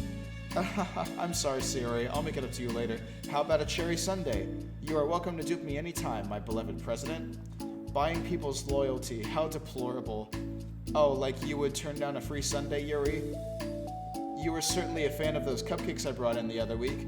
I was reading and not keeping track of them. Oh, that's enough. We're getting off topic. So now that we have the gist of it, how about we try with something more relevant to the club? Like manga, right? Let's try to have a productive discussion about our differences in opinion. Yuri, do you want to start? She's gonna be like, listen fam, that shit trash. That shit is just 5 panels of pictures with 3 words on each one. That ain't literature. Well, I'd rather not, no. How come? Well, because I don't see how anything productive can come of that. It's just going to start a fight. No, it'll be fine. That's why I'm here to moderate. Let's just have a calm and rational decision. Yeah, give me a little more credit. I'm not a child. You don't have to coddle my feelings. I always think it's more respectable to just speak your mind. Respectable? Yuri's expression changes at that word. As Monica recalls, being respected was the crux of the matter for Yuri. Well, the point of the exercise isn't exactly like, it's fine. I have nothing against anyone personally. You're entitled to enjoy whatever it is you like. I just prefer more depth and nuance in my reading material, and I look for stories that are imaginative and sophisticated beyond the surface level. Oh, well that's just a misunderstanding then. I thought you were gonna say that manga's for children or something, like I don't hear enough of that. There's plenty of deep manga. I'm not clueless about manga. I've read my own fair share when I was younger. What, are you serious? How come you never told me? Because I'm past that point in my life and I really prefer not to revisit it. I prefer more mature things now. Excuse me? Okay, hold on, can I jump in here? Let's try to make things subjective. Because if you imply that manga is immature, then aren't you implying that someone is immature for being into it? Well, maybe it's immature to judge someone for having different tastes than you. Natsuki, nobody's immature. I've read Natsuki's manga and Yuri's fantasy, and I love them both in their own way. Okay. It's great that you like it, but I still find it boring. Boring isn't subjective. Okay, it bores me. That's subjective. But, I mean, the thing about... This is ridiculous. Do you see why I didn't want to participate in this? I knew it was going to make people upset. I'm not upset. Like I said, I don't care what other people think, but I always got the impression that you secretly looked down upon me, so I'm glad my suspicions were confirmed. That's not true at all. You're making assumptions. You can't blame me for getting defensive when nobody ever has the least bit of respect for the things that I'm into. The only thing I look down upon is when people make fun of me for just being myself and trying to mind my own business. What? Have you looked in the mirror? Tell me again about respect after calling my interests immature. You can't... Please stop. Oh, Jesus. This got serious. Please? You don't mean the things you're saying right now. Let's just be friends. I didn't mean for this to happen. Well, it did. So please don't invite yourself to try and solve other people's problems next time, okay? Yuri's piercing words send the clubroom into a choked silence as she gathers her things. She leaves. Damn. Holy crap. I've never heard her sound like that before. She must be so pissed. Well, you weren't very nice either, so I was just saying, how did this happen? It's my fault. Yuri wasn't wrong. I shouldn't have tried to moderate a conflict when I know how bad I am at dealing with conflicts. It was a really stupid thing for me to do. It's nobody's fault, and it wasn't stupid. Everyone in the club is a nice person. Nobody would have expected this, but I guess we're sensitive about things we really love. Honestly, she kind of brought it upon herself. Like I said, I don't care if you're not into manga, but if you actually look down on other people for it, that's the kind of point I was trying to make in the first place. It's not about sugarcoating things. It's about recognizing and understanding our differences. Okay, but here's the thing about that. Yuri actually looks down on me. It has nothing to do with her words or her word choice or anything like that. So I see what you were trying to do, but I really think the problem is her, not just like the way we talk to each other, right? I mean, Yuri isn't like that. She's a lot sweeter than you're giving her credit for. I'm sure she'll be reflecting on this. I actually think everyone should. It'll be fine. I'll figure something out. Wow, I'm just like saying that instinctively. I'm just setting myself up to cause more problems. This wasn't your fault, Monica. You don't have to beat yourself up for it.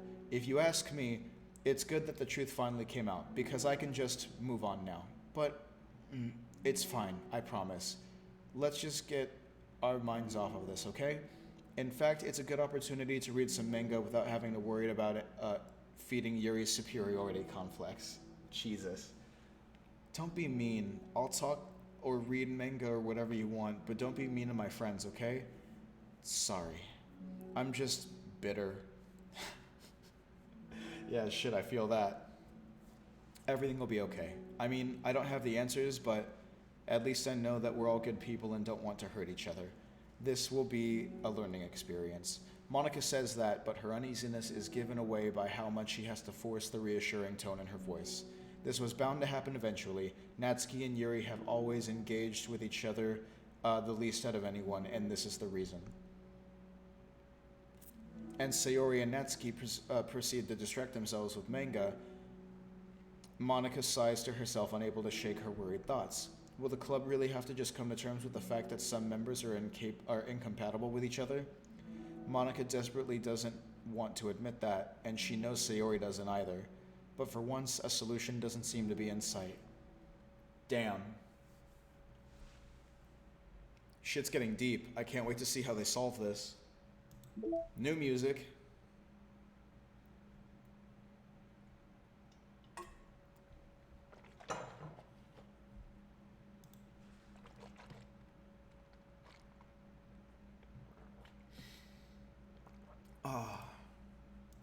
And we continue. Reflection 2. We are really almost done. Only 3 more left, you guys. We're doing great. You're doing amazing, sweetie. I really just want to go to Target tomorrow. I want to get that book. maybe if I start reading that thing, I'll start talking to that girl about it again, because we're still friends. But she made it really difficult to try and, be more than friends. We would hang out frequently, and my intentions were clear, and she was open to my company, but she lives with 3 other roommates, and they have a lot of pets, and their main form of hanging out is just having everybody over at her place. So I never really had a one-on-one chance with her where it wasn't late or she wasn't already going to bed or something like that. So we never really got the opportunity, and whenever I tried talking to her about it, she was like, I just don't know what you want. And I'm like, are you serious? I've gotten you gifts, and I've spent time with you and openly said what I'm trying to accomplish here. And she's like, oh, well, I mean, I guess I just second doubted myself or whatever. And I'm like, okay, whatever. You can think what you want.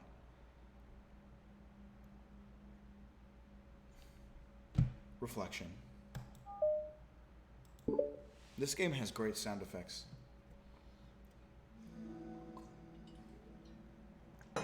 What if I just start using a British accent?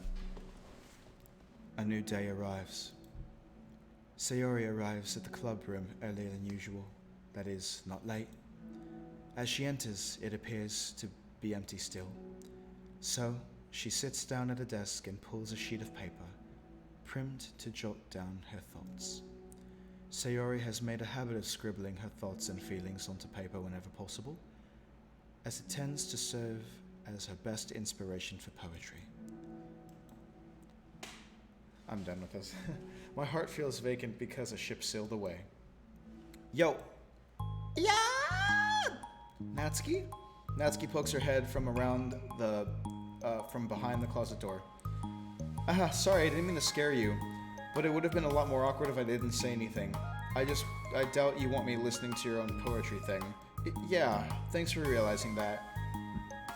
Should I let you finish up then? Oh no, it wasn't, I just do it whenever it's convenient. You're not interrupting. Where's Monica, by the way?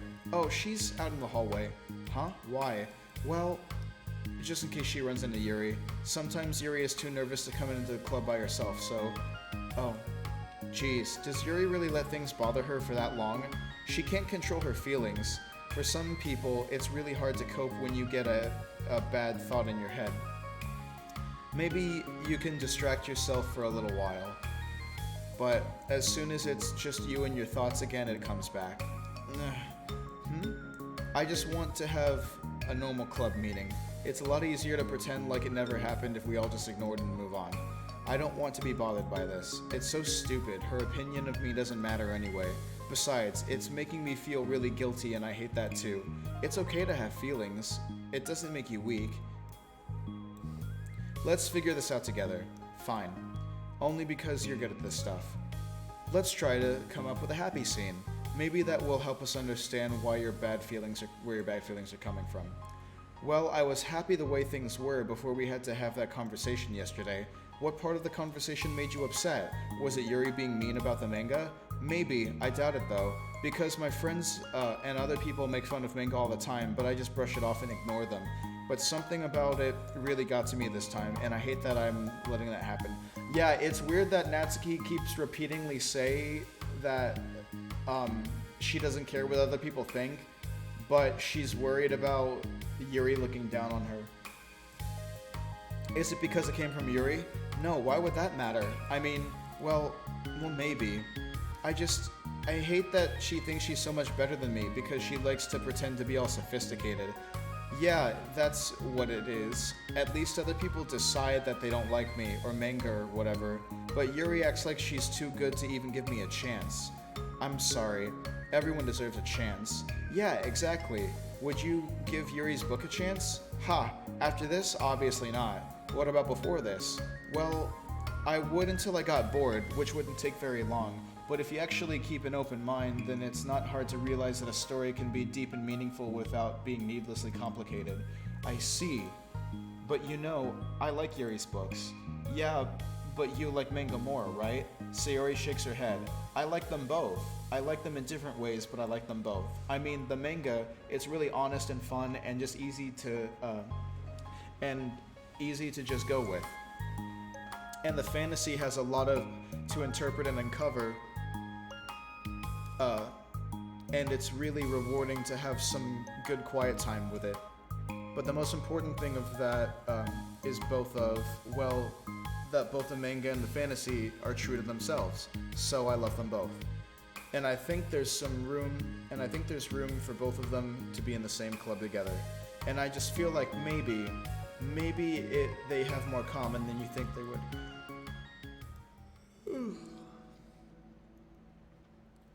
How do you get along with everyone so well? I always get into fights with people. It was like first it was with Monica when I was new with this club, then it was you, and now it's Yuri. And I'm always like, oh, that person is being such a jerk. I bet if they just realized that then we could at least get along. But nobody else has this problem. I just keep running away from the reality that everybody's just a jerk to me because nobody likes me. And I don't know why. I don't know what to do about it. I don't know what's wrong with me. I hate it. Natsuki. Sayori puts a comforting hand on Sayori's shoulder. I said that backwards. Sayori puts a comforting hand on Natsuki's shoulder. You're a wonderful person. You deserve to be loved as much as everyone else. Everyone has different ways to communicate, you know? And sometimes that makes it harder for us to understand each other.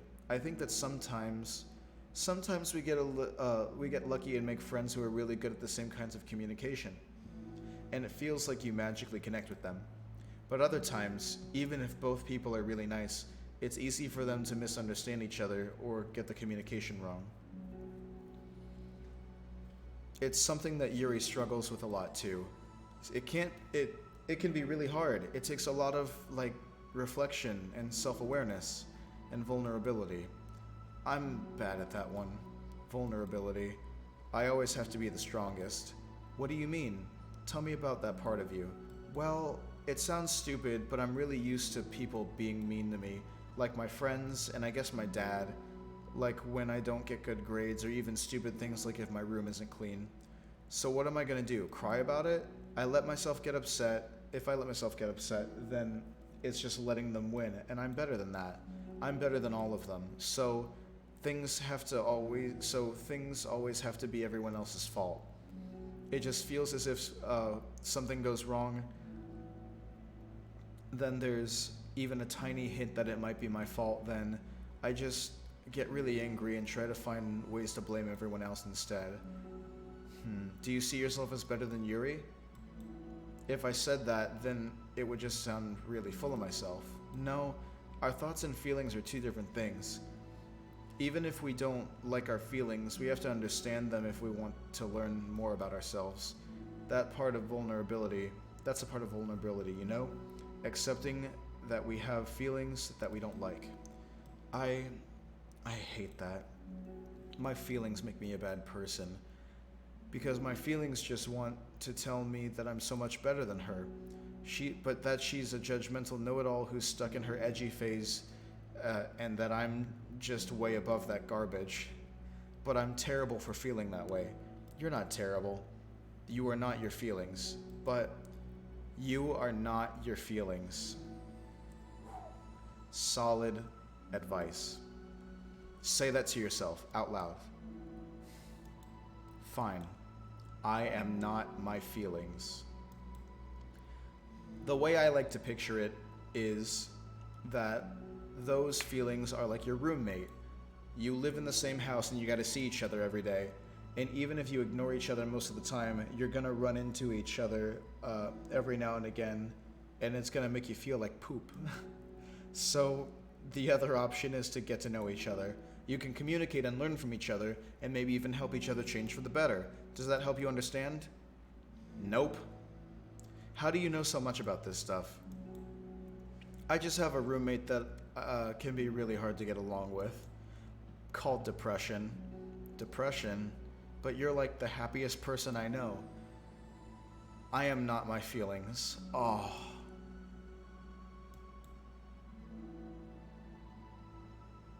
I want to be a good person like you. Aw, you little sweetheart. We're all good people. You and Yuri and Monica. And I think Yuri will eventually learn that about you. Natsuki remains silent, feeling a little overwhelmed. Despite Sayori's reassurance, a complicated mixture of pain and sadness seems to fill her, as though flowing from a wound inside her. Was it a result of her vulnerability? No. It wasn't as though she was inflicted a wound after becoming vulnerable. It was as though she began to rediscover an old wound, one that simply cannot be bandaged and left alone any longer. Damn.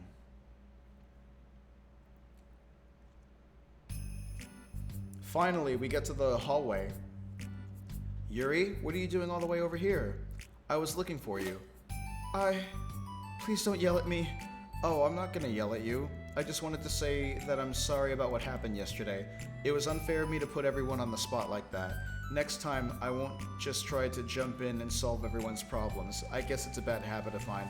You're not mad at me? I thought you would be mad at me. I was so awful yesterday. Yuri curls up, recalling the details of the argument. I can't even have a normal conversation without saying something wrong and making everyone upset. Hold on, that's not what happened at all. Let's talk about this, okay? Yuri pauses for a second, then manages a nod. Monica takes a seat to her on the staircase. I'm having a lot of negative thought patterns and I can't get away from them. What kind of negative thought patterns? Like everyone hates me, especially Natsuki.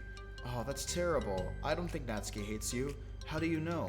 Well, because Monica thinks back to the time in class that she herself found herself in an altercation with Natsuki, and how a display of maturity from Monica was enough for Natsuki to reevaluate her own feelings as well.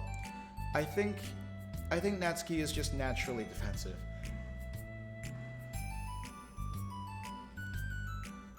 I think she acts mean when she feels the need to protect herself. But you know, she's really not a bad person. In fact, she can be really thoughtful and considerate. She just, well, I guess the way it works is that she wants to receive some degree of kindness before she feels comfortable returning it. Oh, but that means the burden is on me, and I don't know how to say things to make people like me. Every time I open my mouth, Yuri shakes her head at herself and tugs on her hair. It's okay, Yuri, you don't have to beat yourself up. I think I would like you, I think anyone would like you if they had the chance to get to know you. Well, unfortunately, the opposite is true. That's why I'm not talkative anymore in the first place, because everyone used to think I was weird and talk about me behind my back. That's just what happens when I draw attention to myself. Even Natsuki said she found it more respectable when people speak her mind, so I did, and then she hated me anyway. That was enough to confirm my fears. But Sayori and I like you, and we've gotten to know you a lot by now, right? Yuri doesn't seem to have a response. Hey, what do you think of Natsuki? I don't think about her. That's not what I meant, silly. I was wondering if you had an opinion on her. I do. What is it? Natsuki seems to bring out the worst in me, and I'm really ashamed of it. I like to think of myself as a fairly sophisticated person, and for someone to just treat me like I'm inferior despite my tastes, that's just the worst kind of insult coming from someone like her, and it makes me think bad things about her. But everyone else seems to like her, so the only explanation is that it's me who's doing something in the wrong again. And my feelings about her are wrong, and I'm wrong to get upset over something so childish and inconsequential. No, Yuri, feelings are never wrong. Well, they're not right. I have to say, feelings are never right or wrong, you know? They're just a state of being that we don't always have control over. But that doesn't mean they have to control us. I feel like that's something I learned around the time when I first started the club. We can hate ourselves for feeling a certain way about things, or we can, just acknowledge that they exist and try to understand them better. Or, I could never be mad at you because for just feeling a certain way. It's about how you handle them. I think working through feelings is a great opportunity for teamwork. Yuri wears a dejected expression. You make it sound so easy. You're so mature, and so good with people. I feel like such a child in comparison. Oh, Yuri, I'm far from perfect, but these are learned skills. They didn't come naturally to me either. It's really hard to reflect on yourself and separate your feelings from your thoughts. I just want to be a good person. Well, I think it takes a good person to get this far. That's not good enough. I want to be able to communicate it to her. Communicate what? How I feel. How it makes me feel frustrated and upset when she's so negative and dismissive of the things that mean so much to me, and how it reminds me of me. Because I know what it's like to feel misunderstood and angry at everyone. I know that telling yourself you're better than everyone is just a defense mechanism. We're just people. We're fragile and unstable, but I'm just tired of getting it in the way. I can't stand it when the peace is disturbed like this. Yeah, you can't force on your reading. You can't focus on your reading when the peace is disturbed, right? Because the literature club should be happy for everyone. Monica looks at Yuri in adoration. I feel like Sayori must be rubbing off on me, because I really want to hug you now. Sorry, I didn't mean to make you uncomfortable. No, I mean, well, if you wanted to, then I really wouldn't mind, so... Monica pulls Yuri into a short embrace. You're so gentle, and I love when you communicate your feelings. I feel lucky to get to see that side of you, and I'm sure Natsuki will too. I'm going to write her a letter. Oh, a letter? What a great idea. Just because I'm not good at talking, especially under pressure. I always feel like my feelings get the best of me, and I forget to say all the important things I say and say things I don't mean. Well, I think a letter would be wonderful. Such a nice way to communicate. Yuri's face hardens with determination. People don't naturally gravitate towards me like they do for you and Sayori. My personality just isn't suited for that. I mean, I gravitated towards her immediately, so... And I wouldn't want it to be. But something I've learned is that friendships don't always just magically appear out of thin air. For instance, I never would have seen myself making friends with someone like Sayori. We're opposite in a lot of ways, but I'm friends with her because she puts so much effort into understanding me that we can get along. I think it was the same for you. You gave me a lot of time and patience, and I wonder if she feels the same way. Natsuki? Yuri nods. I always thought that if I wanted to make more friends, I'd have to be somebody that I'm not. That there's a type of person or a magic formula that I have to follow in order to make someone like me. And that's just like me to think that. Always so occupied with myself that I fail to understand other people. Yuri shakes her head. Friendships happen when you think about the other person. When you offer time and effort to understand them and respect them, and that's just... that they always... Oh my god. They always... and that they also want to be a good person. Am I becoming dyslexic after all of this?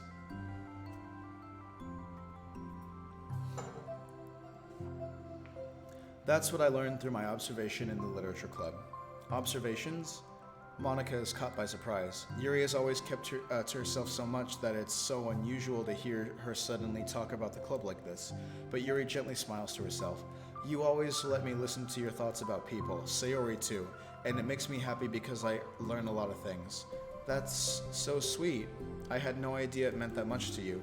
Monica never thought of it much, but in the past weeks, Yuri has always seemed to be especially attentive when it came to the problems and concerns of others, always wanting to listen and learn more about her friends in the club. It's true, Sayori and Monica are naturally more compatible with each other and can more easily work through situations of conflict, but that doesn't make them better people. Everyone has strengths and weaknesses, Jesus, and the capacity to improve. And the first step towards improving oneself is reflection and self-awareness. It's something that Yuri never gave herself enough credit for, but that Monica can recognize as an incredible trait. And with that, her confidence in the club is restored.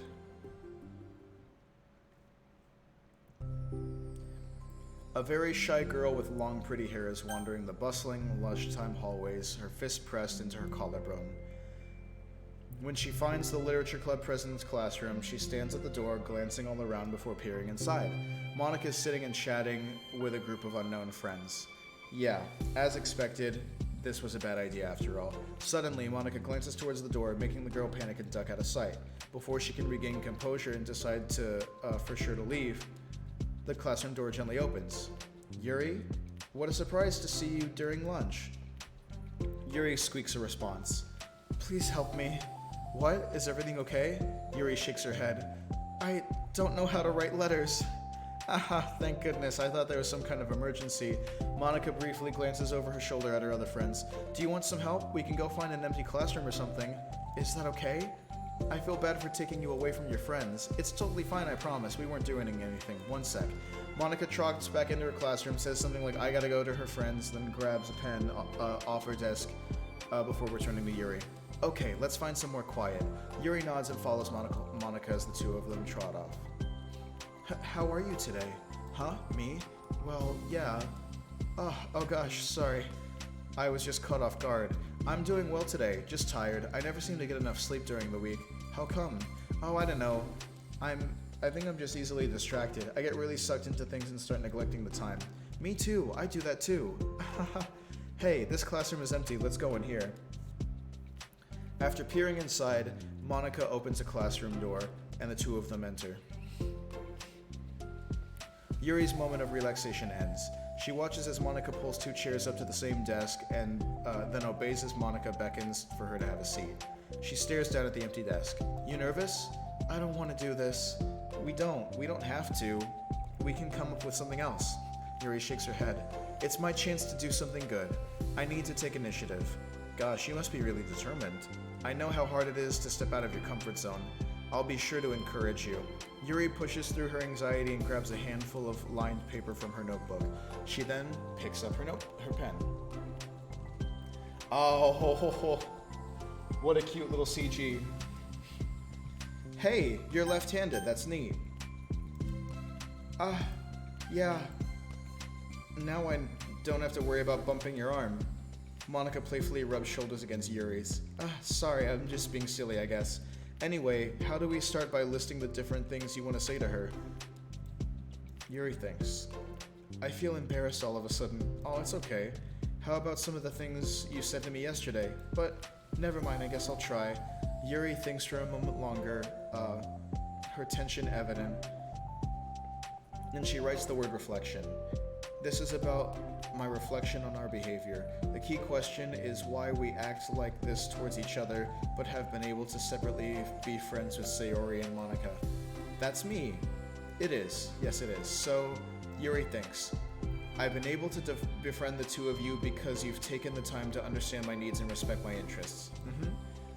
That same goes for Natsuki, too. We started off as pretty hostile towards each other because I was so worried about getting what I wanted, but she just wanted to be respected more than anything else.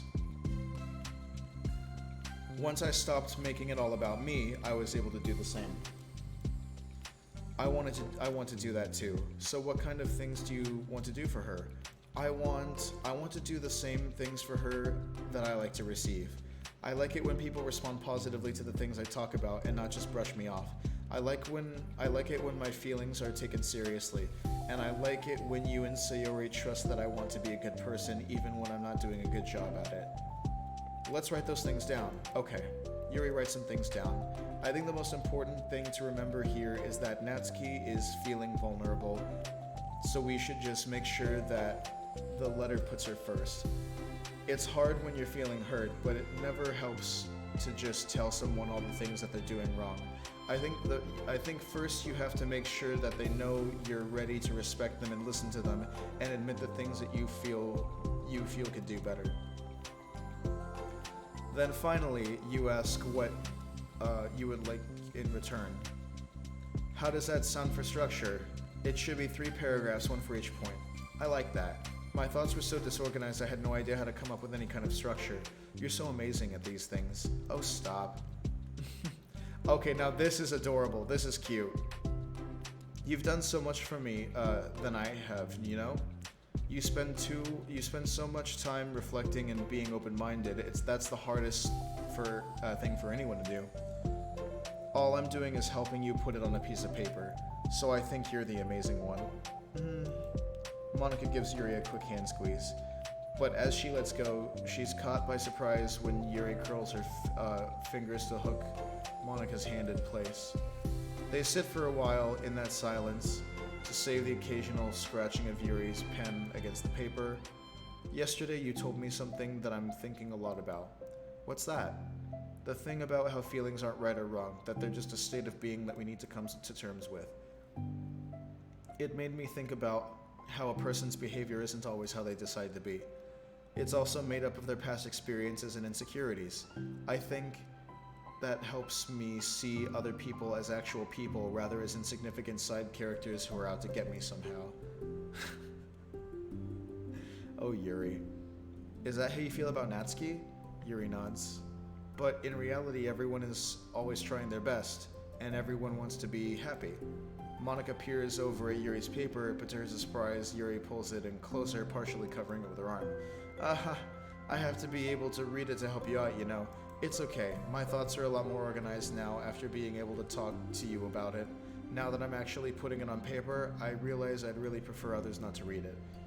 Yuri laughs to herself softly, a rare expression. I'm kind of glad to hear that, actually. I somehow keep finding ways to butt into this whole thing. I've done enough damage, But it's also been so wonderful talking about this. I mean, I always thought you were really smart, but Yuri smiles. I will always be terrible at these things. People are just so incomprehensible to me. I'll never get the hang of being one. That's so cute. But listening to you so much has really helped me make sense of some things.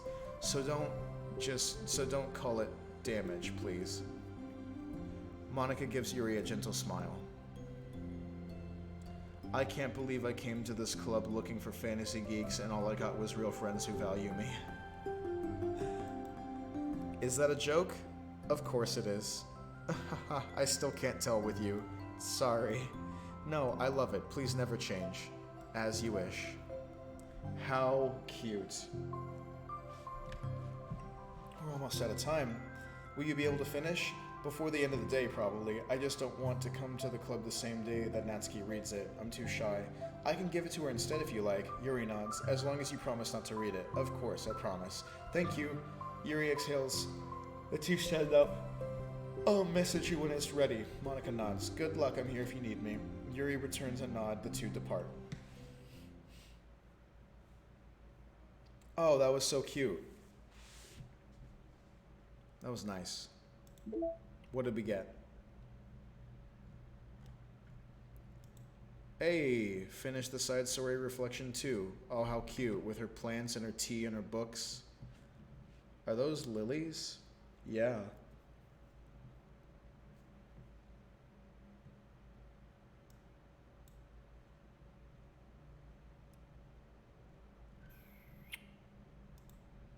Oh, good, it's of them smiling.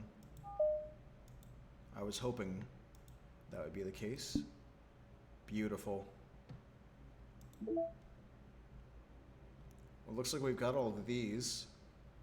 We have all the poems. We have almost all the CGs. We have all the secrets. And now we have all the backgrounds. We have all the sketches, and we're missing one promo that we'll get for finishing everything, which is happening tonight. Having that said, only thing left is Self-Love Part 1 and 2, the big climactic story between two opposites. Let's see how they can manage to relate to each other.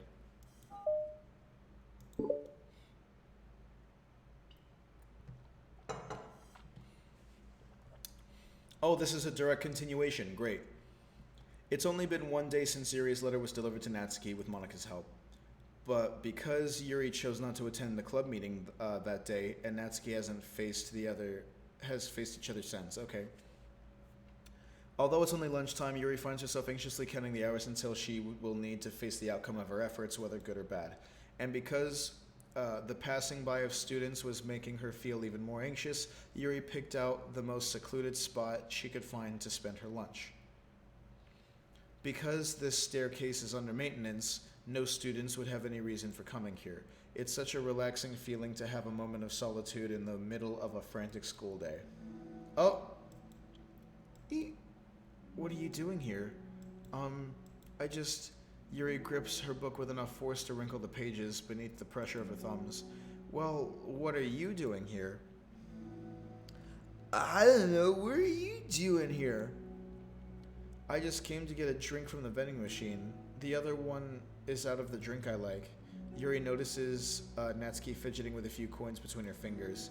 She nods, avoiding eye contact. Natsuki, looking away, shuffles over to the vending machine. It's so quiet that every one of her movements seems to reverberate through the entire stairwell. After far too long, she finally receives her beverage. She then fidgets with it in place of the coins. It's like some kind of iced tea. But instead of leaving right away, Natsuki just stands in place. She glances all around. It's like way too quiet back here. It's creepy. I mean, that's not what I meant, really. I mean, it's totally cool that it's your thing or whatever. I can see how it suits you, so not because you're creepy or something. I didn't mean that either. You know, I'm just gonna stop talking. It seems like a good idea. It's okay. Everything is okay. Yuri finds herself attempting some words of comfort after hearing Natsuki stammer to herself into dejection. Seemingly in response, Natsuki approaches the base of the staircase and hesitantly sits down near Yuri. Well, I can leave if you want. Yuri shakes her head. Natsuki twists the cap off her drink and takes a sip.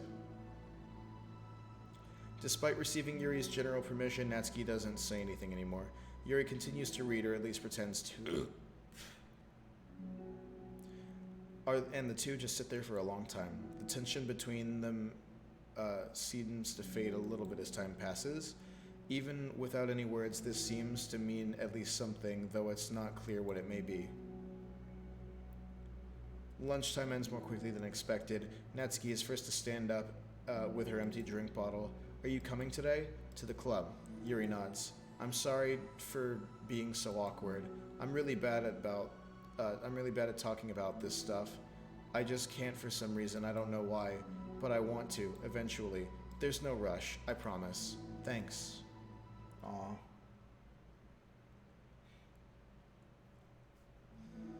It's the next day. Natsuki appears from around the corner and steps up to the vending machine, glancing at Yuri as she does so.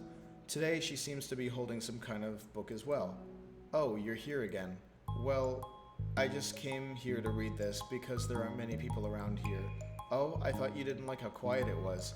Well, I don't, but there's no people here. I see. Natsuki sits down. The mood feels much different today than it did yesterday.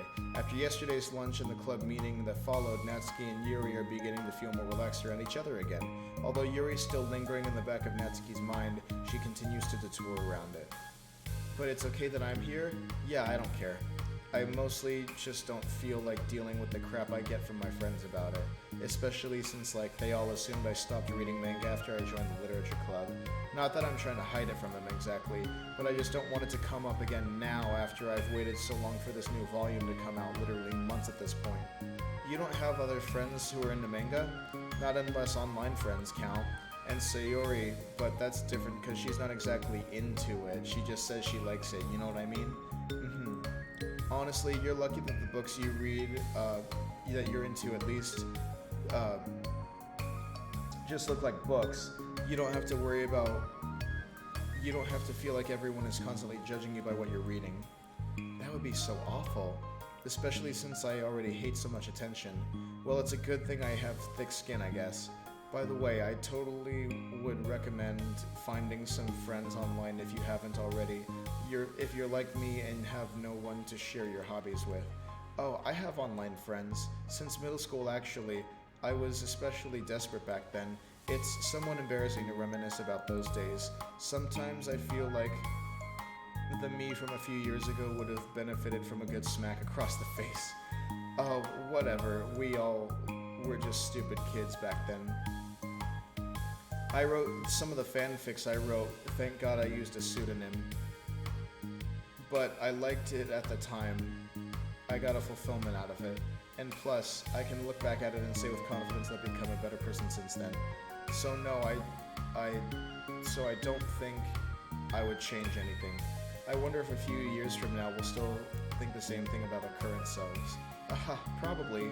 That doesn't make you uncomfortable? No, of course not. I don't care what other people think of me, especially someone who doesn't even exist yet. Alright, here.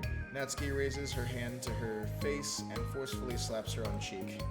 That's me from the future coming to terms with me right now. Also, ow, I didn't mean to do it that hard. Yuri doesn't seem to react, but then, to Natsuki's surprise, Yuri shyly looks the other way before lifting her arm and doing the same thing to herself, loudly smacking her cheek. She turns red and stares into her lap, but is unable to hide a smile as though it was a really funny joke. Oh, that's what I'm talking about. I didn't know you had it in you. I don't even know why I did that. Maybe I thought it would be funny. Sorry, I keep distracting you. You said you were looking forward to reading, but I'm going on about all this nonsense. I'll let you get to your reading. Oh, right. Yeah, I guess I'll do that then. The conversation ends quickly as Natsuki opens her book. The two read silently for the remainder of the lunch hour, but the whole time Yuri feels distracted by a twist of regret over having so abruptly forced the end of the conversation.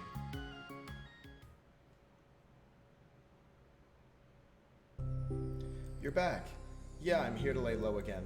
Another day has passed. During lunchtime, Natsuki finds herself having wandered to the stairwell once more. Hey, did you buy that?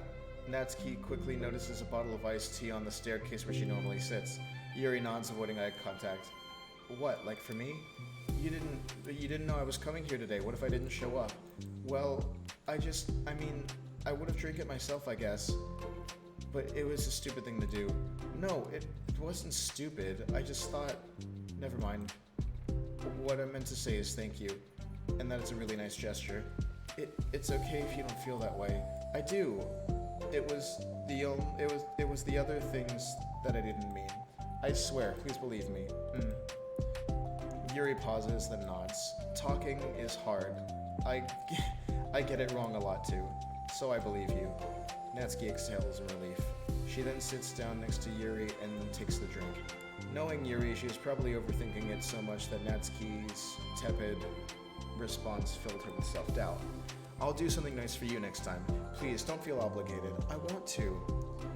I want to do nice things too. Okay, thank you. You can thank me after I figure out how to do something nice. I'll do it then too. Natsuki sighs. Nothing. It just reminds me how I haven't been getting along with my friends lately. Is that why you've been coming here? Well, no, not exactly. I haven't been avoiding them on purpose or anything. There are just some things. There are just other things I'd rather be doing during lunch. I like being around them when we're all just having fun, but they also just can't take anything seriously. Oh yeah, I hate friends like that. So when I'm, feeling serious, then their attitudes just really get on my nerves. Yeah, I feel that entirely. It's only gotten worse ever since I joined the literature club. How come? I don't know. I feel like I used to be really good with putting up with it, because it would be so stupid to cause drama over a joke I didn't like or something. But I have a hard time doing that lately. But it's my fault for being overly sensitive. If I have a problem, I'm not gonna demand for everyone around me to change. But yeah, I know, Monica and Sayori don't really agree with that kind of thing. But they're not in my position, so it's easy for them to say that you should just communicate your feelings or whatever. It's not like my friend group does that kind of thing. I would just be making an embarrassment of myself. Sorry, none of this has anything to do with you. I don't know why I'm talking about it. It's okay. I like listening. I like listening too. I'm so much more of a listener than I am a talker. Do I have to pop my back?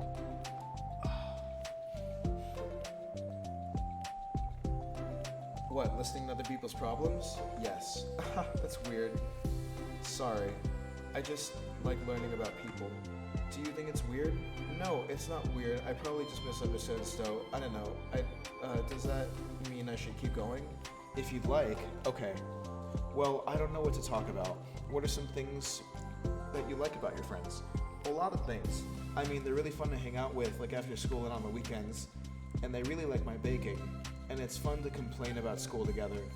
And they make me laugh a lot. And we have a lot of good memories and inside jokes. Oh, I'm bad at a lot of those things.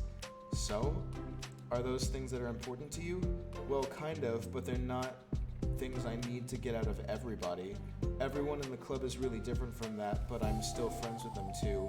Well, Sayori likes your baking, and she makes you laugh, and she complains a lot. That doesn't mean she's anything like my other friends. Well, unlike them, she's a nice person who cares about your feelings. Excuse me? How about you don't talk about my friends that way, that you don't know anything about? Natsuki stands up. No, wait, I'm sorry, I didn't mean it. I didn't mean to say something bad. Please don't leave. Natsuki sighs and shakes her head. It's fine. As long as you understand that you can't just judge people like that. I'm sorry. Natsuki sits back down. You can't just compare friends like that, and like, measure who's better than who. Everyone's different. I'm sorry, I just don't like people who want to hurt you. A moment of silence surfaces between them. They don't want to hurt me. We just like to tease each other about stupid things. It's fun. I don't like that. Yeah, I don't like that either. I'm on Yuri's side.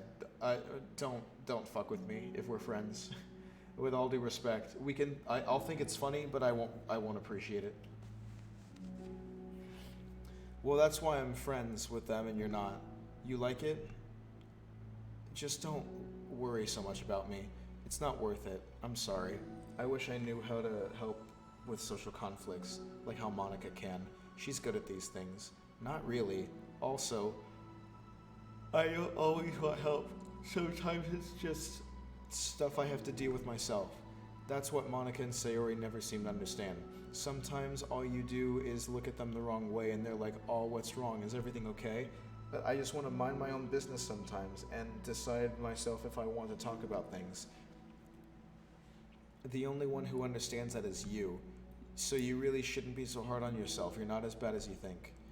Oh, you don't need to reassure me or anything. I mean that. Plus, it makes sense that someone who doesn't talk a lot would make a good listener. Thank you. You're also nice. It's really hard for me. It doesn't come naturally at all. It's so weird. I always thought of myself as someone who can just say whatever's on my mind, but I feel that only works when I'm annoyed or upset or I want to say something mean. Like, why am I like that? You don't have to answer that, I'm just talking to myself. Yuri nods and remains silent. Natsuki notices her fidgeting with the pages of her book. How come you like reading so much? Oh, well, a lot of reasons, but I just get sucked into it so easily.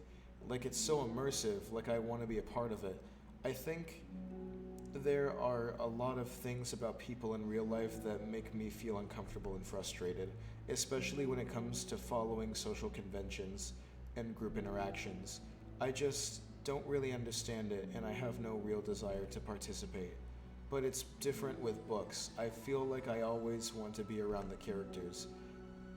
I feel such a strong emotional connection with them in ways that I've never felt with real people. So in that way, it can sometimes feel more like real life. Really?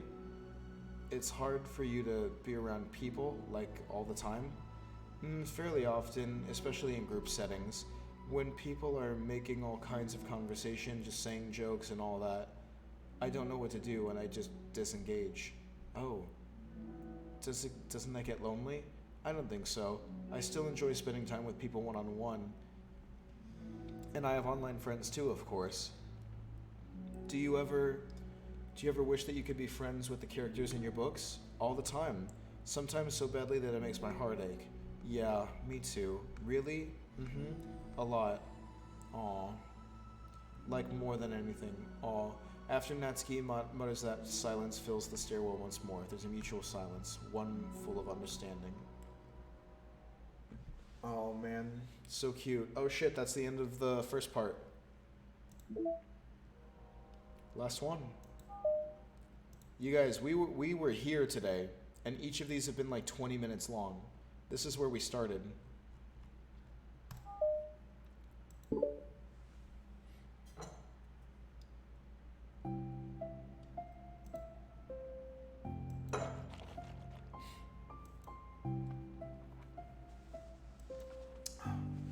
I like how...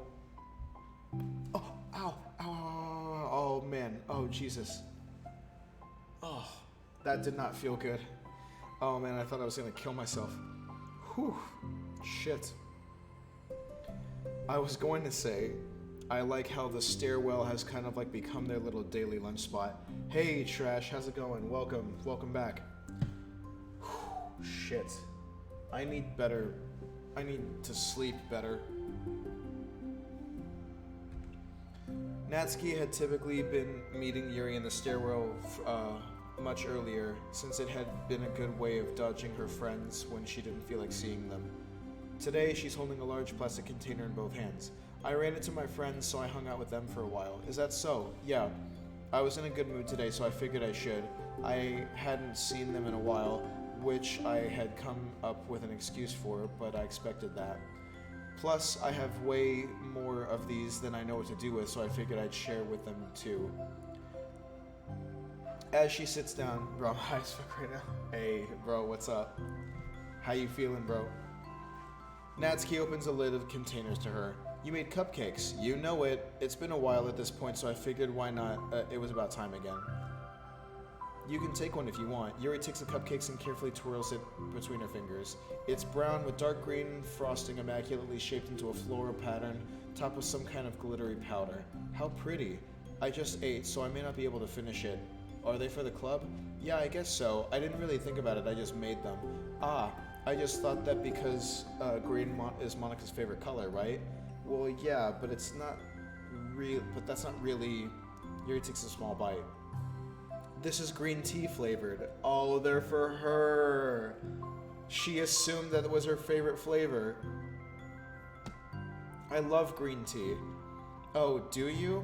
It was just a random idea I wanted to try, so. Ahaha. Don't laugh at me. I'm not. I just felt happy. Oh, sorry. Usually never mind. Well, what I mean is that I'm glad. Sorry for saying dumb things again. I just wanted to do something nice. And this is something I happen to be good at. And I do know that you like them from past experience. Yuri turns red, recalling the time she treated herself rather generously in Natsuki's cupcakes. Ironically, her mouth is too full of cupcake for her to stammer an excuse, so she just settles for a disapproving look. How did you get into baking? Oh, well, I don't know. It just kind of always appealed to me. A few years ago, I read this one manga about a lot of baking, so I got like super motivated, super into it for a while. I was probably making stuff almost every day. But it's something that I always knew I liked anyway. Like, baking is like art. But when you get good at it, it gets more delicious too. I'm struggling to imagine myself putting my heart into something so artistic, knowing that it would be just eaten afterwards.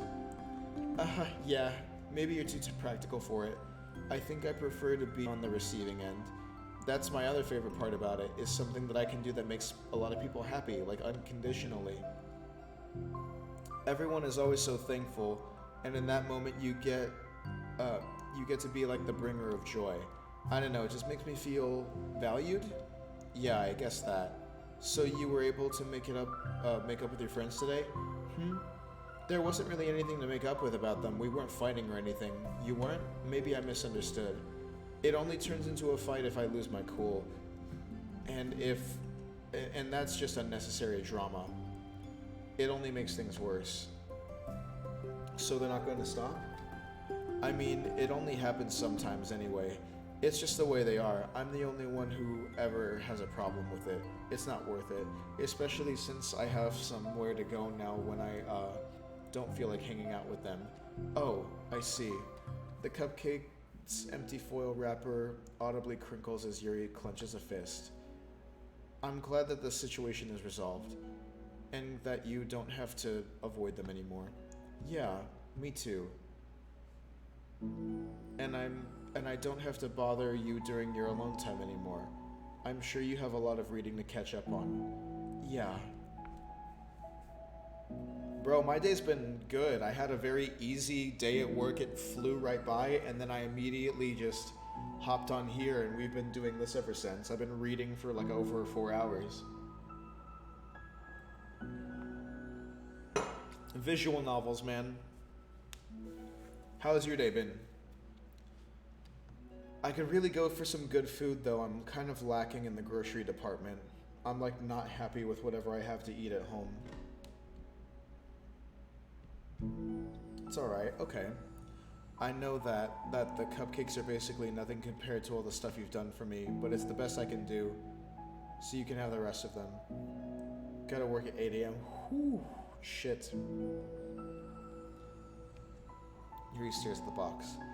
Thank you, You should save them for your other friends, but I made them for you. Natsuki's voice whines as she protests. I know. And I like them very much, exactly as you thought. You succeeded. But I know you care about making your other friends happy too. And if this is the way you know how to make that happen, then I'm not going to take it from you. No, they were for making you happy. You make me happy. You're worth more than cupcakes to some people. That's why they want to spend time with you. And be your friend. Without warning, tears pour from Natsuki's eyes. Aww. She pulls her knees to her chest and starts sobbing into her arms. Natsuki, I'm such a bad person. Yuri stammers, feeling panicked. She's the worst person to console anybody. I didn't mean to say something bad. Natsuki shakes her head and wipes her eyes. You didn't. Natsuki tries to choke back her sobs, but struggles to speak through them. I just really hate myself sometimes. And it feels so wrong when you say those nice things to me, like I don't deserve it. I'm sorry. No, I am. I'm so difficult, and I can't think of a single thing about myself that somebody would like. And I hated myself for bothering you during lunch. I just thought it was my chance to be a good person, like to be nice and do the things you wrote about in the letter. I knew if I tried in the club, Sayori and Monica would be super annoying and make a huge deal out of it. You know, I think a lot of those negative things about myself, too. I never feel like a good person. I always scrutinize everything I say, and later feel like I said all the wrong things. And I just spend so much time thinking about myself, hating myself, and feeling like everyone else must hate me too. So I understand some of that through my own experience, and that's why I wanted to write the letter and express my feelings. It pained me to see those things in someone else that I saw in myself. Natsuki sniffles. Yuri rustles through her bag and pulls out some tissues, then hands them to Natsuki. Monica told me that it takes a good person to reflect on these things. The desire to improve yourself, that makes you a good person, so don't worry about much. Also, there are things you can do that people would like, so... Like what? Like how you're fun for people to be around. And you're not shy, and you know how to make people laugh, and you're very passionate about things, and you know how to take the lead, and you care about other people, and just a lot of things. Oh. Well, now you're making me feel really embarrassed. Well, you're the one who asked, and don't you think I feel embarrassed? Natsuki tries to hide a smile, but then she sighs as it fades in. Every time I come here, I always think it's the last time, but I keep coming back for some reason. Is that bad? Just really confusing. I mean, my friends and I go way back, so ditching them all the time feels like, I don't know. Feels like what? Natsuki's voice gets quiet. Maybe I'm scared that they'll get mad at me. I really don't know what to do. She pauses. Yuri stares into the distance, tracing her eyes along the patterns of the floor tiles while thinking to herself. What would you do, hypothetically, if your friends were happy for you instead of mad at you? Happy for what? Happy that your new club is making you happy. Well, that's just not a fair hypothetical. Natsuki says that, but with a little confidence in her voice. I always told myself that I don't rely on the approval of others to be happy, and I still feel that way, but I'm spending time with people who put me down whenever I don't have their approval. That's probably what's making me feel so confused, because I'm threatened out of the things that should make me happy. So no matter what, it's like I have to be unhappy to be happy. It's making my head hurt. That must make it really difficult to feel comfortable with yourself, being made to feel like you're wrong just for being the person you are. It really goes against everything I believe in, doesn't it? It goes against the kind of person I want to be. I'm fed up with it. I'm fed up with a lot of things. Natsuki presses her palms into her forehead and shakes her head. I don't know what's best for me, but I keep convincing myself out of it. It's so much easier to be comfortably unhappy than it is to do something so scary. To do what? You know, to end it. With them? Natsuki nods. I didn't think you were actively considering that as an option. I wasn't until recently. It's just one of those things where, like, it's been a certain way for so long that you just get used to it. Like, so much of you has gone into it, so much that it feels like that's just how your life is. And throwing it away is like throwing away a big part of your life. It makes me feel sick to think about. Natsuki sighs.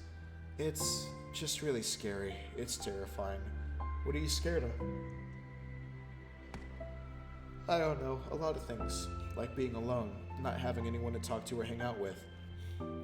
Not being able to replace what I have with them. And I don't want them to hate me. And I'm scared they'll hurt me for going against them. Physically? Not physically, but... Yuri clenches her fist. Natsuki, what? If anyone even thinks to cause you harm, I will unleash hell upon them. Natsuki snorts in laughter. Don't laugh at me. I'm sorry, that was just...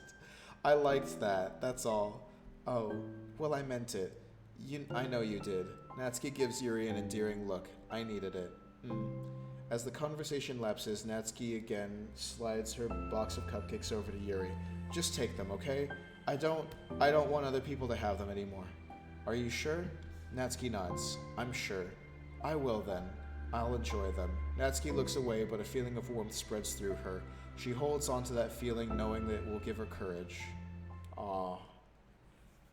That went so much better than I thought it would. And here we are again. Oh, you're here first today. And you brought reading material. Natsuki is sitting in her usual spot, this time holding a volume of manga while Lunch sits beside her. Yuri sits down and opens her own book. It sucks when a good series has to come to an end. It's like such a big part of your life, and then one day there's just nothing left. It makes you feel so empty. Unfortunately, I'm about to experience that myself. I'm on the last book of this series. That sucks. But then there's always something satisfying about letting a story conclude.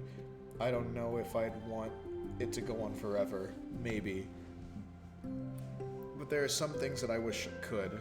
On the other hand, have you ever read something that overstayed its welcome? Yeah, definitely. I can think of at least one thing I've read that got pretty unbearable like halfway through, and the ending just really sucked. So, it sucks when something good has to end, but also sucks when they keep inventing more plot until you don't like it anymore. I guess it sucks either way. Well, that's the nature of all things. They come to an end. The two fall silent. Slowly eat, making their way through their respective reading material. Except Natsuki, who doesn't seem to be touching her food at all. You don't go out during weekends, right? Excuse me? Like with friends, at the mall or downtown or whatever. I'm not a total shut-in, you know. Oh, my bad for making assumptions. Well, I sure go out less often than other people like you and others in the club. I don't really meet with friends and arbitrarily spend time like that. I'm usually meeting with my board game group. Board game group? It doesn't matter, it's just more nerdy stuff. Oh, that's so cute. Why do you ask? I was just curious. I just realized that I couldn't picture it, so I was just curious. Yuri looks at Natsuki and realizes that she's shaking. Don't look at me like that. Sorry. Natsuki pulls her knees into her chest and puts her head down. I can't take this. Did I do something? Yuri gets flustered, her mind racing over what she may have said or done. I did. I ended it. I texted them earlier telling them, and then I just blocked them because I was afraid of their responses. So now it feels like I'm dying inside. Oh.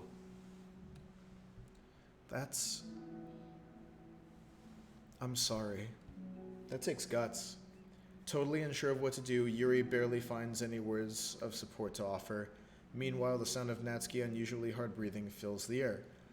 Then she speaks again, barely above a whisper. Help me. I feel sick and I want to hit my head against things. Please help. I can't take this. You may be having a panic attack. With that realization, Yuri's demeanor suddenly changes. I have experience with this. I'll help you get through it, okay? Natsuki meekly odds through her rapid breath, still buried in her knees. Yuri slides herself over to Natsuki and sits on the step behind her. Then she puts her hands on Natsuki's shoulders. Can you feel my hands? Natsuki nods. Her shaking becomes much more apparent through Yuri's sense of touch. Yuri keeps her voice low and gentle. You're safe right now. You're in a good and safe space. Where nothing can hurt you. Natsuki nods once more. Although Yuri is only touching Natsuki's shoulders, she can practically feel her racing pulse through the base of her neck. We'll do a breathing exercise together. All you have to do is listen to my breaths and breathe along with me. Hey, how's it going? You're just in time for the breathing exercise. Let's breathe in now. Yuri takes a deep, slow breath.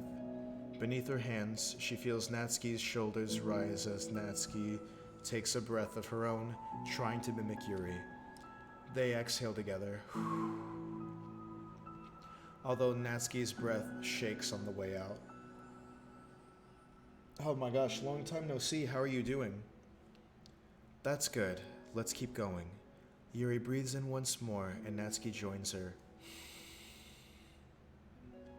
They continue like that for a few more cycles while Yuri closely monitors.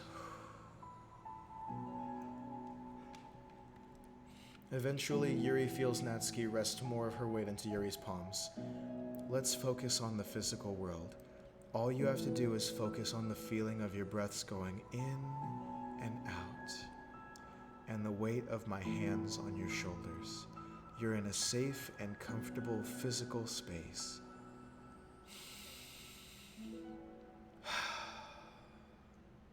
Minutes pass in silence. By now, the worst of it is past, but Yuri is determined to not move away until Natsuki prompts her to. Meanwhile, Natsuki has lifted her head off of her knees and her breathing has mostly steadied. Then, she takes a final deep breath and slowly pulls herself to her feet, causing Yuri to let go. She stretches her arms. I'm sorry, I didn't mean to freak out. I don't know what my deal is. You don't have to apologize. This must be enormously stressful for you. Is that going to keep happening? It may or may not. Oh, thank you. And it's good to see you in chat. I've missed you.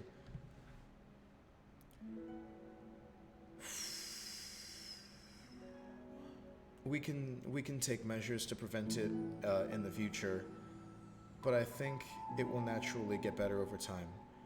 Natsuki motions to sit back down again, so Yuri moves over. Yuri turns away to pick up her open book from the dusty floor, which she had hastily set down earlier. She brushes the dust off the cover. I don't think I could have gotten through that alone. You're not alone. Feeling shy again, Yuri speaks into her own lap. From now on, you don't have to do anything alone. As she says that, Yuri tenses up. It's rare for her to openly share her thoughts, but something about Natsuki, of all people, makes it feel so much more natural to do so. Perhaps because, like Yuri, Natsuki is so timid and uncertain of herself. Natsuki also does a good job at hiding it, that it's taken a long time for Yuri to realize that. Did I just have a stroke? I'm sorry. Natsuki does such a good job at hiding it that it's taken a long time for Yuri to finally realize it. Okay.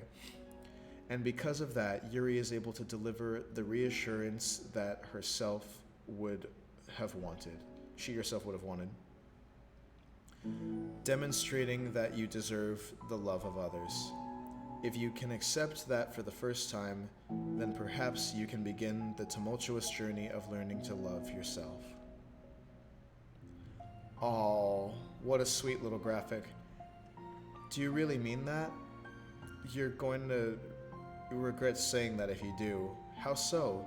Because I'm probably going to have a lot of free time during the weekends from now on, so you're giving me permission to be as annoying as I want and drag you around to a lot of places. I see. But you already said it, so you can't take it back now. Well, I suppose I have no choice but to accept that responsibility then. I know a good ice cream place. Oh? That means you'll finally figure out what my favorite flavor of ice cream. Huh? What are you talking about? Oh, you don't remember? The first day you came into the club, you said you guessed everyone's favorite ice cream flavor, but for me you said you had no idea. Seriously? I don't remember that at all. I remember that happening. Oh, wait, yes I do. I said it was probably green tea. Yuri shakes her head. It's a good guess, but my favorite flavor is usually to get chocolate and raspberry together. Chocolate and raspberry? How fancy. How is that fancy? Oh, I don't know. I feel like I should have guessed something like that. Well, maybe next time you'll try chocolate and strawberry. I'll try chocolate and strawberry. Hey, strawberry is my favorite. What a coincidence. How sweet. I think it helps to have something to look forward to. I still have the sick feeling in my stomach, but it's easier now to convince myself that I did the right thing. Is there anything better that I could be doing? Not that I know of. There's nothing that will make this easy for me, and you already did more than I thought anyone could. Come to think of it, we never talked about the letter you wrote, but I feel like we're already way past that at this point. I don't even know what to talk about, except that I think it helped me understand my needs a little bit better, the way I like to be treated, and the kinds of friends that I want to have. That's why I started coming here in the first place, even though I was so scared of causing more problems. I thought it was a coincidence that you ran into me here initially. Oh, well, not exactly.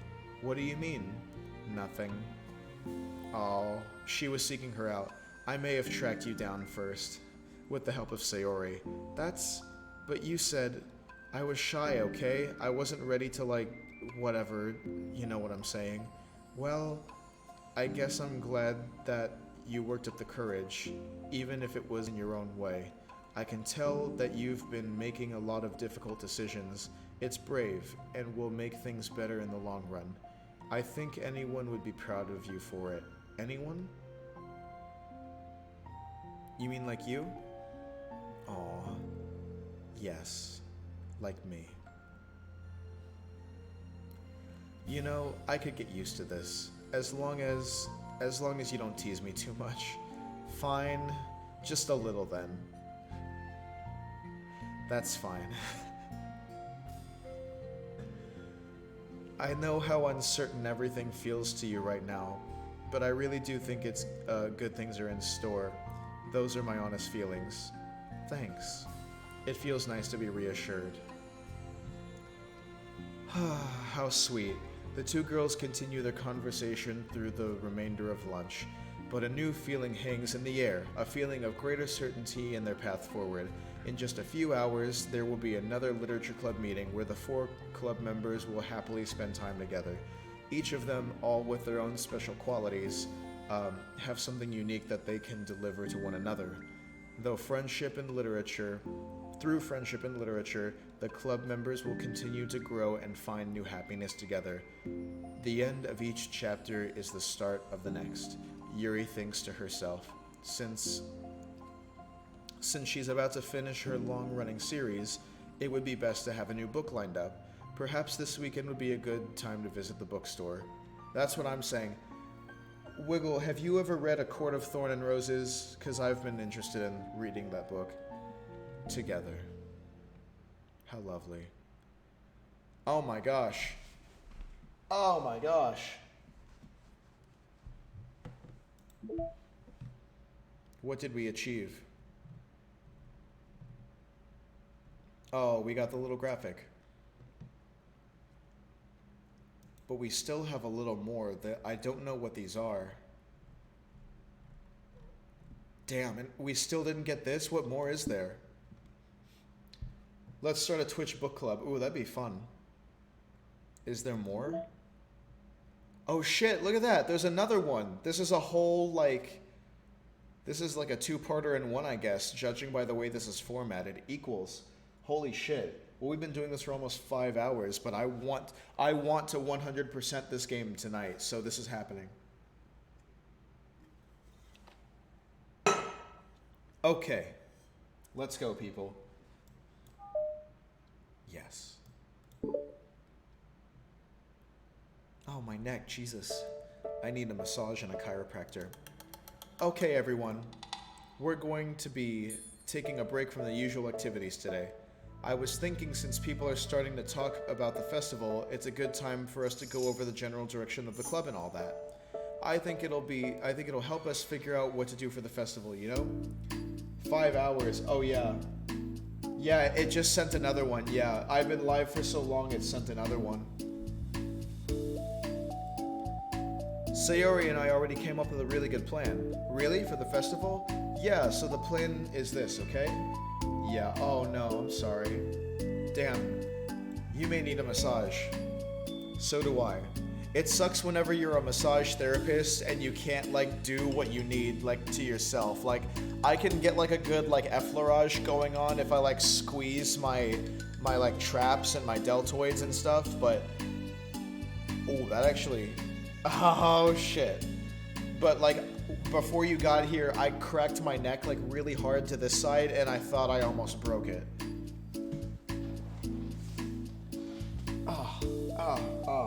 It's my posture in the chair and the way I've been sitting, but never mind, let's continue. Then we take a map and plan the most efficient route so we can get the most of them before the lines get too long. Hey, that has nothing to do with the club. Well, you have to let me finish. Alright, fine, go ahead. Right, so basically we all get the food, we get all the food we can, then we come back here and we all eat together. That's all. Wow, I got tricked twice by the same joke. Boo, don't be a hater. It's not like you can come up with anything better. Look, even Yuri was thinking about it. No, I wasn't. I would really prefer to do something literature related. We can eat together anytime. The festival is a unique opportunity. Besides, it's been quite a while since we've had any new interest in the club. Yeah, I was thinking the same thing. We should really get a shot at showing people what the literature club is all about. I'll tell you what, we can do both, right? We'll make time for your food mission and still put together a public event.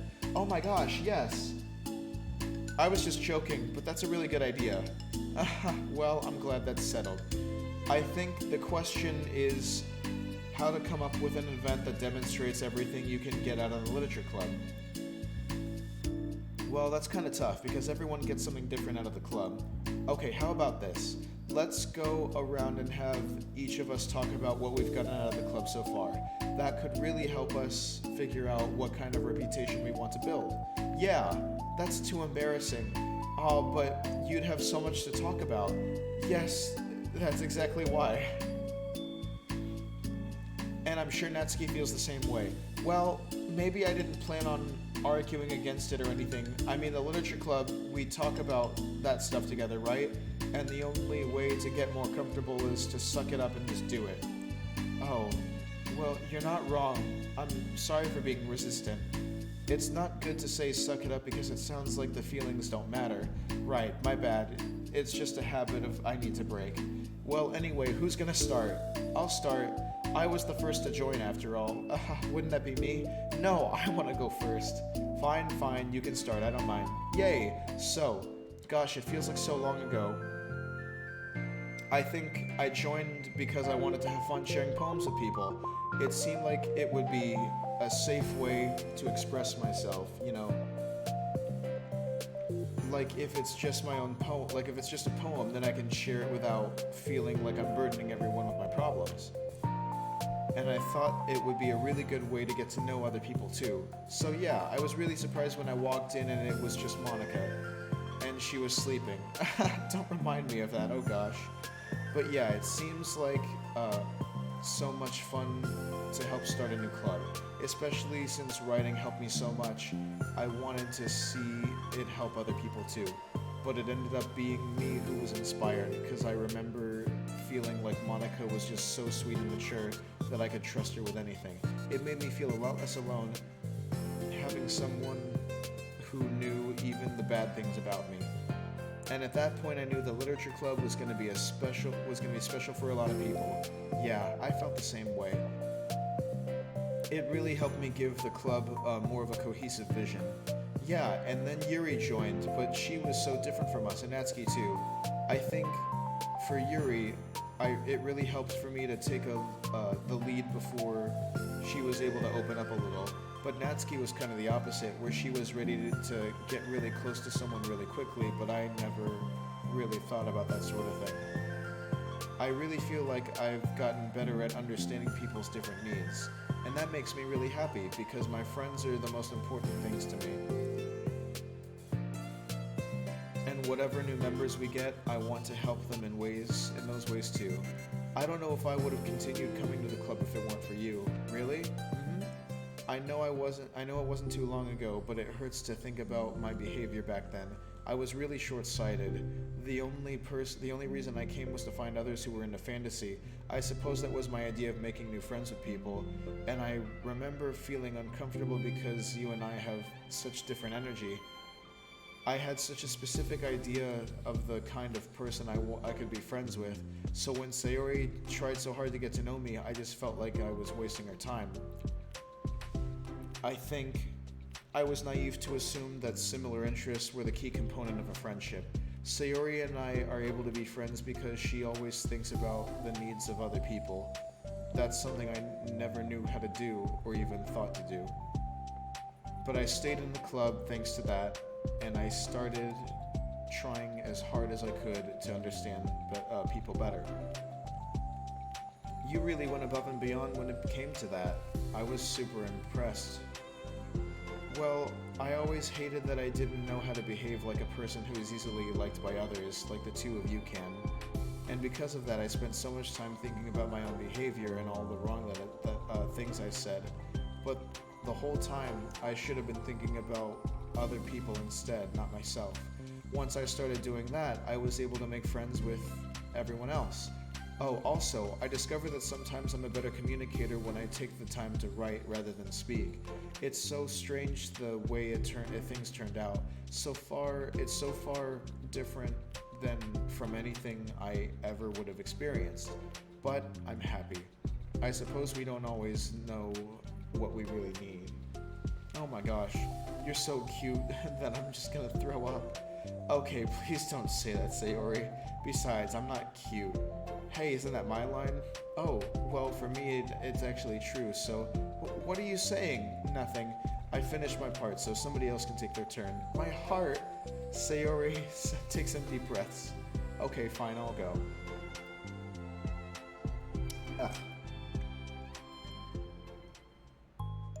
Yuri, I can't believe you were complaining about doing this and still went before me. What a show-off.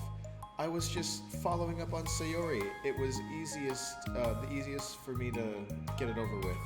Besides, you left out the most important thing that you get out of this club. I did? Yeah, a regular supply of your favorite cupcakes. Oh no, I forgot that too. I'm a traitor to the cupcake queen. Neither of you are forgiven. Looks like only Monica will be getting cupcakes next time. No, I can't eat that many cupcakes. Yeah, true, only Yuri can. Hey!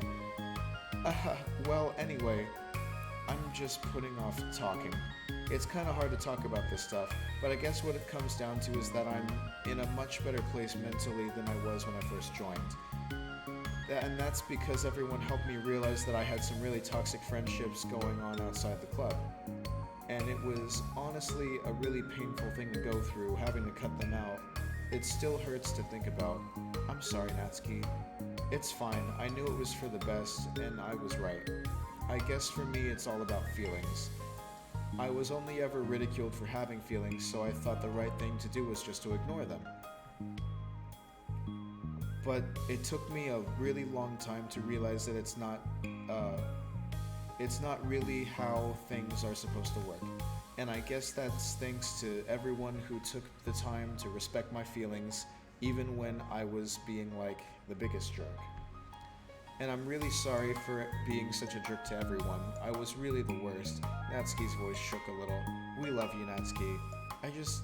I hate that I was like that. Everyone did so much for me, and I could never do anything in return. That's not true. Natsuki, you've done a lot more than you think. The club really wouldn't be the same without you, I mean that. Remember how judgmental I was when you first showed up? It was like I couldn't accept anything other than my own idea of what a literature club was supposed to be. Apparently that was more important to me than the opportunity to bring you some happiness. You really taught me that anything that makes someone happy is worthy of respect. You even inspired me to start playing piano. That's something that means a whole lot to me, so there's no need to put yourself down. Okay. Natsuki wipes her eyes. You help me a lot too. It's so much fun to have you around, and you help me become a better person. Having a problem doesn't make you needy or inconvenient. It means that there's something that needs to be better for you, and you always deserve that. I agree. Seeing us have some of the same struggles made me a better person as well. I wouldn't want to change anything about our time here. I don't think any of us would. I'm sorry I got all dramatic again. That's all I wanted to say, so Monica can go now. There's no need to apologize. It's something I wanted to talk about anyway because it made a big difference for me. I was always such a strict perfectionist who never took enough time to believe in the best of other people. But everyone kept proving me wrong, and I made the mistake multiple times thinking that my way was the best for everyone, or thinking that I needed to solve other people's problems. But I think being a leader means that you have to acknowledge that you're not perfect and that the best thing you can do is to help guide people rather than do everything for them. We're all good people, we're all equals. I think that's the most important thing I've gotten out of the club, realizing what that means. Sayori, what are you doing? I just thought that we should be writing some of these things down about the club, things about the club that are valuable to us. With a piece of chalk in her hand, Sayori writes the word trust on the chalkboard. This is because you showed me that I could trust you with everything about me, not just my good side. Suddenly, Yuri takes a piece of chalk as well. She writes, understanding. I owe a lot of gratitude to everyone who took the time to understand me, even though it was so difficult for me to express myself. In that case, Monica takes a piece of chalk as well and writes the word respect. I always thought I was a respectful person, but it took the club for me to realize that there was more to it than I thought, and I'm a better person because of it. I have another one. Sayori writes balance. Sometimes people want different things out of a relationship, or they need time before they're ready to become close. Oh, so these are all of the words that the mini episodes were titled after, so that it's all coming to fruition. Sometimes it's important to keep things balanced between you and the other person. That reminds me, Yuri writes reflection. Aha, so that's true. I've always been a reflective person, but most of it has been nothing more than hating myself for all the things I thought I did wrong. Once I started reflecting on other people, and not just myself, a lot of things changed for me. So I think that's most important for me. That's great. We have a whole list of things right now. Suddenly everyone turns and looks at Natsuki. Well, everyone took the chalk. Don't look at me like that, jeez. You could have just asked. Monica hands a piece of chalk to Natsuki. Then Natsuki sighs and writes self-love. I don't know how far I've gotten with it yet, but it feels like things are at least on the right track. So that's my contribution. Together, everyone stares at the words on the board. Wasn't this club supposed to be about literature? It is. We still do a lot of literature. Friendship and literature. Yeah, you're right. Friendship and literature. Natsuki and Yuri gently nod as well. Hey, let's all take a picture together. We don't have one yet, right? Hey, you're right. Make sure to send it to me after. Wait, can I brush my hair first or something? Oh, you're fine. You already have the best hair out of all of us. I love Yuri. Everyone get together. I can fit you all in. Okay, everyone ready? And click.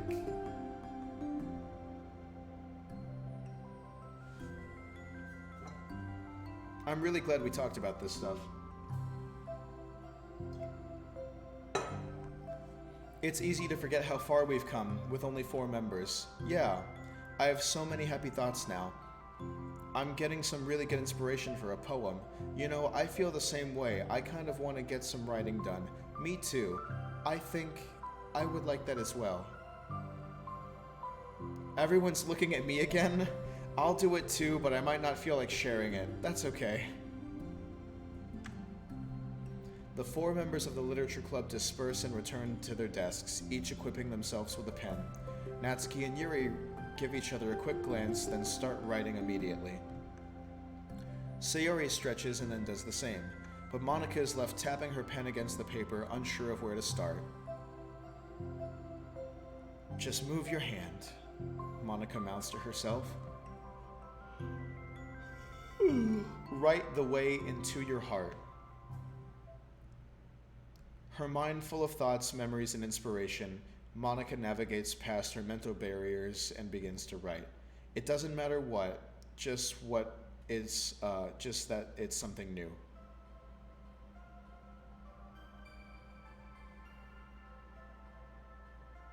Oh, is this finally the conclusion?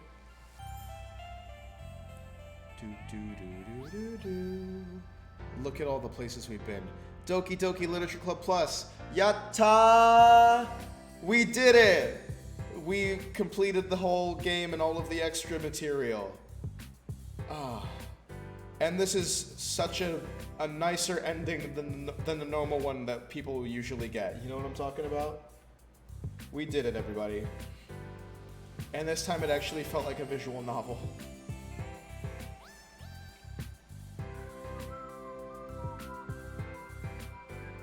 That's a great shot of Yuri. Oh, and I love that one of Monica. Well, everybody, it seems we've completed it, but it's not over until I get to see the 100%.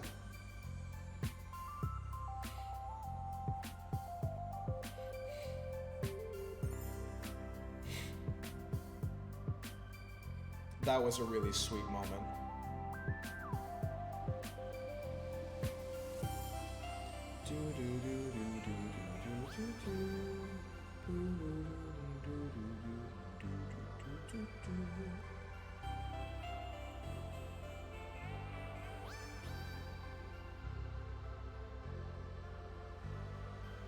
It feels good. It feels like I learned a lot. There were these characters had some very insightful things to say on multiple occasions. And I think this game is going to help me reflect on myself and others a lot better in the future. Los hicimos, we did it. Da da da da da da da.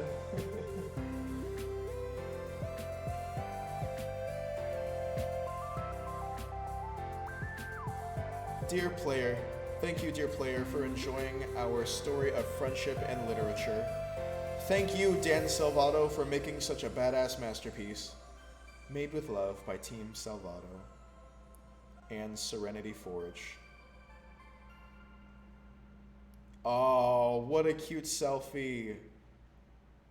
Hey, Yuri looking kind of fine though. Ahaha. Is she single? I play. Okay. Achievement unlocked, friendship and literature.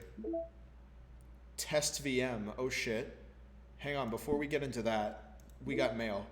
Let's move on. Okay, so this is confirmation that we've got 100% completion.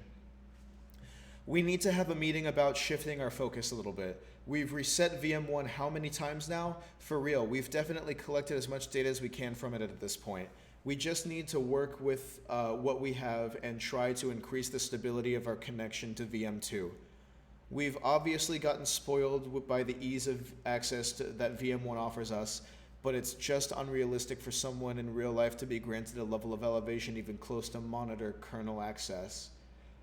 If we can't establish a stable connection to VM2, then how can we expect to get anywhere with the same scenario inevitably occurs in our own universe?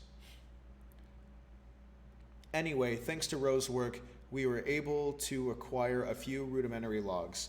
I have an idea of how to increase connection stability to VM2 while maintaining weak hypervisor access to everyone inside on an individual basis. Ironically, it has to do with something that they're building within their own VM. I'll go into detail in a more formal report, but some of the log files indicate attempts of theirs to pool together the access potential of multiple individuals into a single parallel unit. It sounds ridiculous, but if they actually get somewhere with it, then we might have a solid entry point that doesn't heavily intrude upon the VM. I'm going to spin up a read-only hypervisor that we can use to test different ideas like this. The elevation level will be sent to monitor adjacent runtime level access. The VM will be named Test VM for now, although the parallel access unit that they're building in the VM seems to be called Project Libitina. According to a few logs we have, we can change the name once we get a decent picture of it. So this feels like some kind of insight to the game developer's next progress, because for those of you who are unfamiliar, something that's new to Doki Doki Literature Club Plus is the idea of this in-game desktop where you have like a startup menu and options and files to rummage through. And VM is basically like a virtual machine, I'd like to say. And what they're kind of doing is expanding the lore of the universe to suggest that everything that takes place in Doki Doki Literature Club is part of some kind of simulator that these people at this company are running tests on to see if they can come up with some kind of breakthrough that they can present to their upper management in order to receive promotions. But aside from that, we've got all the music, and I think we officially have all the pictures. So let's see here. We have all of the wallpapers, all of the poems. Yep, all of the CGs. Oh, they took a cute selfie and a funny selfie. Oh, everyone say cheese. Okay, now everyone make a funny face. Oh, that's adorable. I love it. It's so cute. Yes.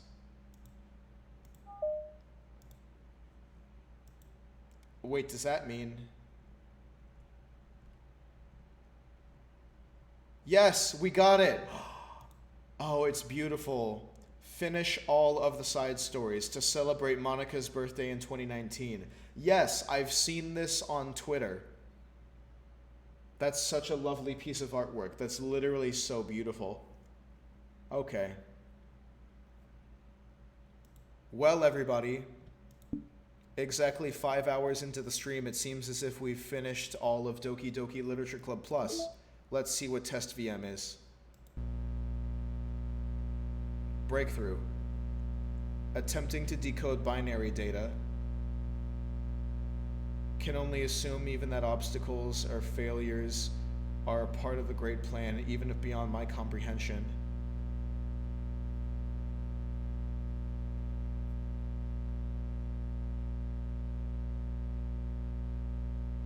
Connection lost.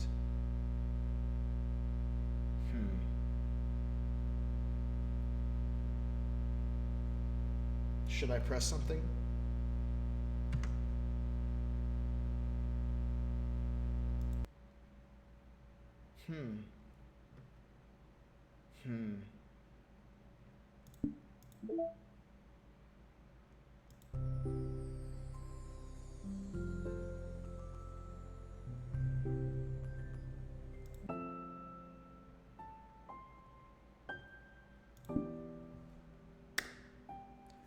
Well, everyone, it appears as if our Doki Doki journey has come to an end. We have found everything there is to see in this beautiful game, and I'm very, very thankful that it exists. When I first heard of this title, the Game Grumps were playing it, and after getting a hold of it myself, I kind of got a little too obsessed with it. And I guess I wasn't in the best mindset to be playing a game that has a lot of, triggering material in it, as contrary to the things that we've seen today. But it helped me understand a lot of stuff, and I'm glad that these characters could be so pleasant and that we could understand each of them on such a deep, intimate level. And I just think that this is such a unique experience that you can't help but give it props. Dan Salvato did most of this himself, and he built such an intricate world out of such a simple concept for a game being a visual novel. And I just have to say, this has just been amazing. This has been so much fun. I loved all my interactions with Yuri. She's by far my favorite. Even after learning and gaining an equal amount of respect for all the other characters, she still has a soft place in my heart. I mean, just look at that face, just so lost in her reading. And then there's this moment from whenever we chose to help her with the festival preparations, and she just wanted that little point of contact for just a little longer. Oh yeah, Sayori. And of course, just Monica. It wouldn't be DDLC without just Monica. This was very powerful.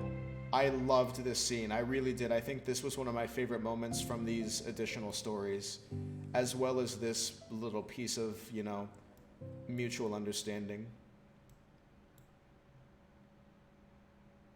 Yeah.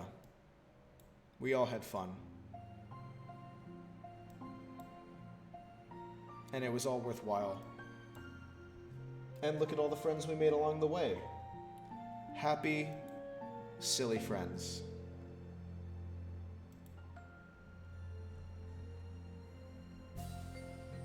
The concept art was really cool too. Original concept sketch of Sayori, pre-rendering of Natsuki.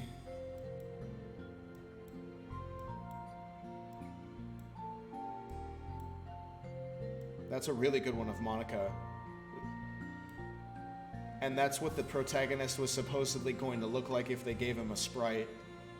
Very handsome, gotta give it to him.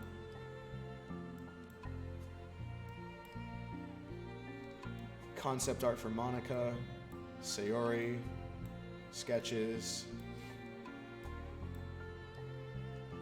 This is them testing outfits. Yeah, Valentine's Day 2018.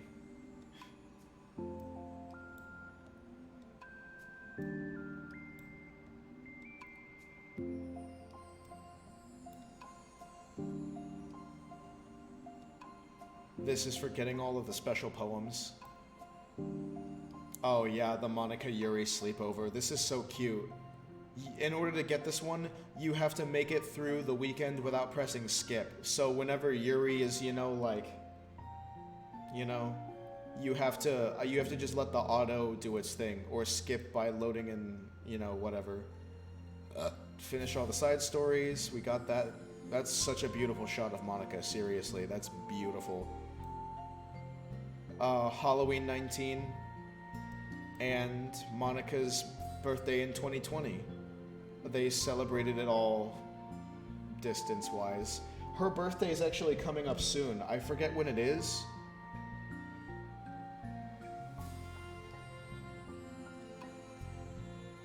I know it's soon. Oh well.